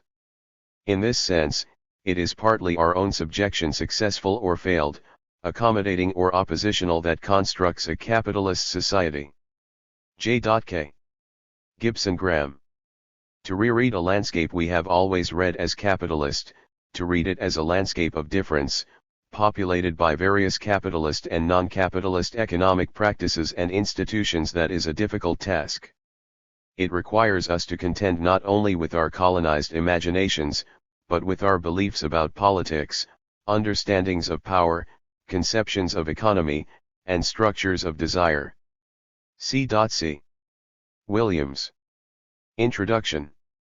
This chapter contests the widely held belief that we exist in a capitalist world, one in which goods and services are produced, distributed, and organized around the unadulterated pursuit of profit in the marketplace.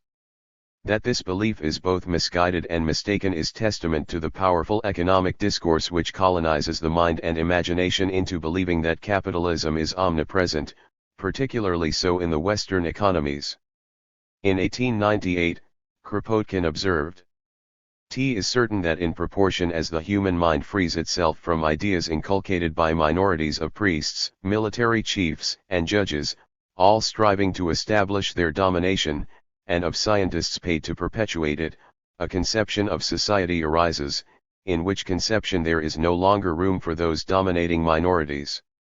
It is the desire to free the mind from the ideas inculcated by a dominant minority within economics that informs the particular focus of this chapter. To this end the chapter will develop a critical challenge to a central economic discourse, the commodification thesis, on two important grounds. The first is related to questioning the empirical data that claims to offer support to such a dominant thesis. The second involves critically unpacking the regime of representation and discursive construction that effectively serves to legitimate the vested interests of capital and constrain the actions of anarchist economic agents and policy makers who desire to engage with and harness meaningful alternative economic practices. From a critical perspective, rethinking the economic is to engage in a process that is highly subversive and long overdue. As this chapter argues, such a commitment allows greater focus and clarity to emerge on a heterodox range of alternative/post-capitalist economic practices, practices that are firmly embedded in the economic fabric of the contemporary world, and particularly so in the advanced economies of the West. Importantly, the very act of identifying dynamic, routine, non-capitalist practices as existing in the here and now offers a practical and tangible opportunity to abandon the market without the need to envisage, design, or agitate for a completely new alternative economic system to capitalism. The chapter concludes by drawing on some key implications that a rereading of economic practices has for transforming the way in which we should think about our economic futures. A capitalist hegemony. One mode of work, that in which goods and services are produced by capitalist firms for a profit under conditions of market exchange, can claim to have hegemonic status within the popular imaginary of the economic. In contemporary economics, capitalism alone, as Gibson and Graham argue, has been constituted as large, powerful, persistent, active, expansive, progressive, dynamic, transformative, embracing, penetrating, disciplining, colonizing, constraining, systemic, self-reproducing, rational, playful, self-rectifying, organized and organizing, centered and centering, originating, creative, protean, victorious and ascendant, self-identical, self-expressive, full, definitive, real, positive, and capable of conferring identity and meaning. This narrow economic discourse is maintained still further by the popular representation of this capitalist sphere that perceives the market as increasing its dominant status within the economy. The market, it is argued, is expanding inexorably at the expense of the other two principal modes of producing and delivering services and goods in society, namely the community and the state. As Castry et al. Argue, that this is a predominantly capitalist world seems to us indisputable. There's scarcely a place on the planet where this mode of production does not have some purchase. This system of production arguably now has few, if any, serious economic rivals. Significantly, such a reading is not only widely held by those of a neoliberal bent, and who would openly welcome such economic totalitarianism, but it is also evident in the very language of those who actively resist it. For one illustration of this, consider Buck's reading of The Economic when he argues that the neoliberal economic system in which life takes place, has much to do with the setting of life. It is with and in this system that anarchists must be for living room. Hence, the need for economic thought among anarchists. To begin to address this economic scenario critically, it is constructive to visualize this capitalist hegemony in context with alternative spheres of work. In Figure 1, the shaded area represents those goods and services that contain two intrinsic qualities, namely that they are produced for exchange, and that this exchange is monetized and imbued with the profit motive. It is this form of exchange that is interpreted by a capitalist hegemony thesis to be continually expanding at the expense of other forms of work and exchange. The alternative spheres of work are defined by the qualities that they lack in comparison to the capitalist form of exchange. So alternative forms of work would be seen where the work is non-exchanged, non-moneized, or where the work is moneized and not undertaken primarily for profit-motivated rationales. Such a dominant reading of the economy through this capitalist lens has troubling implications on many levels. Arguably the most significant of these is that this reading is so powerful that it effectively channels thought and visions of possible forms and modes of economic organization as taking place within and not beyond, or outside of, a capitalist framework of economic management and organization.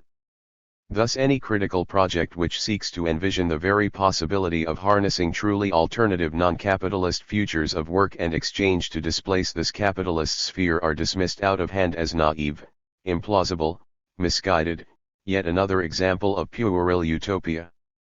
Though there may be alternative approaches that rearrange the economic deck chairs on the capitalist ship, there are no real alternatives to capitalism itself.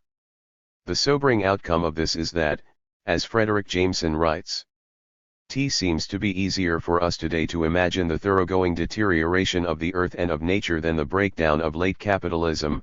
Perhaps that is due to some weakness in our imaginations." A call to unleash our economic imaginations. To imagine capitalism's supersession is neither utopian nor impractical.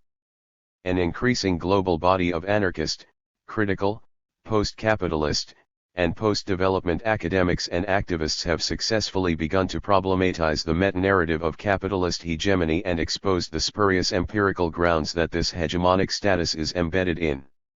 Regarding the latter, Williams observed, "Given the overwhelming dominance of this belief that a commodification of the advanced economies is taking place, one might think that there would be mountains of evidence to support such a stance.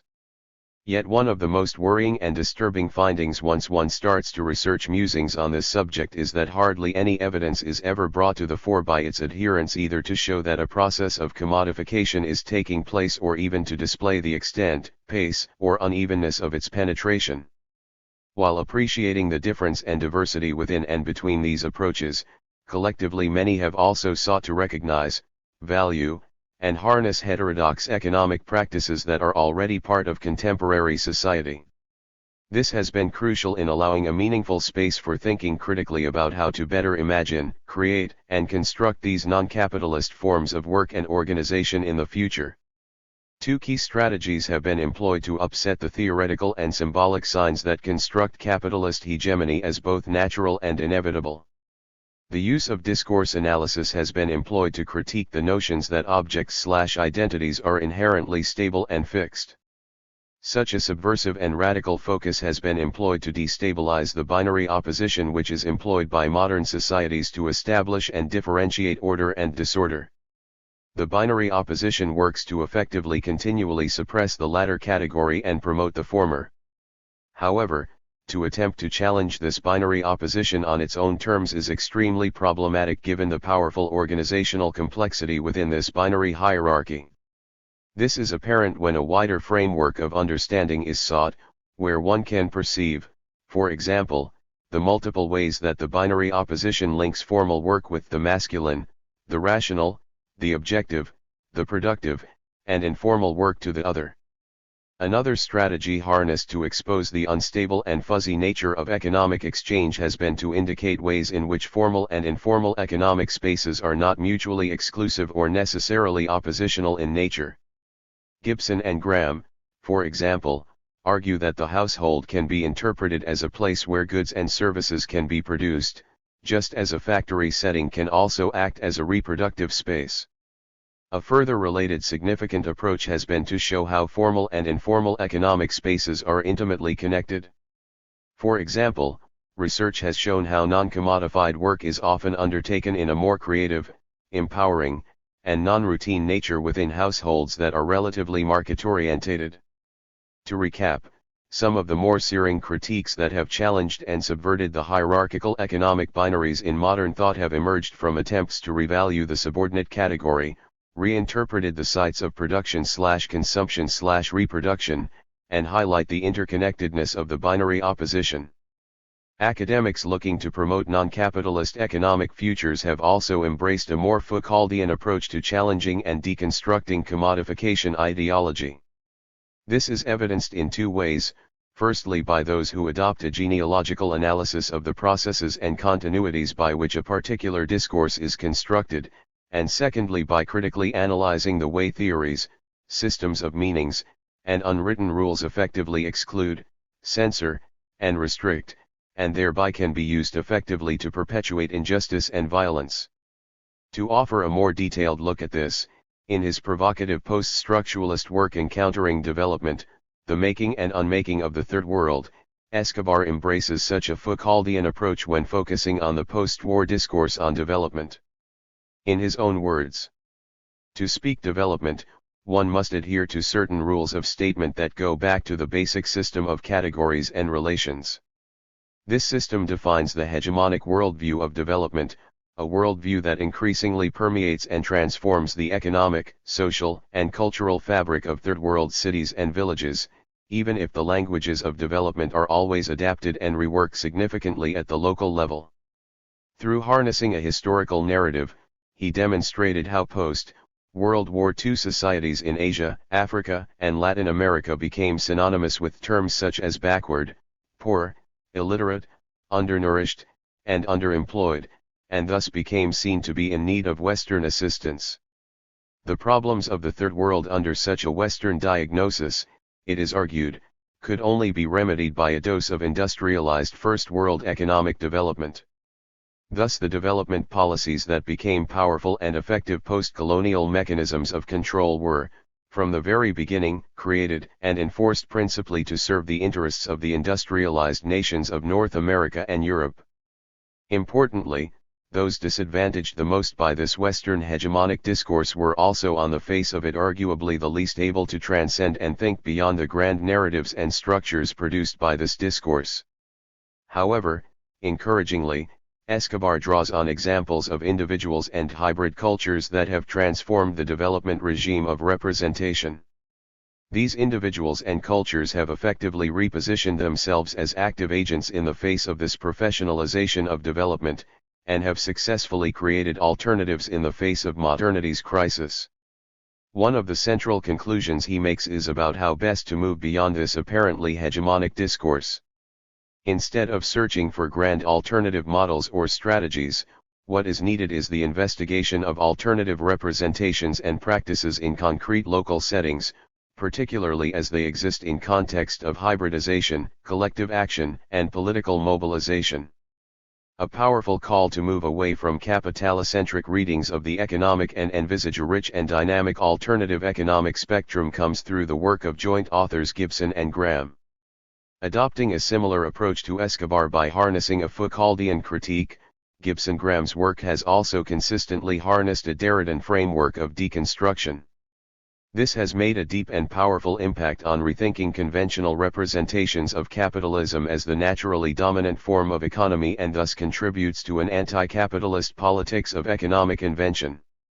The author engaged with the process of unearthing, of bringing to light images and habits of understanding that constitute hegemonic capitalism at the intersection of a set of representations.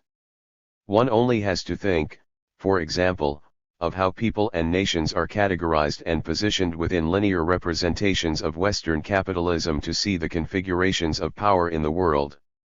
This established configuration interprets the most formalized economies as being the most advanced and progressive, and the most informal/non-capitalist economies as those that are by reference backward, underdeveloped.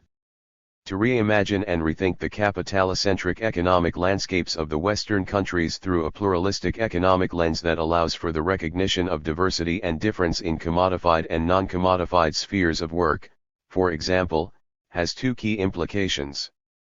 In the first instance, it openly allows for the possibility of future alternative economic work practices. Secondly, it openly suggests that alternative economic work practices are very much situated in the present and thus represents alternative non-capitalist economic spaces as both existing and emerging. The pedagogical-inspired economic iceberg model that they employ is particularly effective in demonstrating the plurality of economic activities that are situated within society. The model makes visible those rich and diverse economic activities that, within the capitalist hegemony thesis, are effectively reduced to another shadowy zone, often hard to see for lack of adequate historical documents, lying underneath the market economy, this elementary basic activity which went on everywhere and the volume of which is truly fantastic, a layer covering the earth. The effectiveness of this model can be discerned on many levels, not least as Gibson and Graham themselves argue, in that the model opens up conceptions of economy and places the reputation of economics as a comprehensive and scientific body of knowledge under critical suspicion for its narrow and mystifying effects. The prevalence of alternatives to capitalism in contemporary society certainly illustrates an impressive range of possibilities to exit and abandon the market. Alternative models are being practiced and enabled within the current economic framework. Moreover, as we will argue later, these alternative work practices are expanding in the Western world relative to exchanged and monetized work. A criticism of this argument may be that it is too idealistic. How can these disparate economic practices form a coherent and robust challenge to capitalism? To take one example, how can regular, routine, household work provide us with the tools to take on the grand facade of capitalism? Byrne et al. Make a strong case for arguing in the affirmative. We can view the household as hopelessly local, atomized, a set of disarticulated and isolated units, entwined and ensnared in capitalism's global order, incapable of serving as a site of class politics and radical social transformation. Or we can avoid conflating the micro-logical with the merely local and recognize that the household is everywhere, and while it is related in various ways to capitalist exploitation, it is not simply consumed or negated by it. Understanding the household as a site of economic activity, one in which people negotiate and change their relations of exploitation and distribution in response to a wide variety of influences, may help to free us from the gloom that descends when a vision of socialist innovation is consigned to the wholesale transformation of the capitalist totality. When one is encouraged to perceive the market from this perspective, which removes capitalism from its core position at the center of the Western imaginary, then this resignification brings to the foreground the possibility of post-capitalist futures. The market as conceived by Byrne and represented so effectively in Gibson-Graham's economic iceberg model becomes one of many types of economic practice. It is divested of its inherent and naturalized dominant status that it has enjoyed. Importantly, such a rereading of capitalism hegemony is also firmly supported by the empirical work that has focused on the emerging diversity of economic trajectories. This discussion becomes the focus of the next section. Understanding dominant economic trajectory, one of plurality and difference. Two central arguments can be discerned within the capitalist hegemony thesis. First, that non-exchanged work is contracting relative to monetized exchanges, and second that, monetized exchanges are becoming increasingly commodified, i.e., undertaken for profit-motivated purposes. Any critical investigation of this thesis then should rightly be expected to find robust evidence in support of these two arguments. A critical focus on non-exchanged work in Western economies. Time budget studies have become an important way of making detailed records of how people allocated their time. From this it is possible to highlight the comparative proportion of time individuals allocate to paid work and non-exchanged work. Given the claims of the capitalist hegemonic thesis, one could rightfully expect paid work to take up a majority of time in the Western advanced economies. Plus Table 1. Allocation of working time in Western economies plus country paid work. Non-exchanged work. Time spent on non-exchanged work as percent of all work. Canada 293 204 41.0. Denmark 283 155 35.3. France 297 246 45.3. Netherlands 265 209 44.1. Norway 265 232 46.7. UK 282 206 42.2. USA 304 231 43.2. Finland 268 216 44.6. 20 countries 297 230 43.6. Table 1 however illustrates a very different scenario. When focusing on the allocation of working time across 20 different Western countries, time spent in unpaid domestic work accounts for 43.6%. Indeed, the proportion of time spent on non-exchanged work exceeds this figure in France, Norway, and Finland. What to conclude from this?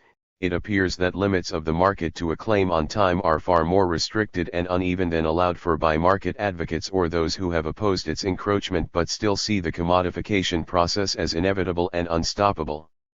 In light of this evidence, how can we reconcile such a statement as the pervasive reach of exchange value society makes it ever more difficult to imagine and legitimate non-market forms of organization and provision?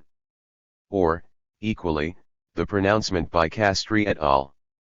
That this is a predominantly capitalist world seems to us indisputable. There's scarcely a place on the planet where this mode of production does not have some purchase. This system of production arguably now has few, if any, serious economic rivals.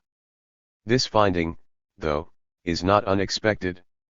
For example, consider Polanyi when he spoke of the Great Transformation, one which had seen economic life becoming progressively disembedded from its societal and cultural matrix. Polanyi was quite careful and well justified not to exaggerate the extent of the shift in balance from economic activity taking place in the non-market sphere and the market. However, when the other powerful meta-narrative of capitalist expansion, that of becoming ever more expansive, totalizing, and hegemonic, is considered in reference to the evidence, then even such notions of a great transformation seem to be exaggerated. Again, drawing on longitudinal data produced based on the Time Use Survey, there appears to be little evidence that economic activity has moved from non-waged work and into paid work. In Western countries such as the United Kingdom, the United States, France, Finland, and Denmark, paid work now occupies a lower share of people's total working time than it did 40 years ago. Plus Table 2. Subsistence work as a percent of total work time across 20 countries, 1960 to present. Source, Gers Hunevi plus 1960 to 73 1974 to 84 1985, present. Mins per day percent of all work mins per day percent of all work mins per day percent of all work. Paid work 309 56.6 285 57.3 293 55.4. Subsistence work 237 43.4 212 42.7 235 44.6. Total 546 100.0 497 100.0 528 100.0. Non-moneized exchange. Further suspicion about the legitimacy of the capitalist hegemony thesis can be found in the problematic fact that non-exchanged work is extremely prevalent in the Western world. The belief that non-moneized exchange is being systematically overcome by market-based transactions embodied in Harvey's statement that monetary relations have penetrated into every nook and cranny of the world and into almost every aspect of social, even private life again begs the obvious question: where is the evidence? When a concerted attempt is made to gather robust empirical data to support such a central tenet, this proves extremely difficult. In many Western countries there is a significant amount of work that takes place on an unpaid basis, whether through more formal, voluntary-based groups or organizations, or through informal networks of reciprocal support, such as mutual aid or unpaid community exchange. In 2001, for example, the Home Office Active Citizenship Survey identified that within the previous 12 months around 3.7 billion hours of volunteering had taken place. Given that 27 million people work full-time for an average of 35 hours per week, this 3.7 billion hours of volunteering equates to just over 2 million people being in work on a full-time basis. Alternatively, it indicates that in the UK up to 1 hour is spent working on a non-monetised basis for every 14 hours spent working in formal employment. These statistics quite clearly indicate that the capitalist hegemonic belief that argues that these economic spaces are marginal, residual, and disappearing is at best grossly exaggerated. The reality is that non-monetised exchange continues to occupy prevalent and important spaces within the contemporary economic landscapes in Western society. Not-for-profit monetary transactions. Zelizer observed that a powerful ideology of our time that money is a single, interchangeable, absolutely impersonal instrument, the very essence of our rationalizing modern civilization. Certainly, the assumption that monetary exchange is principally profit-motivated cuts deep across economic discourses ranging from anarchism to neoclassicalism. This crude view of monetized exchange is often promoted across this range too, and is common to those who welcome such a development, and those who cite this as another reason to resist and push against any further capitalist advances being made in society. Yet there are many alternative economic spaces that exist as sites where not-for-profit monetary transactions are commonplace, including, but not limited to, garage sales, car boot sales, charity shops, and local currency experiments such as local exchange and trading scheme. What quickly becomes apparent when looking at the complexity of monetized exchange in contemporary society is that money is neither culturally neutral nor socially anonymous, and thus, as Zelizer writes, the classical economic inventory of money's functions and attributes, based on the assumption of a single general-purpose type of money, is unsuitably narrow. By focusing exclusively on money as a market phenomenon, it fails to capture the very complex range of characteristics of money as a social medium. Certain monies can be indivisible, non-fungible, non-portable, deeply subjective, and qualitatively heterogeneous. It is also worthwhile reflecting on the public sector, a sector which is not oriented towards profit and still accounts for about 30 to 50% of GDP in Western economies. Even if the public sector is no longer as significant as it has been in terms of being a provider of goods and services, it is important not to make the mistake of assuming that the provisions for these goods and services have been taken up by the capitalist sector. The growth of the not-for-profit sector has been seen in many Western economies, which represents around 5% GDP. Drawing on data gathered by the Johns Hopkins Comparative Nonprofit Sector Project, Salomon and Sokolowski examined the not-for-profit sector in 24 countries. In terms of economic impact, this is a $1.1 trillion industry that employs 19.5 million full-time equivalent paid workers in the 24 countries on which data are so far available. As Table 3 shows, on average the nonprofit sector grew by 24% between 1990 to 1995, compared to just an 8% rise in employment. In the United States, the growth in employment stood at 8% during this time, whereas the growth in employment in the nonprofit sector was 20%. In Europe, whereas growth in the total economy grew by 3%, the nonprofit sector increased by 24%. Given such trends, far from reinforcing the link between the profit-motivated and monetary exchange, it could be more properly suggested that this relationship is diminishing. Within the private sector, it is unquestioningly assumed by the supreme representation of enterprises that any monetary transactions are always and necessarily market-like, and therefore driven principally by profit motive rationales. Yet this relationship has also come under the critical spotlight, with studies demonstrating that such an assumption is not entirely robust, and there are examples of private sector enterprises that are not always driven by the necessity to make profit and do retain sub-capitalist economic constructions and practices. To take one example, in seeking to open a conversation about what a corporation is, O'Neill and Gibson Graham analyzed the Australian-based multinational BHP. The research questioned the capitalist notions of the company in a way that ultimately reduced a decentered, disorganized representation of the enterprise. The researchers highlighted the unpredictable, social, and open nature of the enterprise and decoupled the essentialist arguments of these entities, including the logic that they are only driven by profit-motivated concerns. This itself was seen to be significant not only in undermining popular representations of enterprise discourses, but in the act of producing a more nuanced reading that has the potential to liberate the political and geographical imagination, and to proliferate alternative possibilities for regional futures and corporate community relationships. Table 3. Changes in nonprofit sector FTE employment, by country, 1990 to 1995. Country nonprofit sector 1990 to 95 change. Total economy * 1990 to 95 change. Net as percent of 1990 level. Net as percent of 1990 level. France 157,202 20% minus 329,000 minus 2%.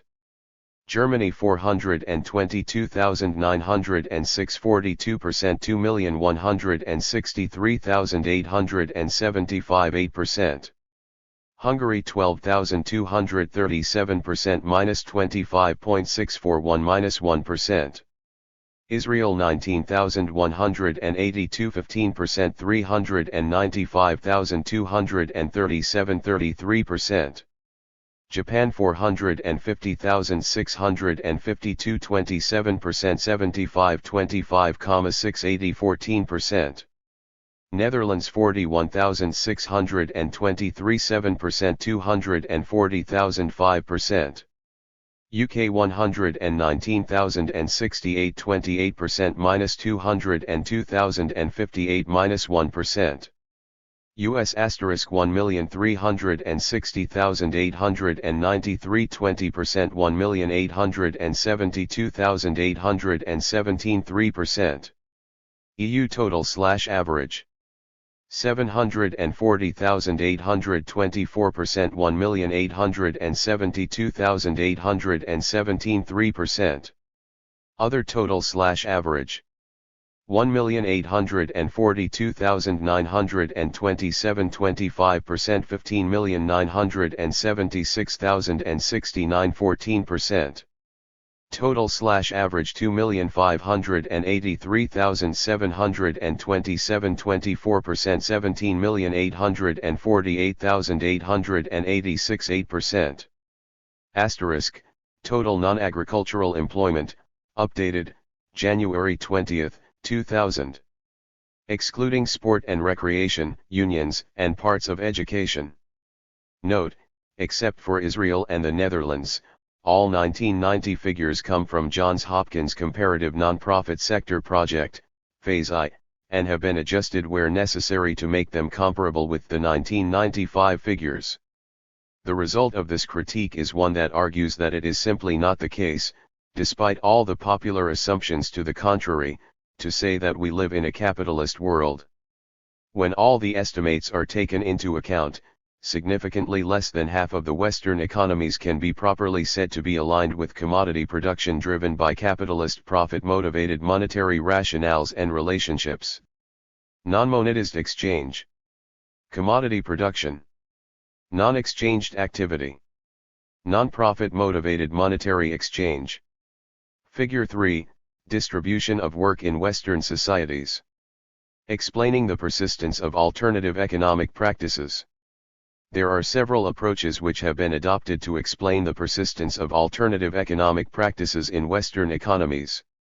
One view argues that the growth of these non-capitalist practices is a result of a new emergent stage of capitalism, which discards social reproduction functions back into the non-capitalist realm. Decommodification, in this approach, is the result of the flexibilization and deregulation of production, a trend that has resulted in the breakdown of the post-war welfare states and economic regulations. But to explain the presence of alternative economic practices in such stark structural economic terms is, we argue, extremely problematic. Once the extent of the non-capitalist sphere has been identified, and the heterogeneous rationales that underpin it have been explored, then such an explanation is found inadequate. For example, UK-based research using household work practice surveys has shown that although higher-income households lead more marketized lives, they engage in a higher level of alternative economic practices. In contrast to lower-income households, the type of informal work practices that they engage in are more creative, rewarding, fulfilling, and non-routine. Moreover, Another principal finding is that the majority of higher income populations choose to engage in such work, compared to lower income populations, which undertake such work out of economic necessity. Such findings suggest the need for any explanations of the persistence of alternative economic practices to incorporate agency-orientated narratives in addition to economistic discourses, if more accurate and robust readings are to be forthcoming. For Cahill, the anarchist looks about him or her and sees protest and resistance against the dominant economic system. A more agency-orientated reading of the continued presence/relevance of alternative economic practices would focus on them as being preserved by successful cultures of resistance in the face of increasing disillusionment and dissatisfaction with capitalism and its hegemony. From this reading, non-capitalist economic practices have been interpreted as spaces of hope that contain intrinsic values such as pleasure and satisfaction that are absent from commodified formal spaces. Certainly, it must be said that not only is capitalism far from complete, but it is struggling to defend its ground in what is, and continues to be, a deeply contested process. Conclusion. The American anarchist Howard Ehrlich argued, "We must act as if the future is today." What we have hoped to demonstrate here is that non-capitalist spaces are present and evident in contemporary societies. We do not need to imagine and create from scratch new economic alternatives that will successfully confront the capitalist hegemony thesis, or more properly the capitalist hegemony myth. Rather than capitalism being the all-powerful, all-conquering, economic juggernaut, the greater truth is that the other non-capitalist spaces have grown in proportion relative in size to the capitalism realm. This should give many of us great comfort and hope in moving forward purposefully for, as Chomsky observed, alternatives have to be constructed within the existing economy, and within the minds of working people and communities. In this regard, the roots of the heterodox economic futures that we desire do exist in the present. Far from shutting down future economic possibilities, a more accurate reading of the economic, coupled with the global crisis that capitalism finds itself in, should give us additional courage and resolve to unleash our economic imaginations, embrace the challenge of creating fully engaged economies. These must also take greater account of the disastrous social and environmental costs of capitalism and its inherent ethic of competition. As Kropotkin wrote, "Don't compete, competition is always injurious to the species, and you have plenty of resources to avoid it. Therefore practice mutual aid. That is the surest means for giving to each and all to the greatest safety, the best guarantee of existence and progress, bodily, intellectual, and moral. That is what nature teaches us, and that is what all those animals which have attained the highest position in the respective classes have done. That is also what man, the most primitive man, has been doing, and that is why man has reached the position upon which we stand now." A more detailed and considered discussion of the futures of work, however, is beyond the scope of this chapter. What we have hoped to demonstrate is that in reimagining the economic, and recognizing and valuing the non-capitalist economic practices that are already here, we might spark renewed enthusiasm, optimism, insight, and critical discussion within and among anarchist communities. The ambition here is similar to that of Gibson Graham, in arguing that the objective is not to produce a finished and coherent template that maps the economy as it really is and presents a ready-made alternative economy. Rather, our hope is to disarm and dislocate the naturalized dominance of the capitalist economy and make a space for new economic becomings, ones that we will need to work to produce. If we can recognize a diverse economy, we can begin to imagine and create diverse organizations and practices as powerful constituents of an enlivened non-capitalist policies of place. If the chapter has succeeded in doing this, then it will have achieved its principal objective. Part 3, Critique. We are free, truly free, when we don't need to rent our arms to anybody in order to be able to lift a piece of bread to our mouths. Ricardo Flores Magón. Globalized Contradictions of Capitalism and the Imperative for Epochal Change. John Asimakopoulos. According to the Congressional Budget Office, As of summer 2009, the United States has approved $787 billion in stimulus spending, with trillions in additional commitments, and calls for a second package to save capitalism from the capitalist lords on the backs of neo-serf taxpayers. Now that we face a new globalized great collapse, the time has come to show objectively why all of this was easy to predict and why capitalism must be replaced by a new socio-economic system. This new egalitarian system is not assured based on deterministic mechanistic Marxist economic theory. It is possible for capitalism to survive regardless of the global catastrophe required to save it, given the use of state violence to protect it. Thus, the question becomes, do we accept the perpetual downgrading of working-class living standards, or do we resist? Before asking people to resist, we must first demonstrate why things simply will not get better with objective analysis. Then we must demonstrate what would be a superior system and how it would work. Finally, we need to show people how to resist in order to usher in a new epoch of social justice, love, and brotherhood and sisterhood. This must be part of anarchist economic analysis if we are going to argue convincingly for the need and, importantly, possibilities for system change. This chapter focuses on why capitalism is destined to collapse repeatedly. According to social structures of accumulation theory, multiple social and historical factors, rather than mechanistic economics, determine economic growth. Specifically, capitalists invest on expectations of return that are shaped by external economic, as well as political and ideological, conditions. This external environment is referred to as the SSA, which determines economic expansion and the class distribution of economic gains. Important features of the institutional environment are the system of money and credit, the pattern of state involvement in the economy, and the structure of class conflict. The structure of class conflict is of particular importance because it determines the shape of institutional arrangements and whether they will be conducive to investment. SSA also holds that expansionary periods eventually end due to institutional relations becoming ossified, relative to the demands of new economic realities. This is the Marxist argument of the relations of production becoming fetters to the forces of production.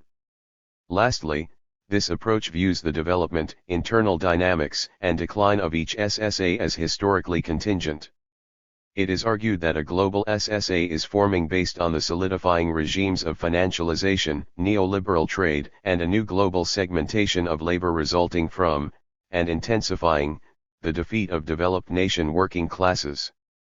But as the historical process of capital concentration is intensifying, occurring at the international versus national level, the fundamental mechanics of capitalism remain unchanged.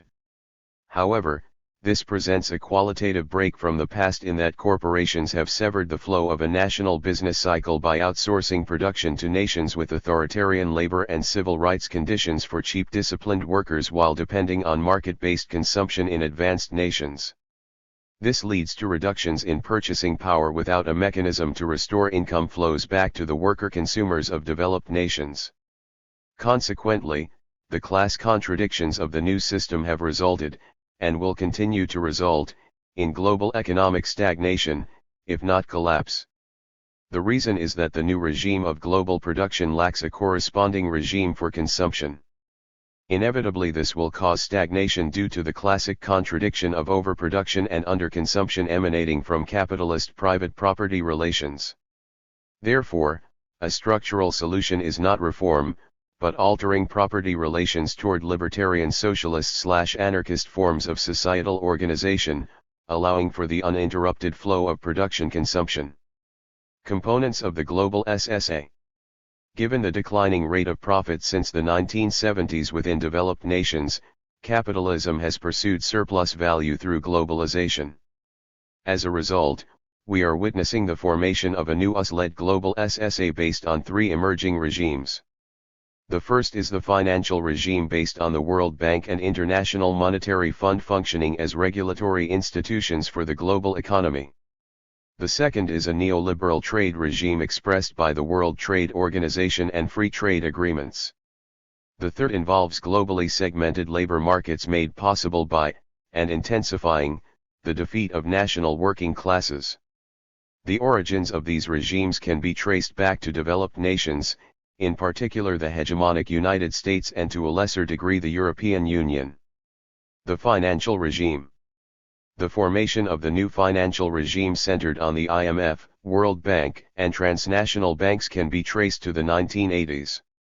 Its creation came out of the collapse of the Bretton Woods regime in the 1970s.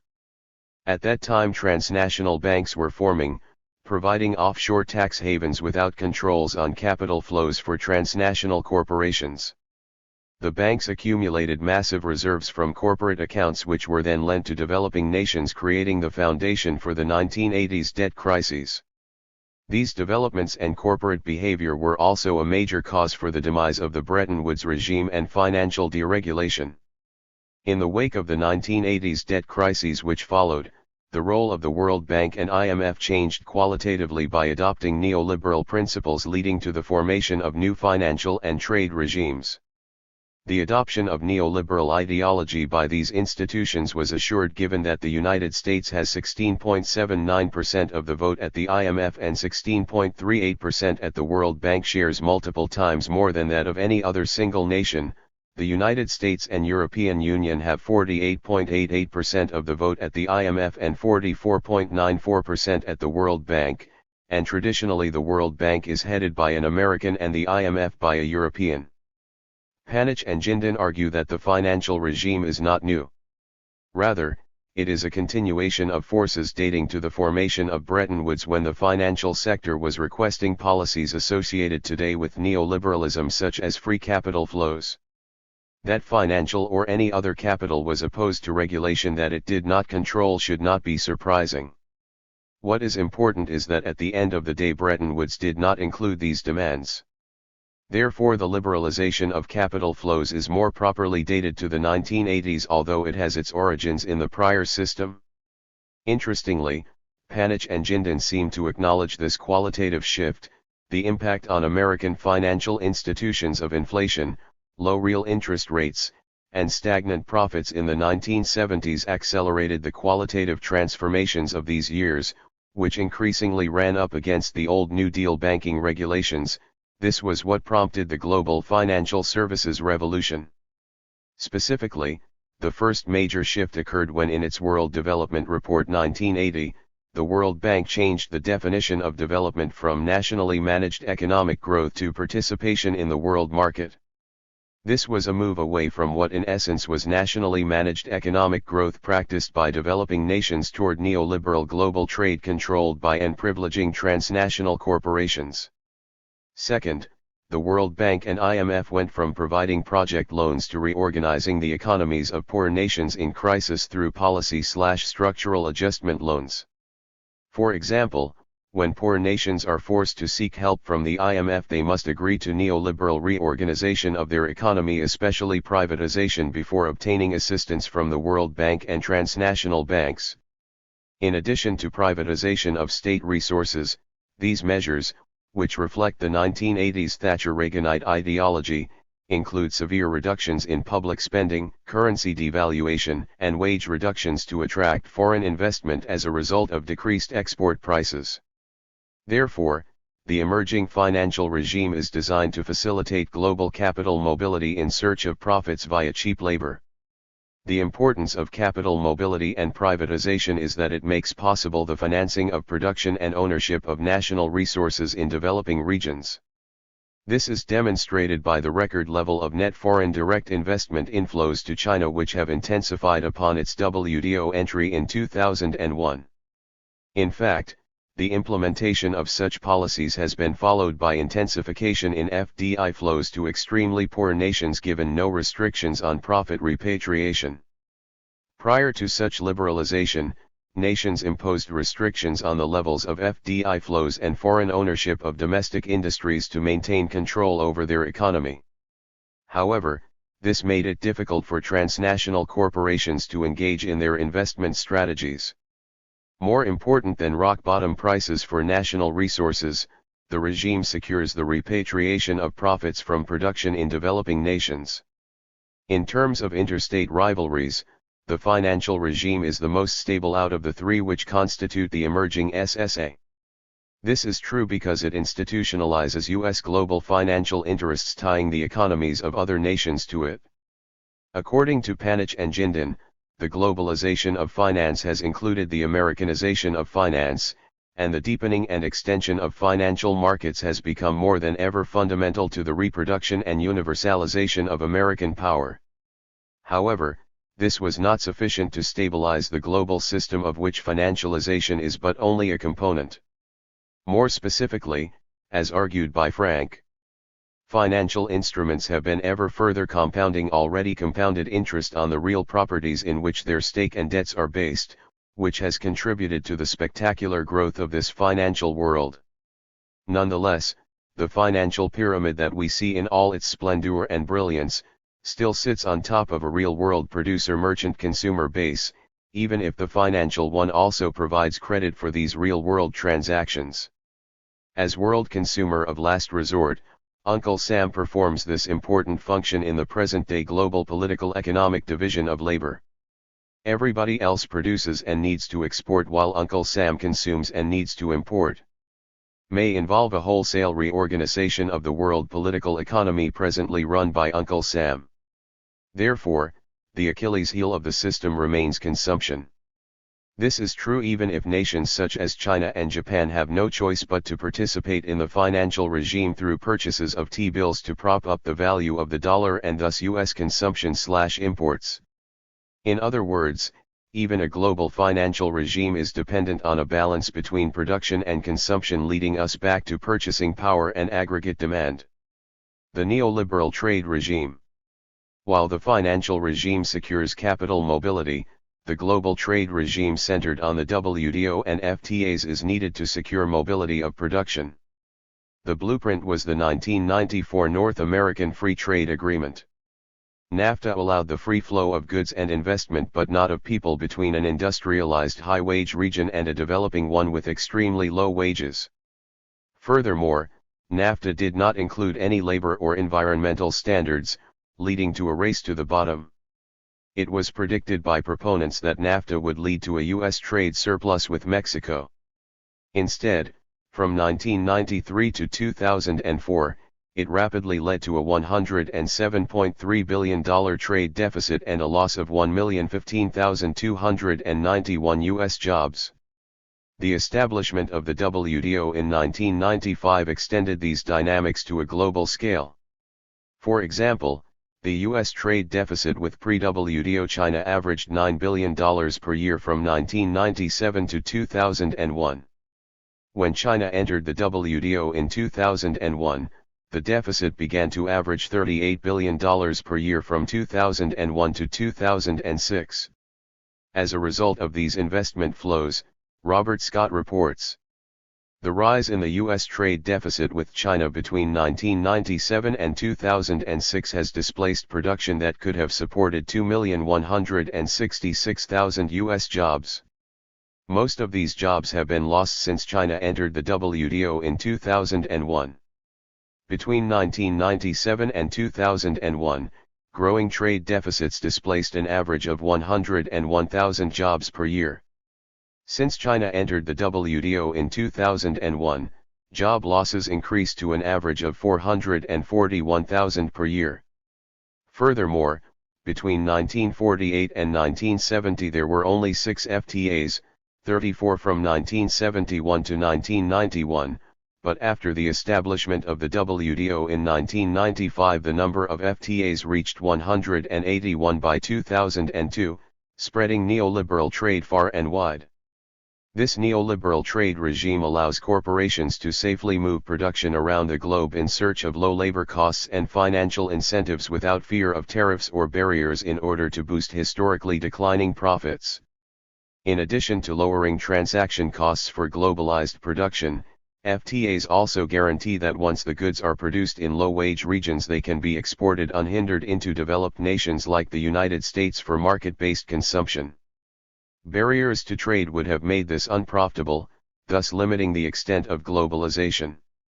Moreover, FTA rules are typically designed in secret by corporations and their governments, often with little to no participation of any citizen, environmental, or labor groups. A prime example of this is the WTO proceedings. Not surprisingly, the trading rules disproportionately privilege capitalist interests, which pit high-income workers of developed regions against those of underdeveloped regions through outsourcing and export processing zones. For example, Mexican real wages have remained flat despite NAFTA's promises as employment increased in EPZs or maquiladoras together with declines in U.S. jobs and real wages. Globally segmented labor markets. These policies shift national labor market segmentation, a concept developed by Gordon et al. To a new artificially created global segmentation of labor without corresponding limitations on capital flows. The origins of the new labor regime can be traced back to the 1980s when the United States had to contain inflation to stem capital outflows and balance the international financial system. At the time, taming inflation meant increasing interest rates through the Volcker shock and containing wage-led inflation from a U.S. labor and civil rights movement on its last gasp. The latter was achieved by crushing what remained of the labor movement, exemplified by Reagan's firing of the air traffic controllers. This cleared the way for financial capital to expand its global outreach and its merging with production capital. Although the new labor accord had been initiated by Reagan defeating U.S. workers in the 1980s, it could not be fully developed into globally segmented labor markets without first the financial regime to secure capital mobility and, second, the neoliberal free trade regime to secure mobility of production but not of people. For this reason, the emergence of globally segmented labor markets can be dated to 1994 to 1995 with the establishment of NAFTA and the WTO, the final element in the equation. In essence, neoliberal globalization, and the emergence of globally segmented labor markets, reinstitutionalizes the old Bretton Woods corporatory relations, which it had institutionalized in turn from the pre-World War colonial system. Effectively, the world's poor are trapped in regions of absolute poverty wages, creating a modern serfdom. More importantly, global segmentation of labor markets presents a qualitative change in that it institutionalizes and intensifies a 1970s labor accord based on defeated national working classes by updating the traditional corporatory divide of colonialism and neocolonialism. Figure 1. The global production consumption model. This creates high-income regions of democratic market-based consumption, where consumers are given greater sovereignty and consumption opportunities. However, as workers, they experience flat real wages, increasing inequality, and the erosion of social safety nets such as pensions, healthcare benefits, and job security. Low-income regions of authoritarian production such as China are also created where the great majority of people remain subsistence wage consumers. For example, it has been estimated that wages in China would be 47 to 85% higher in the absence of labor repression. According to the National Labor Committee, these workers experience flat and extremely low incomes, violations of basic human and labor rights, and sweatshop conditions, while independent monitors and the media are prohibited in such factories and EPZs. Furthermore, although the Bureau of Labor Statistics does not track Chinese wages, it estimated the hourly factory compensation in China to be 64 cents including wages, benefits, and social insurance. By contrast, in 2004 the hourly factory compensation in Mexico and Brazil was $2.50 and $3.03 respectively, compared to $21.90 in Japan, $23.17 in the US, $23.89 in France, $24.71 in the UK, and $32.53 in Germany. In addition, wages for China, Mexico, and Brazil have remained relatively flat since the 1990s, as other parts of the world have been able to offer even cheaper labor. For example, the average hourly wage for apparel workers in Guatemala is 37 to 50 cents, 20 to 30 cents in India, 10 cents in Indonesia, with Bangladesh coming in at a mere 1 cent. In general, the macroeconomic picture that the three regimes are painting is very clear. The role of the IMF and World Bank changed to that of facilitators of capital mobility by the 1980s with the collapse of the Bretton Woods Accord. In the 1990s, the neoliberal trade regime began to solidify with the transformation of GATT into the WTO and the formation of NAFTA a year earlier. Once the basic neoliberal trade structure was established, it set the stage for the formation of additional FTAs. Having secured the mobility of capital and goods through the trade and financial regimes, corporations then began to outsource investment into developing nations for extremely low labor costs while suppressing workers at home. This explains why from 1993 to 1998 the top three recipients of FDI among developing nations were China, Brazil, and Mexico, with India also gaining in recent years. The preceding nations all have very large labor pools in absolute poverty combined with relatively stable political structures. As a result, 2004 net FDI inflows to China reached record levels at $53 billion, while net FDI outflows from the United States exceeded $145 billion compared to previous net FDI inflows of $11.3 billion in 1990. As FDI inflows to low-wage regions reached record levels, so did America's trade deficit as corporations shipped back the output of outsourced production to developed regions for consumption. For example, the U.S. trade deficit with China reached $201 billion in 2005, compared to the pre-WTO levels of $10.4 billion in 1990 and $6 billion in 1985. The declining growth rates of real GDP per capita in developed nations is the mirror image of these trade deficits as corporations relocate production to developing ones, with the most significant drop after the 1990s when the emerging regimes began to solidify. Panich and Jindal argue that theoretically the privileged position of the U.S. in the global system could allow it to experience perpetual trade deficits that nations like China have no choice but to accept. This is possible given that the international reserve and trade currency is the US dollar. Thus, the United States can purchase global goods denominated in its own currency by printing money at a cost of a few cents for paper and ink. Panich and Jindal, though, ignore that these deficits have real consequence for US workers. According to Scott, growth in trade deficits with China has reduced demand for goods produced in every region of the United States. Workers displaced by trade from the manufacturing sector have been shown to have particular difficulty in securing comparable employment elsewhere in the economy. More than one-third of workers displaced from manufacturing drop out of the labor force. Average wages of those who secured re-employment fell 11% to 13%. Trade-related job displacement pushes many workers out of good jobs in manufacturing and other trade-related industries, often into lower-paying industries and frequently out of the labor market. Such outsourcing has contributed to flat and even reduced real wages for the U.S. working class as incomes of the upper class rise, leading to growing inequality. For example, the Gini ratios for U.S. households in America were 0.397 in 1967, 0.419 in 1985, 0.450 in 1995, and 0.466 in 2004. Furthermore, these shifts lead to reduced purchasing power and hence, aggregate demand. Table 1. Average yearly % growth of real GDP per capita authors calculations based on data from the U.S. Department of Labor, 2009. 1960 to 9, 1970 to 9, 1980 to 9, 1990 to 9, 2000 to 8. US 3.33, 2.53, 2.49, 1.99, 1.21. UK 2.25, 2.31, 2.8, 2.11, 1.86. France 4.56, 3.3, 1.83, 1.36, 0.97. Germany * 3.46, 2.8, 1.79, 1.54, 1.22.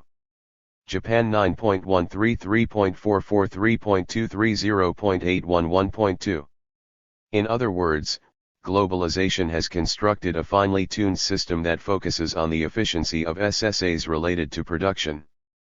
But economic activity is based on a production-consumption model, and it is consumption that globalization is undermining. In the typical workings of a national business cycle, capitalist accumulation is equivalent to a siphoning of surplus value, and thus purchasing power, away from the working class into the pockets of the capitalists. but unless the capitalists invest that wealth in activities that generate jobs and adequate income, the economy will stagnate due to overproduction under consumption. As Figure 1 demonstrates, globalization is short-circuiting the income flow in the developed regions between production and consumption more so than nationally based business cycles. Thus, globalization with its combination of an SSA for democratic market-based mass consumption and the SSA of authoritarian organization of production is siphoning purchasing power from producers and consumers in the developed regions at a greater rate. According to Kotz, the result tends to be a high-profit/stagnant wage expansion that faces a contradiction between the conditions for creation of surplus value and those necessary for its realization. Toward collapse, a global SSA without income? If consumers' purchasing power is insufficient to clear markets, then stagnation is inevitable. Therefore, the new global SSA could not sustain an expansionary period. This is supported by the data on declining or flat GDP growth rates for the world's 5 largest economies prior to the Great Collapse of 2008. This is true because the mode of capitalist accumulation and thus economic growth depends on market-based consumption, described by Marxist critiques of overproduction and underconsumption. Specifically, most global goods and services are consumed by the wealthiest nations. This implies that the production of the new global SSA depends on consumption primarily by the United States, as Frank argues, followed by the EU and Japan. Thus, although the financial system may be stable according to Panich and Jindon, the overall global SSA, of which it is a component, is not, given a severely defeated U.S. working class. Could high U.S. consumption needed by the global system be derived from shared productivity gains between capital and labor? The answer is no. Businesses have kept virtually all of the productivity gains. What is even more troubling is that the gains themselves were derived not by technologically induced productivity growth, but by corporate savings, complements of flat wages and a disciplined contingent labor force due to neoliberal restructuring of the economy. Thus, by definition, it would be impossible to talk of shared productivity gains between labor and capital when they are derived at the expense of the former. Therefore, the historical trend of shared productivity gains that was expressed in the past Fordist expansionary SSA is no longer operative. But how did Americans continue to consume at high levels while real wages declined before the Great Collapse of 2008 to 2009? The answer is dead. Harrison and Bluestone had argued that the growth of the 1980s and 1990s was fueled in large part by consumer credit/debt and government deficit spending. Licht and Fitzgerald also show how the disappearing U.S. middle class continued to maintain its high consumption levels through debt. They argue that as real wages started to stagnate from the 1970s, credit became easier to obtain. According to Kotz, growth in the mid-1990s was fueled partially by the wealth effect of the stock market bubble, especially in technologies. Most of the growth, though, was accounted for by consumer spending due to low interest rates making borrowing more affordable. For example, in 2003 the real average credit card debt per household reached $9,000, up from $4,000 in 1990. Once consumers maxed out their credit cards at historic levels, new sources of debt continued to emerge, such as home equity loans that also reached historic levels. In 2001 a severe recession was avoided thanks to continued strength in consumer spending. Kotz explains this was partially due to the temporary effect of the Bush tax cuts, which benefited some middle and upper middle income households. He found most of the consumer spending, however, was accounted for by still growing household debt. From 2003 to 2007, the U.S. economy has been driven by a continued rise in consumer spending despite flat incomes. This spending had been financed by historically low interest rates given the glut of liquidity/credit by the Fed's easy monetary policy, contributing to the housing bubble. The illusion of wealth generated by the housing bubble coupled with low interest rates and flat incomes led to an explosion of home equity loans. For example, Home equity loans in 1990 amounted to $150 billion versus over $300 billion in 1998 and $439 billion in 2006, while overall household debt as a percentage of after-tax income went from 30% in 1950 to over 90% in 2000 and 120% by 2005. Thus, the middle layer of the working class has treated debt as income to continue an unsustainable level of consumption, while the lower sections of the working class depended on debt to get by, given stagnant and even declining real income.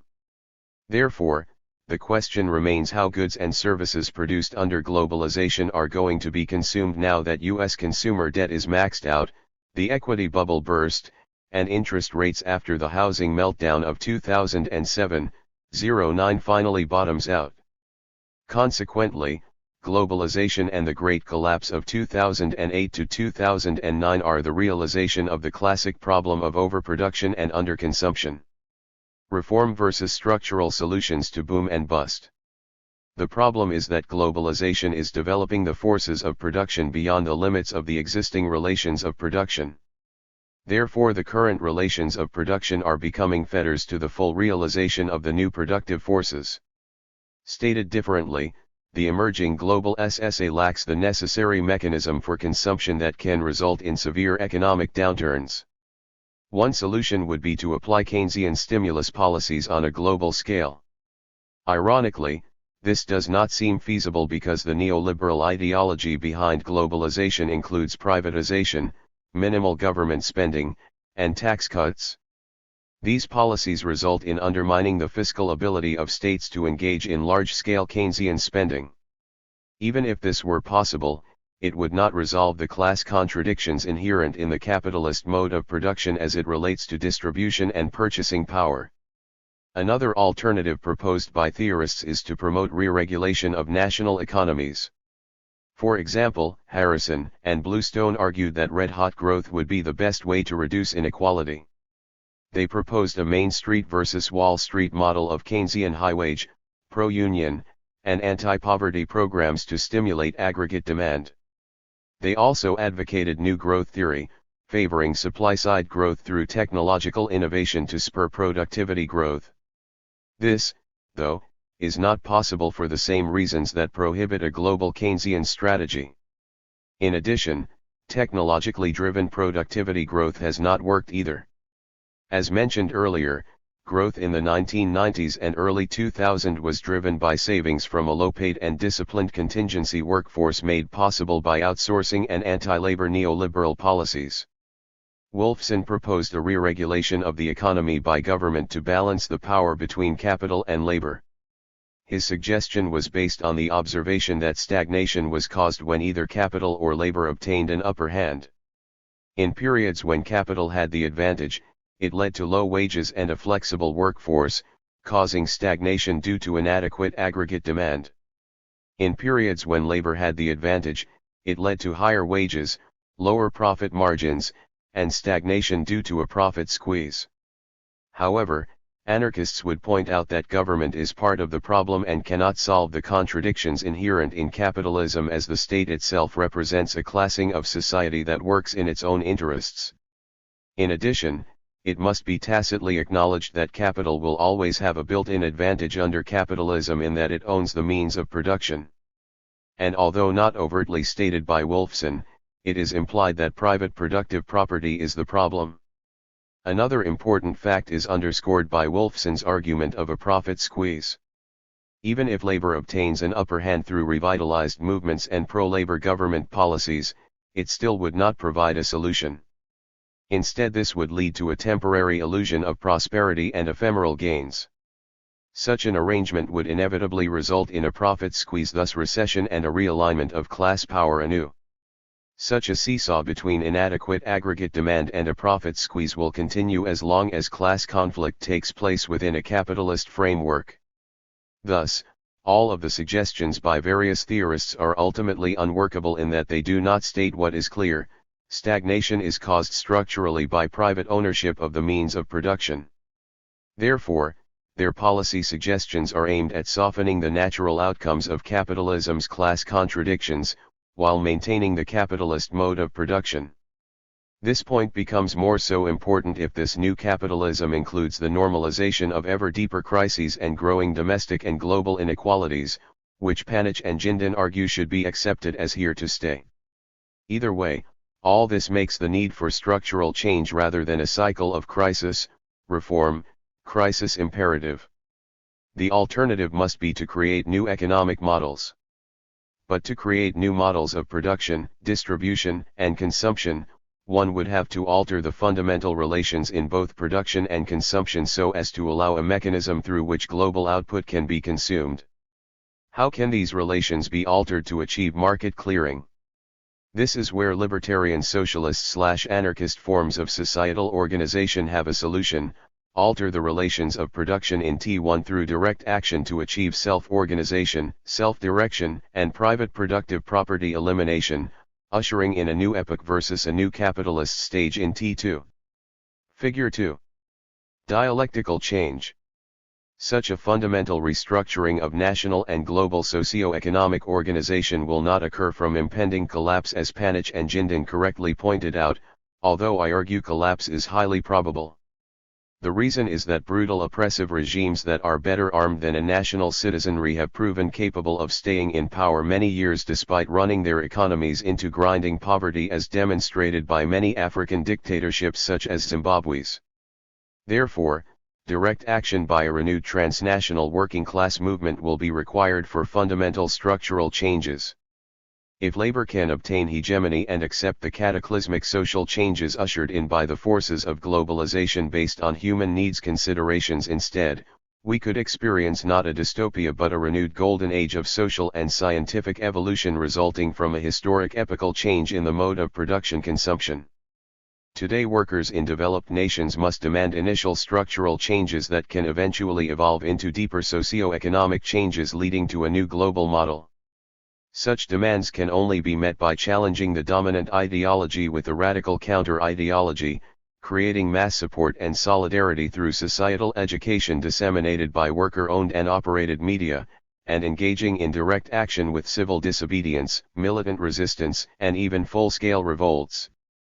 These strategies are based on my prior analysis of U.S. labor and civil rights history, showing that this was how workers and people of color obtained most, if not all, their fundamental gains. Such actions, though, would require a renewed and militant labor movement with actual blueprints for an alternative form of socio-economic organization.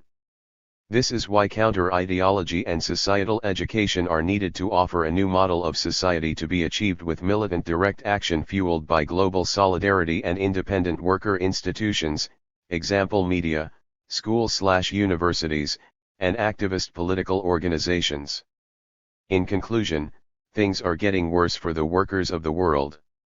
However, resistance is possible based on the classic call for workers of the world to unite and challenge the legitimacy of the existing system. We need to reassert ourselves and not be intimidated into accepting an emperor with new clothes every time capitalism goes through a transformation. The Economic Crisis and Libertarian Socialists. Robin Hahnel. This chapter is based on an invited speech given by Robin Hahnel at the Anti-Authoritarian Bee-Fest in Athens, Greece, on May 27, 2010. The talk addressed the origins of the global economic crisis that struck in the fall of 2008, and critically evaluated early responses by ruling elites in the United States and Europe. However, a great deal has happened since then.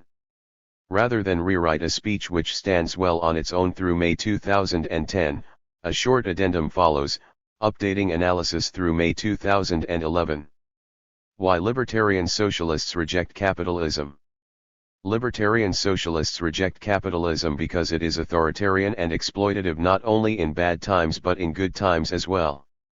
Libertarian socialists know that ordinary people are perfectly capable of managing and coordinating our own economic activities without self-serving elites to tell us what to do.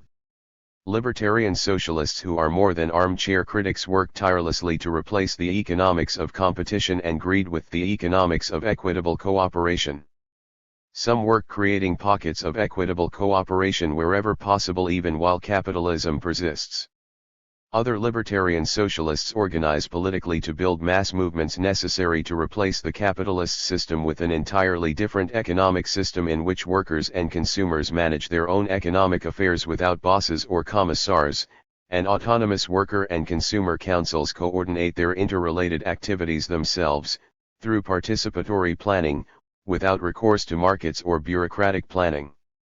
But if libertarian socialists did not need the worst financial and economic crisis in over 80 years to teach us that capitalism is an albatross around our necks, why is the current economic crisis of any particular importance to us? Why should libertarian socialists say or do anything differently than we were before the crisis struck? The answer is very simple: because we are too few, and the crisis opens important new opportunities for us to convince others of things we know, provided we can get them to listen. The problem libertarian socialists must solve. All too often libertarian socialists focus on other people's problems rather than our own. Too many libertarian socialists think other people's problem is that they fail to listen to and join us. Wrong. Our problem is that too few listen to us, much less join us. We need to remember in everything we do that this is our problem, which we must solve. Our vision of a better world is thoroughly democratic. It is a vision that is much more deeply participatory and democratic than has even occurred to most people. But an important implication of a profoundly democratic goal that too many libertarian socialists conveniently ignore is that before our goal can be achieved, a substantial majority of people must be ready to abandon the economics of competition and greed and embrace the possibility of an economics of equitable cooperation. So until we solve our recruiting problem, there is little point in arguing over other issues, such as how to topple capitalist governments or defeat reactionary forces who will maneuver to maintain elite rule even when a majority of the population is ready to free themselves from all masters.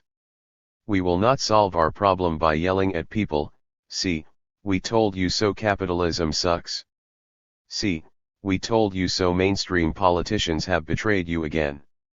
We will certainly not convince people that workers and consumers can manage their own affairs and organize and coordinate an efficient and equitable division of labor among themselves by simply repeating that we believe this is possible. We have been repeating that people can live better through self-government and free association for close to 200 years. Why should we expect more people to believe us if we offer no more compelling arguments than we have in the past? Why should we expect to recruit more people if we do no better job of addressing people's doubts about how self-managing, autonomous councils of workers and consumers can actually solve real problems that will arise once capitalist overlords and market forces have been banished? Leftists will never recruit enough people to support our vision as long as libertarian socialism remains a faith-based initiative. Rhetorical flourishes about the virtues of free association that fail to go beyond what great libertarian socialist forebears preached 100 years ago begin to sound hollow when unaccompanied by concrete solutions to problems sensible people know will arise. We need to learn to communicate in ways designed to convince those who are not already anti-capitalist rather than please ourselves. Too much of our discourse is designed to make us feel good. Too often we preach to our own small choir and ignore the fact that by doing so we further alienate those whose minds we must change and whose trust we must earn. This is why we must go beyond assuming our conclusions when we explain what is wrong with the economy today and why it is not working. This is why we must be much more concrete than we have been in the past, and present our case remembering that our primary audience are people who do not already agree with us and who paid us no heed in the past, but just maybe, due to recent events, may now lend us an ear. Explaining this crisis. When leftists explain this crisis as a predictable crisis of capitalism, we convince nobody who was not already convinced that capitalism is prone to crisis.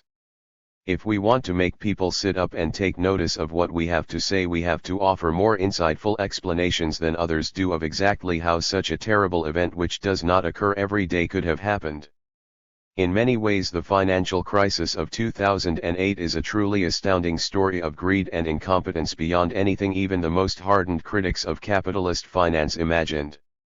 Leftists who learn to tell this story well will find ears that continue to listen.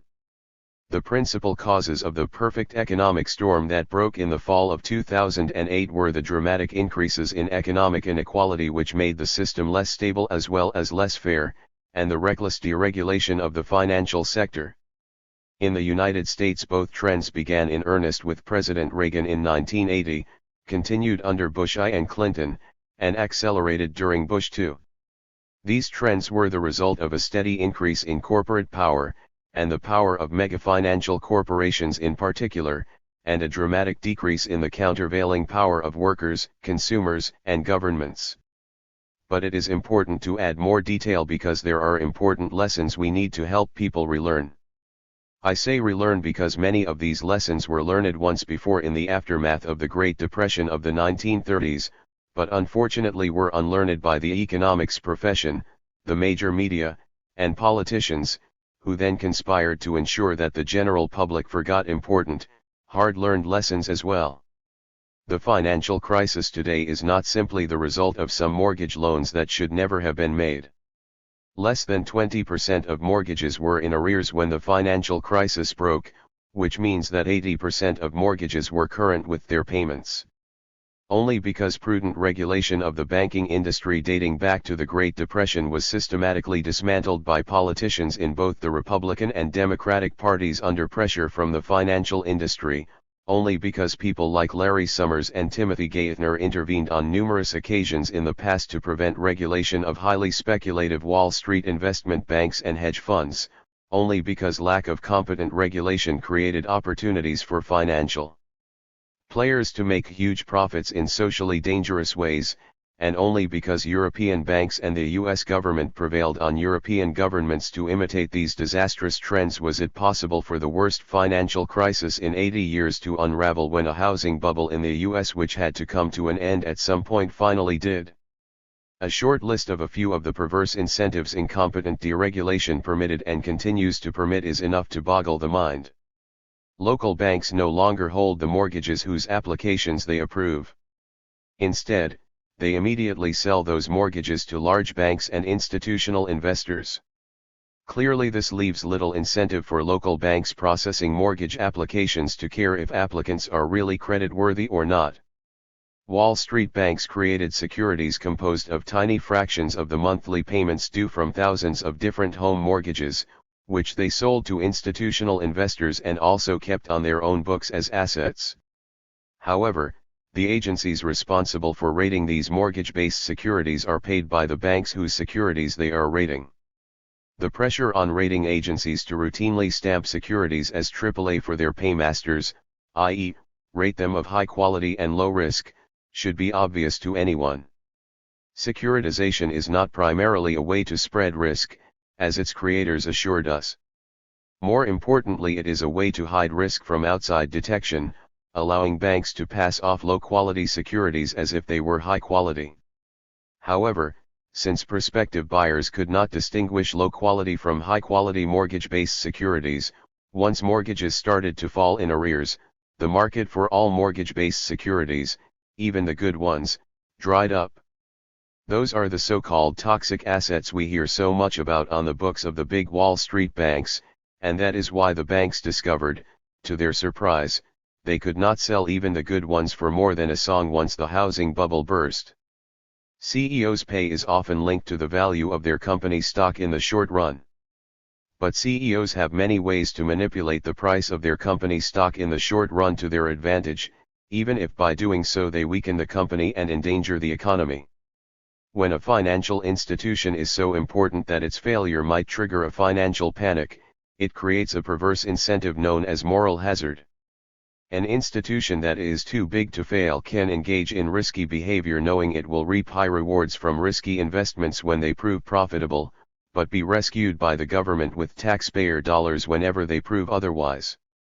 Wall Street is the best example of lemon socialism the capitalist world has ever seen. When things go well, Wall Street wins. When things go badly, the taxpayer, not Wall Street, loses. And of course, last but not least, more leverage, i.e., playing with more of other people's money and less of its own, means higher rates of profit for any financial institution. but it also means greater financial fragility for the system as a whole, and a bigger collapse when a crisis materializes. Every attempt to restrict leverage for financial institutions that were too big to fail was defeated by the industry and its defenders, like Larry Summers. Lesson 1, Unregulated, free market finance is an accident waiting to happen. If the credit system is going to be left in private hands, not only must regulations over traditional financial institutions be restored and strengthened, but the new financial sector of Wall Street investment banks and hedge funds that grew up outside the old regulatory structures must be subjected to regulations that prohibit behavior that has proven detrimental to the public interest. A public takeover of the financial sector is the best option, not only to prevent further crises, but also to steer investment into energy conservation and developing renewable energy sources necessary to make our economies carbon neutral by mid-century, rather than into more unproductive asset bubbles. But short of nationalization, prudent regulation is an absolute necessity. Large inequalities of income and wealth are not only unfair, they also increase the likelihood of economic crises for the simple reason that more of the income of the wealthy is not automatically turned into consumption demand. The poorer you are, the more likely you are to spend what little income you have relatively quickly, and thereby provide adequate demand for all that was produced. The richer you are, the more likely you are not to consume all your income. Unless the savings of the wealthy are successfully channeled into spending on goods and services by someone else, the demand for goods in general will fall short of the supply.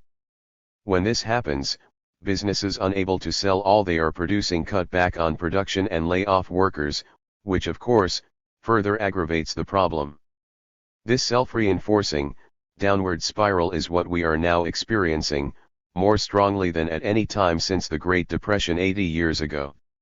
Lesson 2, we need a massive fiscal stimulus because there is no other way to stem the recessionary slide that has become the overriding economic problem. Household income is falling, few have any equity left in their homes they can borrow against, and most people's credit cards are maxed out. Clearly the increased spending needed right now is not going to come from the household sector. Nor will it come from the business sector since businesses are not going to invest in new plants and machinery when they cannot sell all they are making already. For now the only way to stem the downward recessionary spiral is for government to spend more than it collects in taxes, a lot more. Yes, this means we need a big government budget deficit right now. Bigger deficit now, good. Smaller deficit now, bad. Even if all one cares about is minimizing the size of the national debt 5 years from now, the best policy is to run a larger deficit now. The logic is simple enough, nothing increases the national debt more than a recession because tax receipts go down when income goes down, which is what a recession is, falling production and incomes. However, the underlying problem that created the conditions for the macroeconomic imbalance and also make it difficult to reverse is the dramatic growth of inequality over the previous decades, leaving too little purchasing power in the hands of those who use it fully and quickly. This problem must be rectified as well. Lesson 3, wages must keep pace with productivity increases or the economy will not only become more unfair, it will also become more unstable. What can be done to protect wages immediately? In the United States, passage of the Employee Free Choice Act, which was stalled in 2007 by a Republican filibuster in the U.S. Senate, would remove barriers preventing workers from forming unions, eliminate incentives for employers to stall negotiations over a first contract, and increase penalties for employers who break the law during union organizing campaigns. Eliminating tax breaks for companies that outsource jobs abroad and insisting on adequate and enforceable labor standards in all international trade agreements would help reduce downward pressure on U.S. wages and working conditions. The Trade Reform, Accountability, Development, and Employment Act of 2009 would move us in the right direction. Of course, passage of these bills would only be a beginning. Much more is needed to increase income equality. But new legislation to empower unions, new legislation to undo the damage wreaked by neoliberal international economic treaties, increasing the minimum wage, and strengthening the social safety net through funding increases for unemployment insurance, social security, and welfare programs are all necessary steps that would increase income equality and make economic crises like this one less likely in the future. Explaining the abysmal response. The worst economic crisis in over 80 years has generated many words but few concrete actions that will improve matters.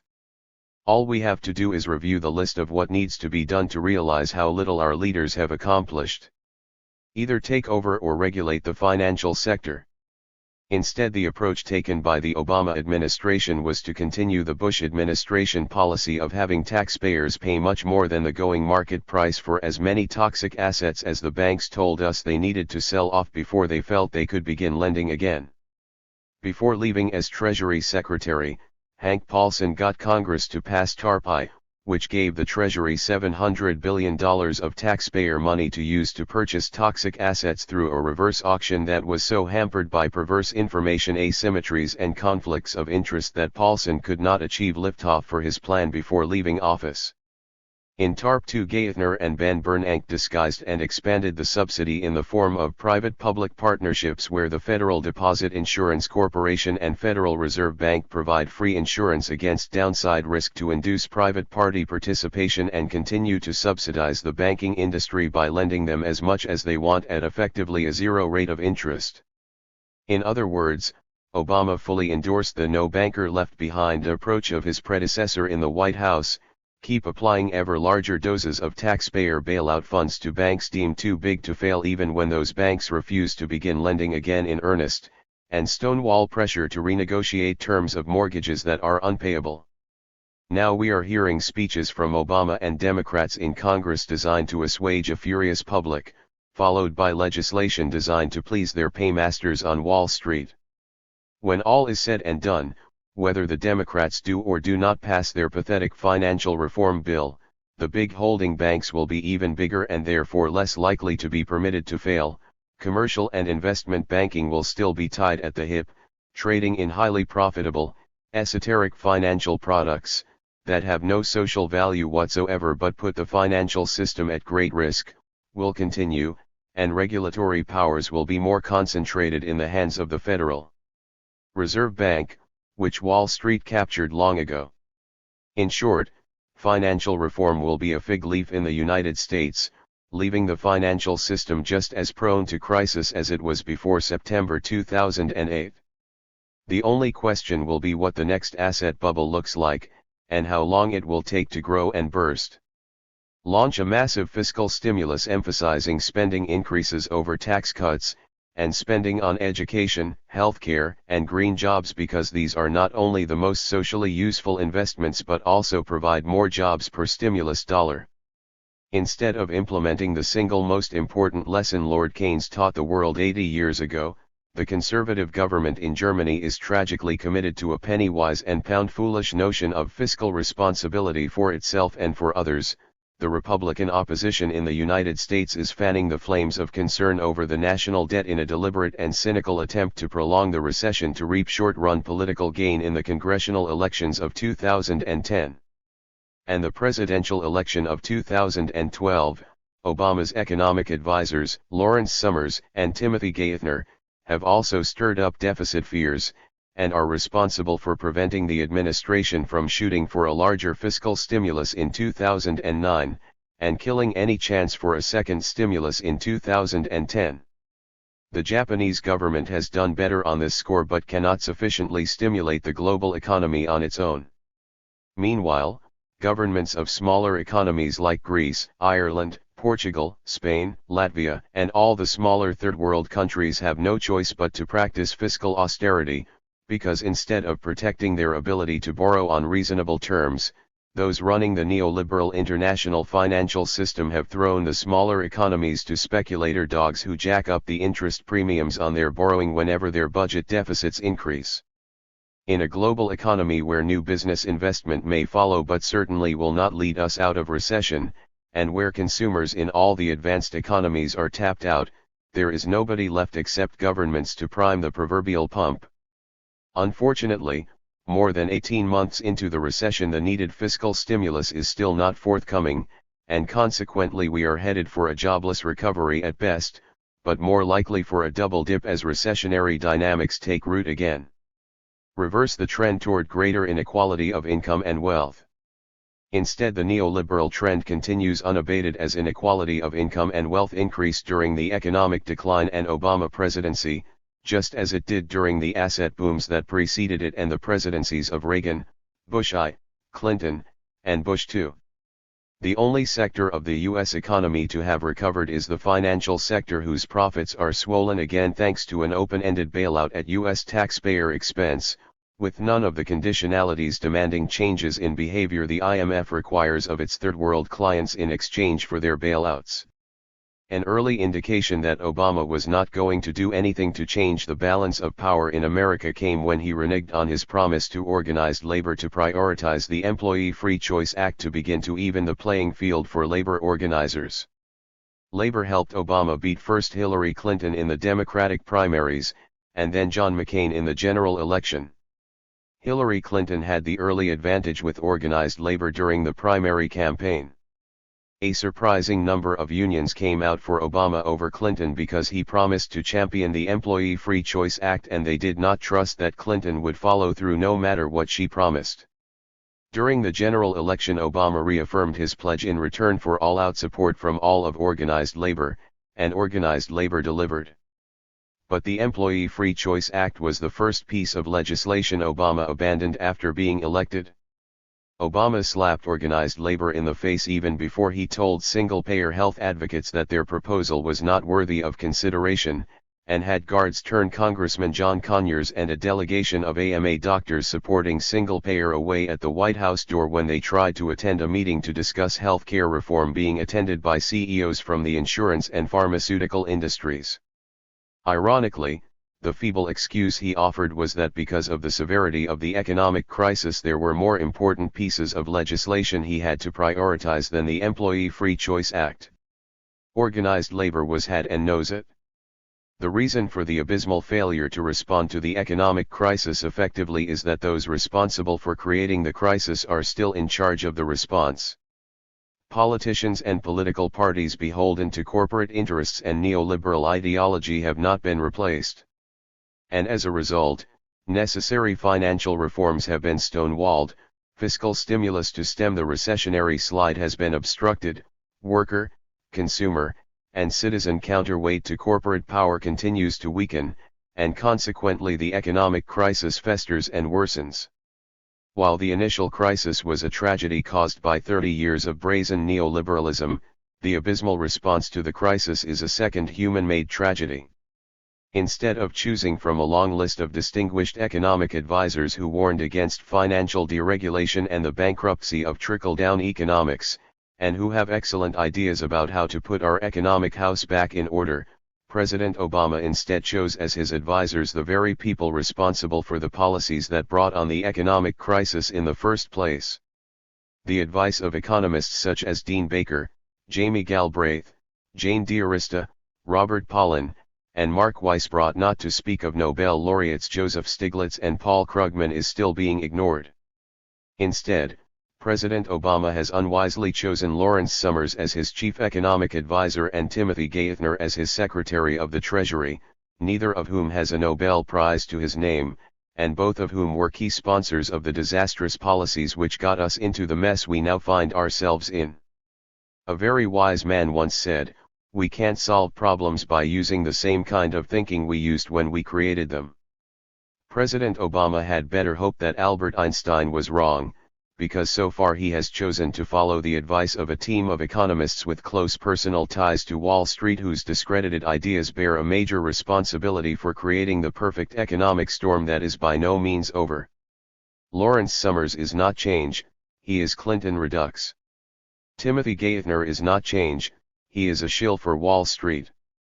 And Ben Bernanke, who Obama renominated and the Democratic Congress just confirmed for another term as chair of the Federal Reserve Bank, bears much of the responsibility for the policies that led to the greatest financial crisis in over 80 years we are still suffering from. Of course, the underlying question is why Obama chose the economic advisors he did, and why he continues to listen to them despite overwhelming evidence that their advice has failed to produce desirable economic results and has now revitalized a Republican Party that was in hopeless disarray only 15 months ago. I am not particularly inclined to speculate about motives, but I suspect the answer to that question lies in where Obama has gotten his campaign finance support in the past, and continues to plan to raise money in the future. The answer lies in a political strategy that came to be known in the Clinton administration as triangulation. And the answer lies in the fact that Obama personally is a centrist and not a progressive, and Obama is cautious not audacious even though present circumstances would reward boldness and will punish timidity. Finally, people I trust who have taken the time to examine his career carefully tell me Obama always talks the talk but seldom walks the walk. In sum, 2 years into the crisis, insiders have only been replaced by other insiders who were equally culpable, and nowhere in the world have insiders yet been replaced by outsiders. Leftists who learn how to explain why the response of discredited leaders is woefully inadequate, and what governments should be doing instead, will find even more ears willing to keep listening. Greece and the European Union. While I am much more familiar with the crisis in the United States and the status of our failed response than I am with the situation in Europe, I feel sufficiently informed to make a few observations about the crisis in Greece and problems unique to the European Union. Aeschylus, Sophocles, and Euripides created tragedy for the stage thousands of years ago, and now modern Greece is living through a real tragedy. The popular image of Greeks as unproductive, lazy workers who brought on this crisis by trying to live beyond their means is pure nonsense and a blatant attempt to blame the victims in order to exonerate those who are truly guilty. The list of real villains begins with international financial speculators who have made it much more expensive and difficult for the Greek government to roll over its debt than it should be, and greatly magnified the size of the bailout package the European Commission and IMF had to put together. Banks and hedge funds that trade credit default swaps, currency traders, and rating agencies have perfected a speculative game that is extremely profitable for them but extremely detrimental to attempts to solve the Greek debt crisis and protect the euro. Libertarian socialists here in Greece would do well to learn to tell this story well to those they organize and work with.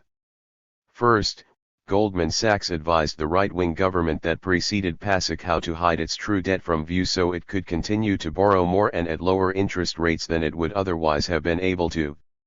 Most of that hidden debt went to pay for corporate welfare and enable massive tax evasion by wealthy Greek supporters of the government. Then Goldman Sachs, knowing full well that Greek debt was higher than it appeared, began to play what former General Counsel of Long-Term Capital Management hedge fund James Rickards calls the whack the piñata game, and other players were soon to follow.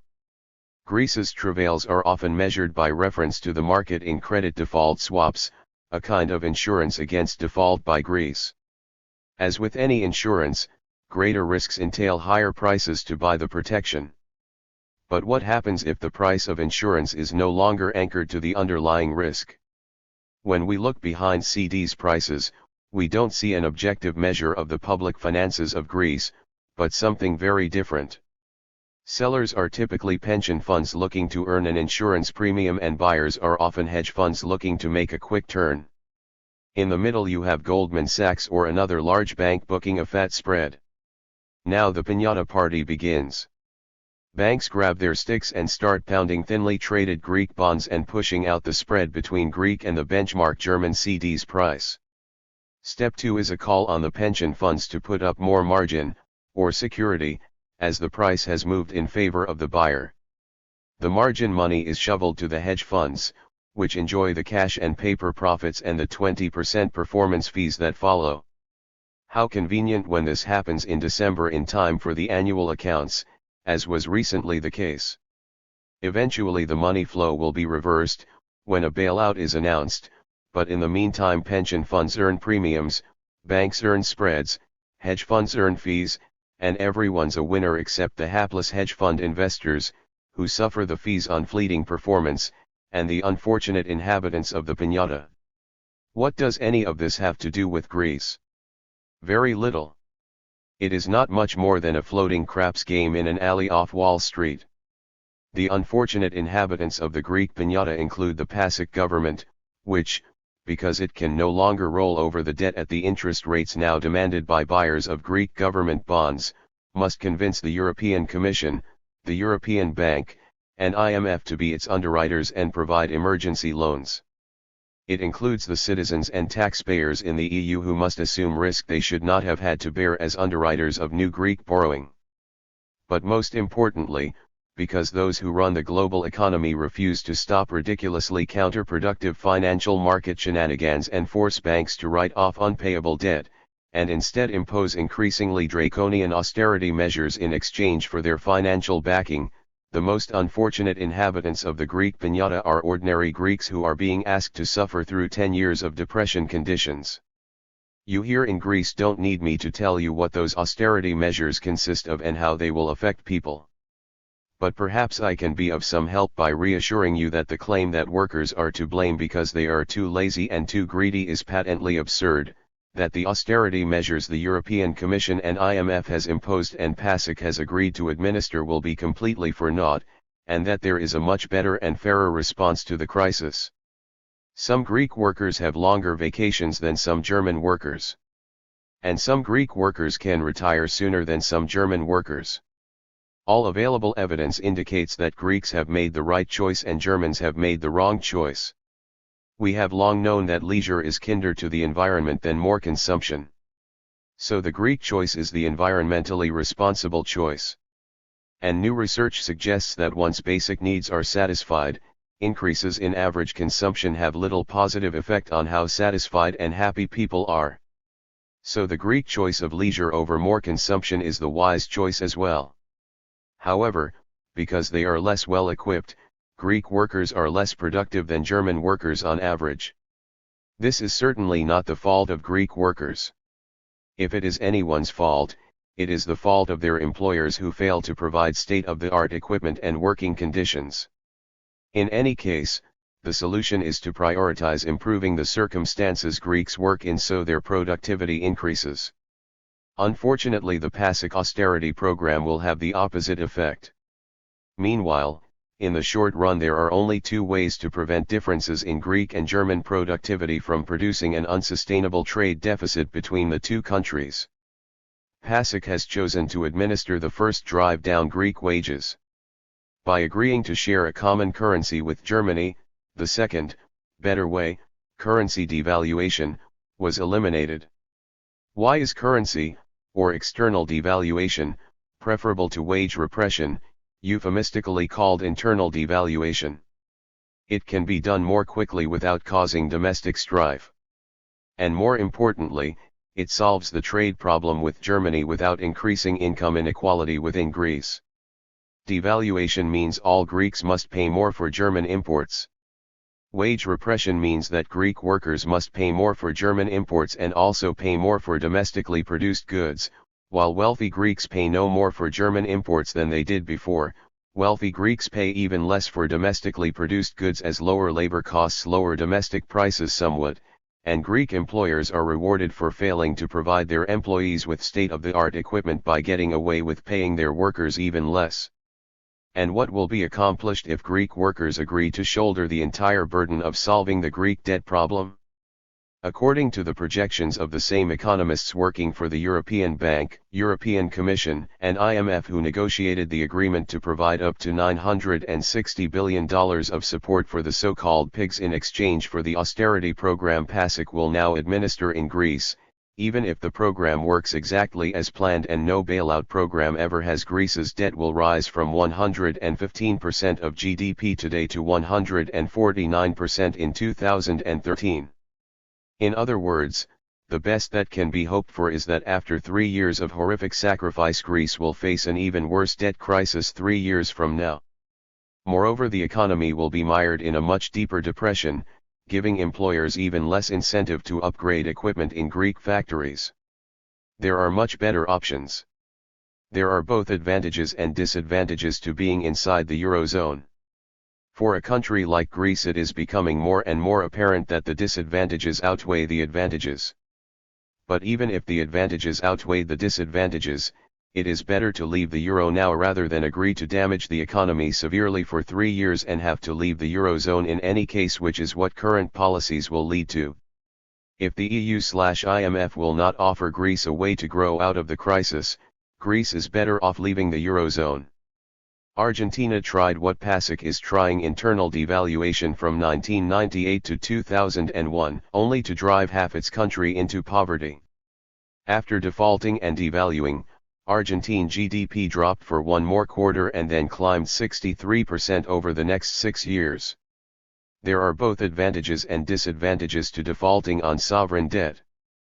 But in the immortal words of former U.S. Treasury Secretary Hank Paulson, who told the U.S. Congress in October 2008 that they had no choice but to approve his $700 billion bailout request for U.S. banks because Congress was already on the hook, this time Greece had the stronger countries in the Eurozone on the hook and needed to take more advantage of its leverage. Much of Greek debt is owed to banks from other European countries, Germany in particular. And as everyone knows, the euro would take a serious hit if Greece defaulted.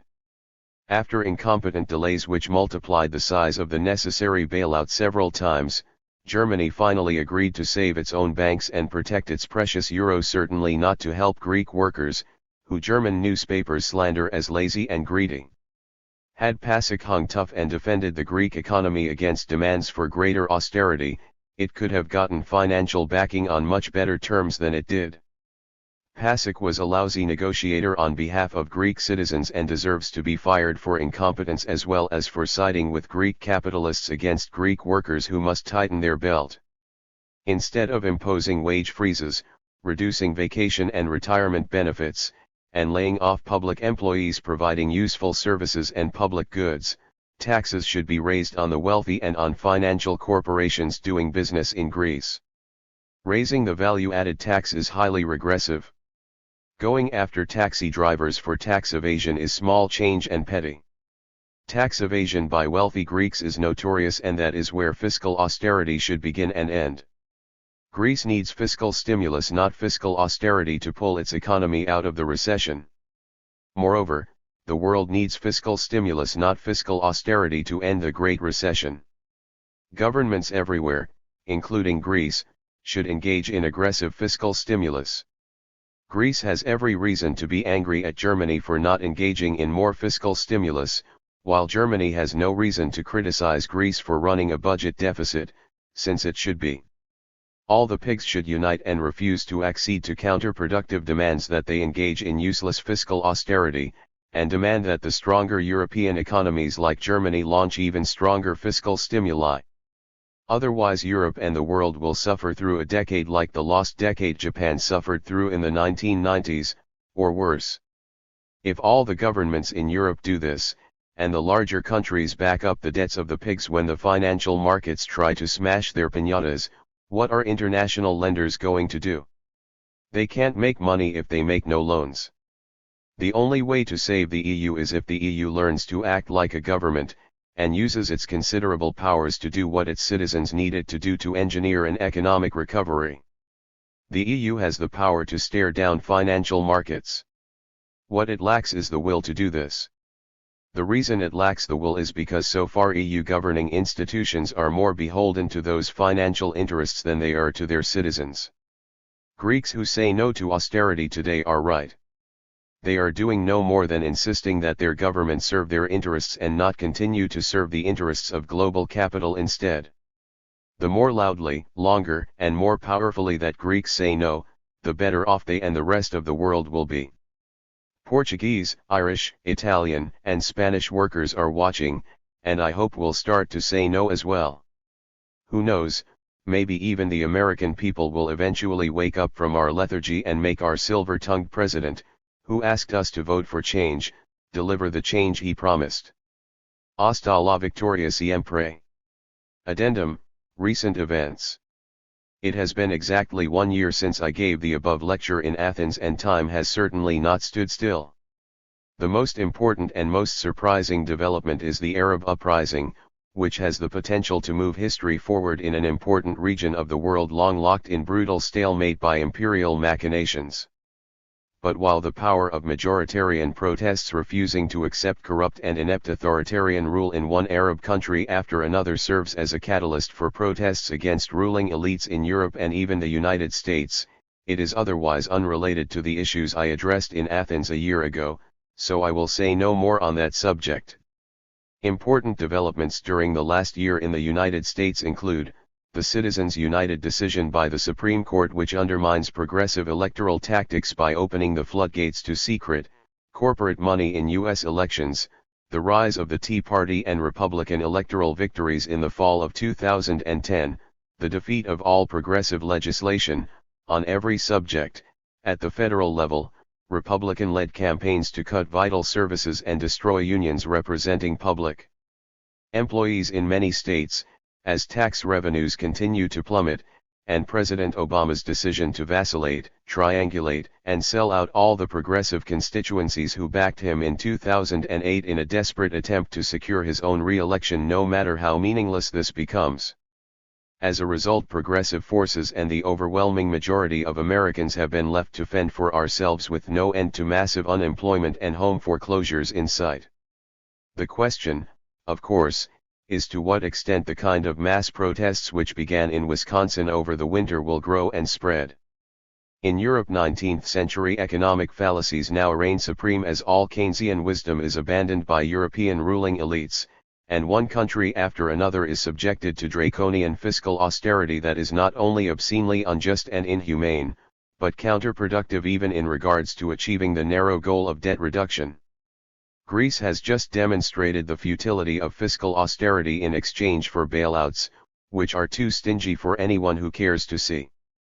As of last week, the Greek government was being forced to pay 16.8% interest on 10-year bonds, and as a result it has had to return to the EC for help less than a year after its first bailout. Yet the European Central Bank, European Commission, and IMF persist in meting out even larger doses of the same austerity medicine to Ireland, Portugal, and Spain.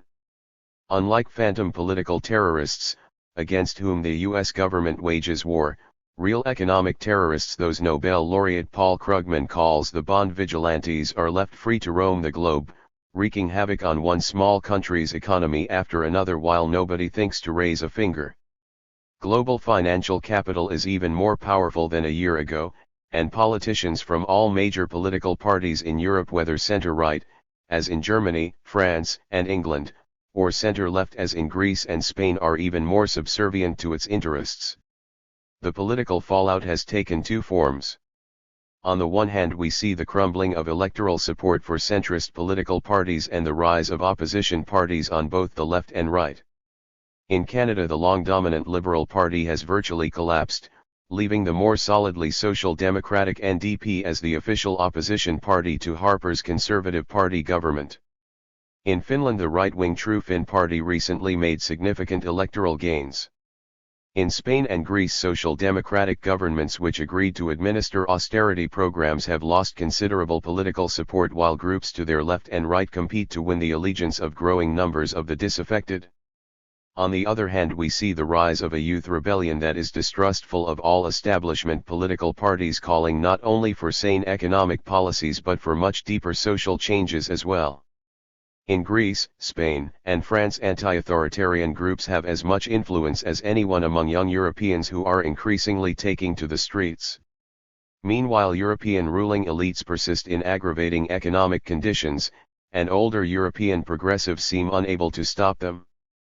May 27, 2011.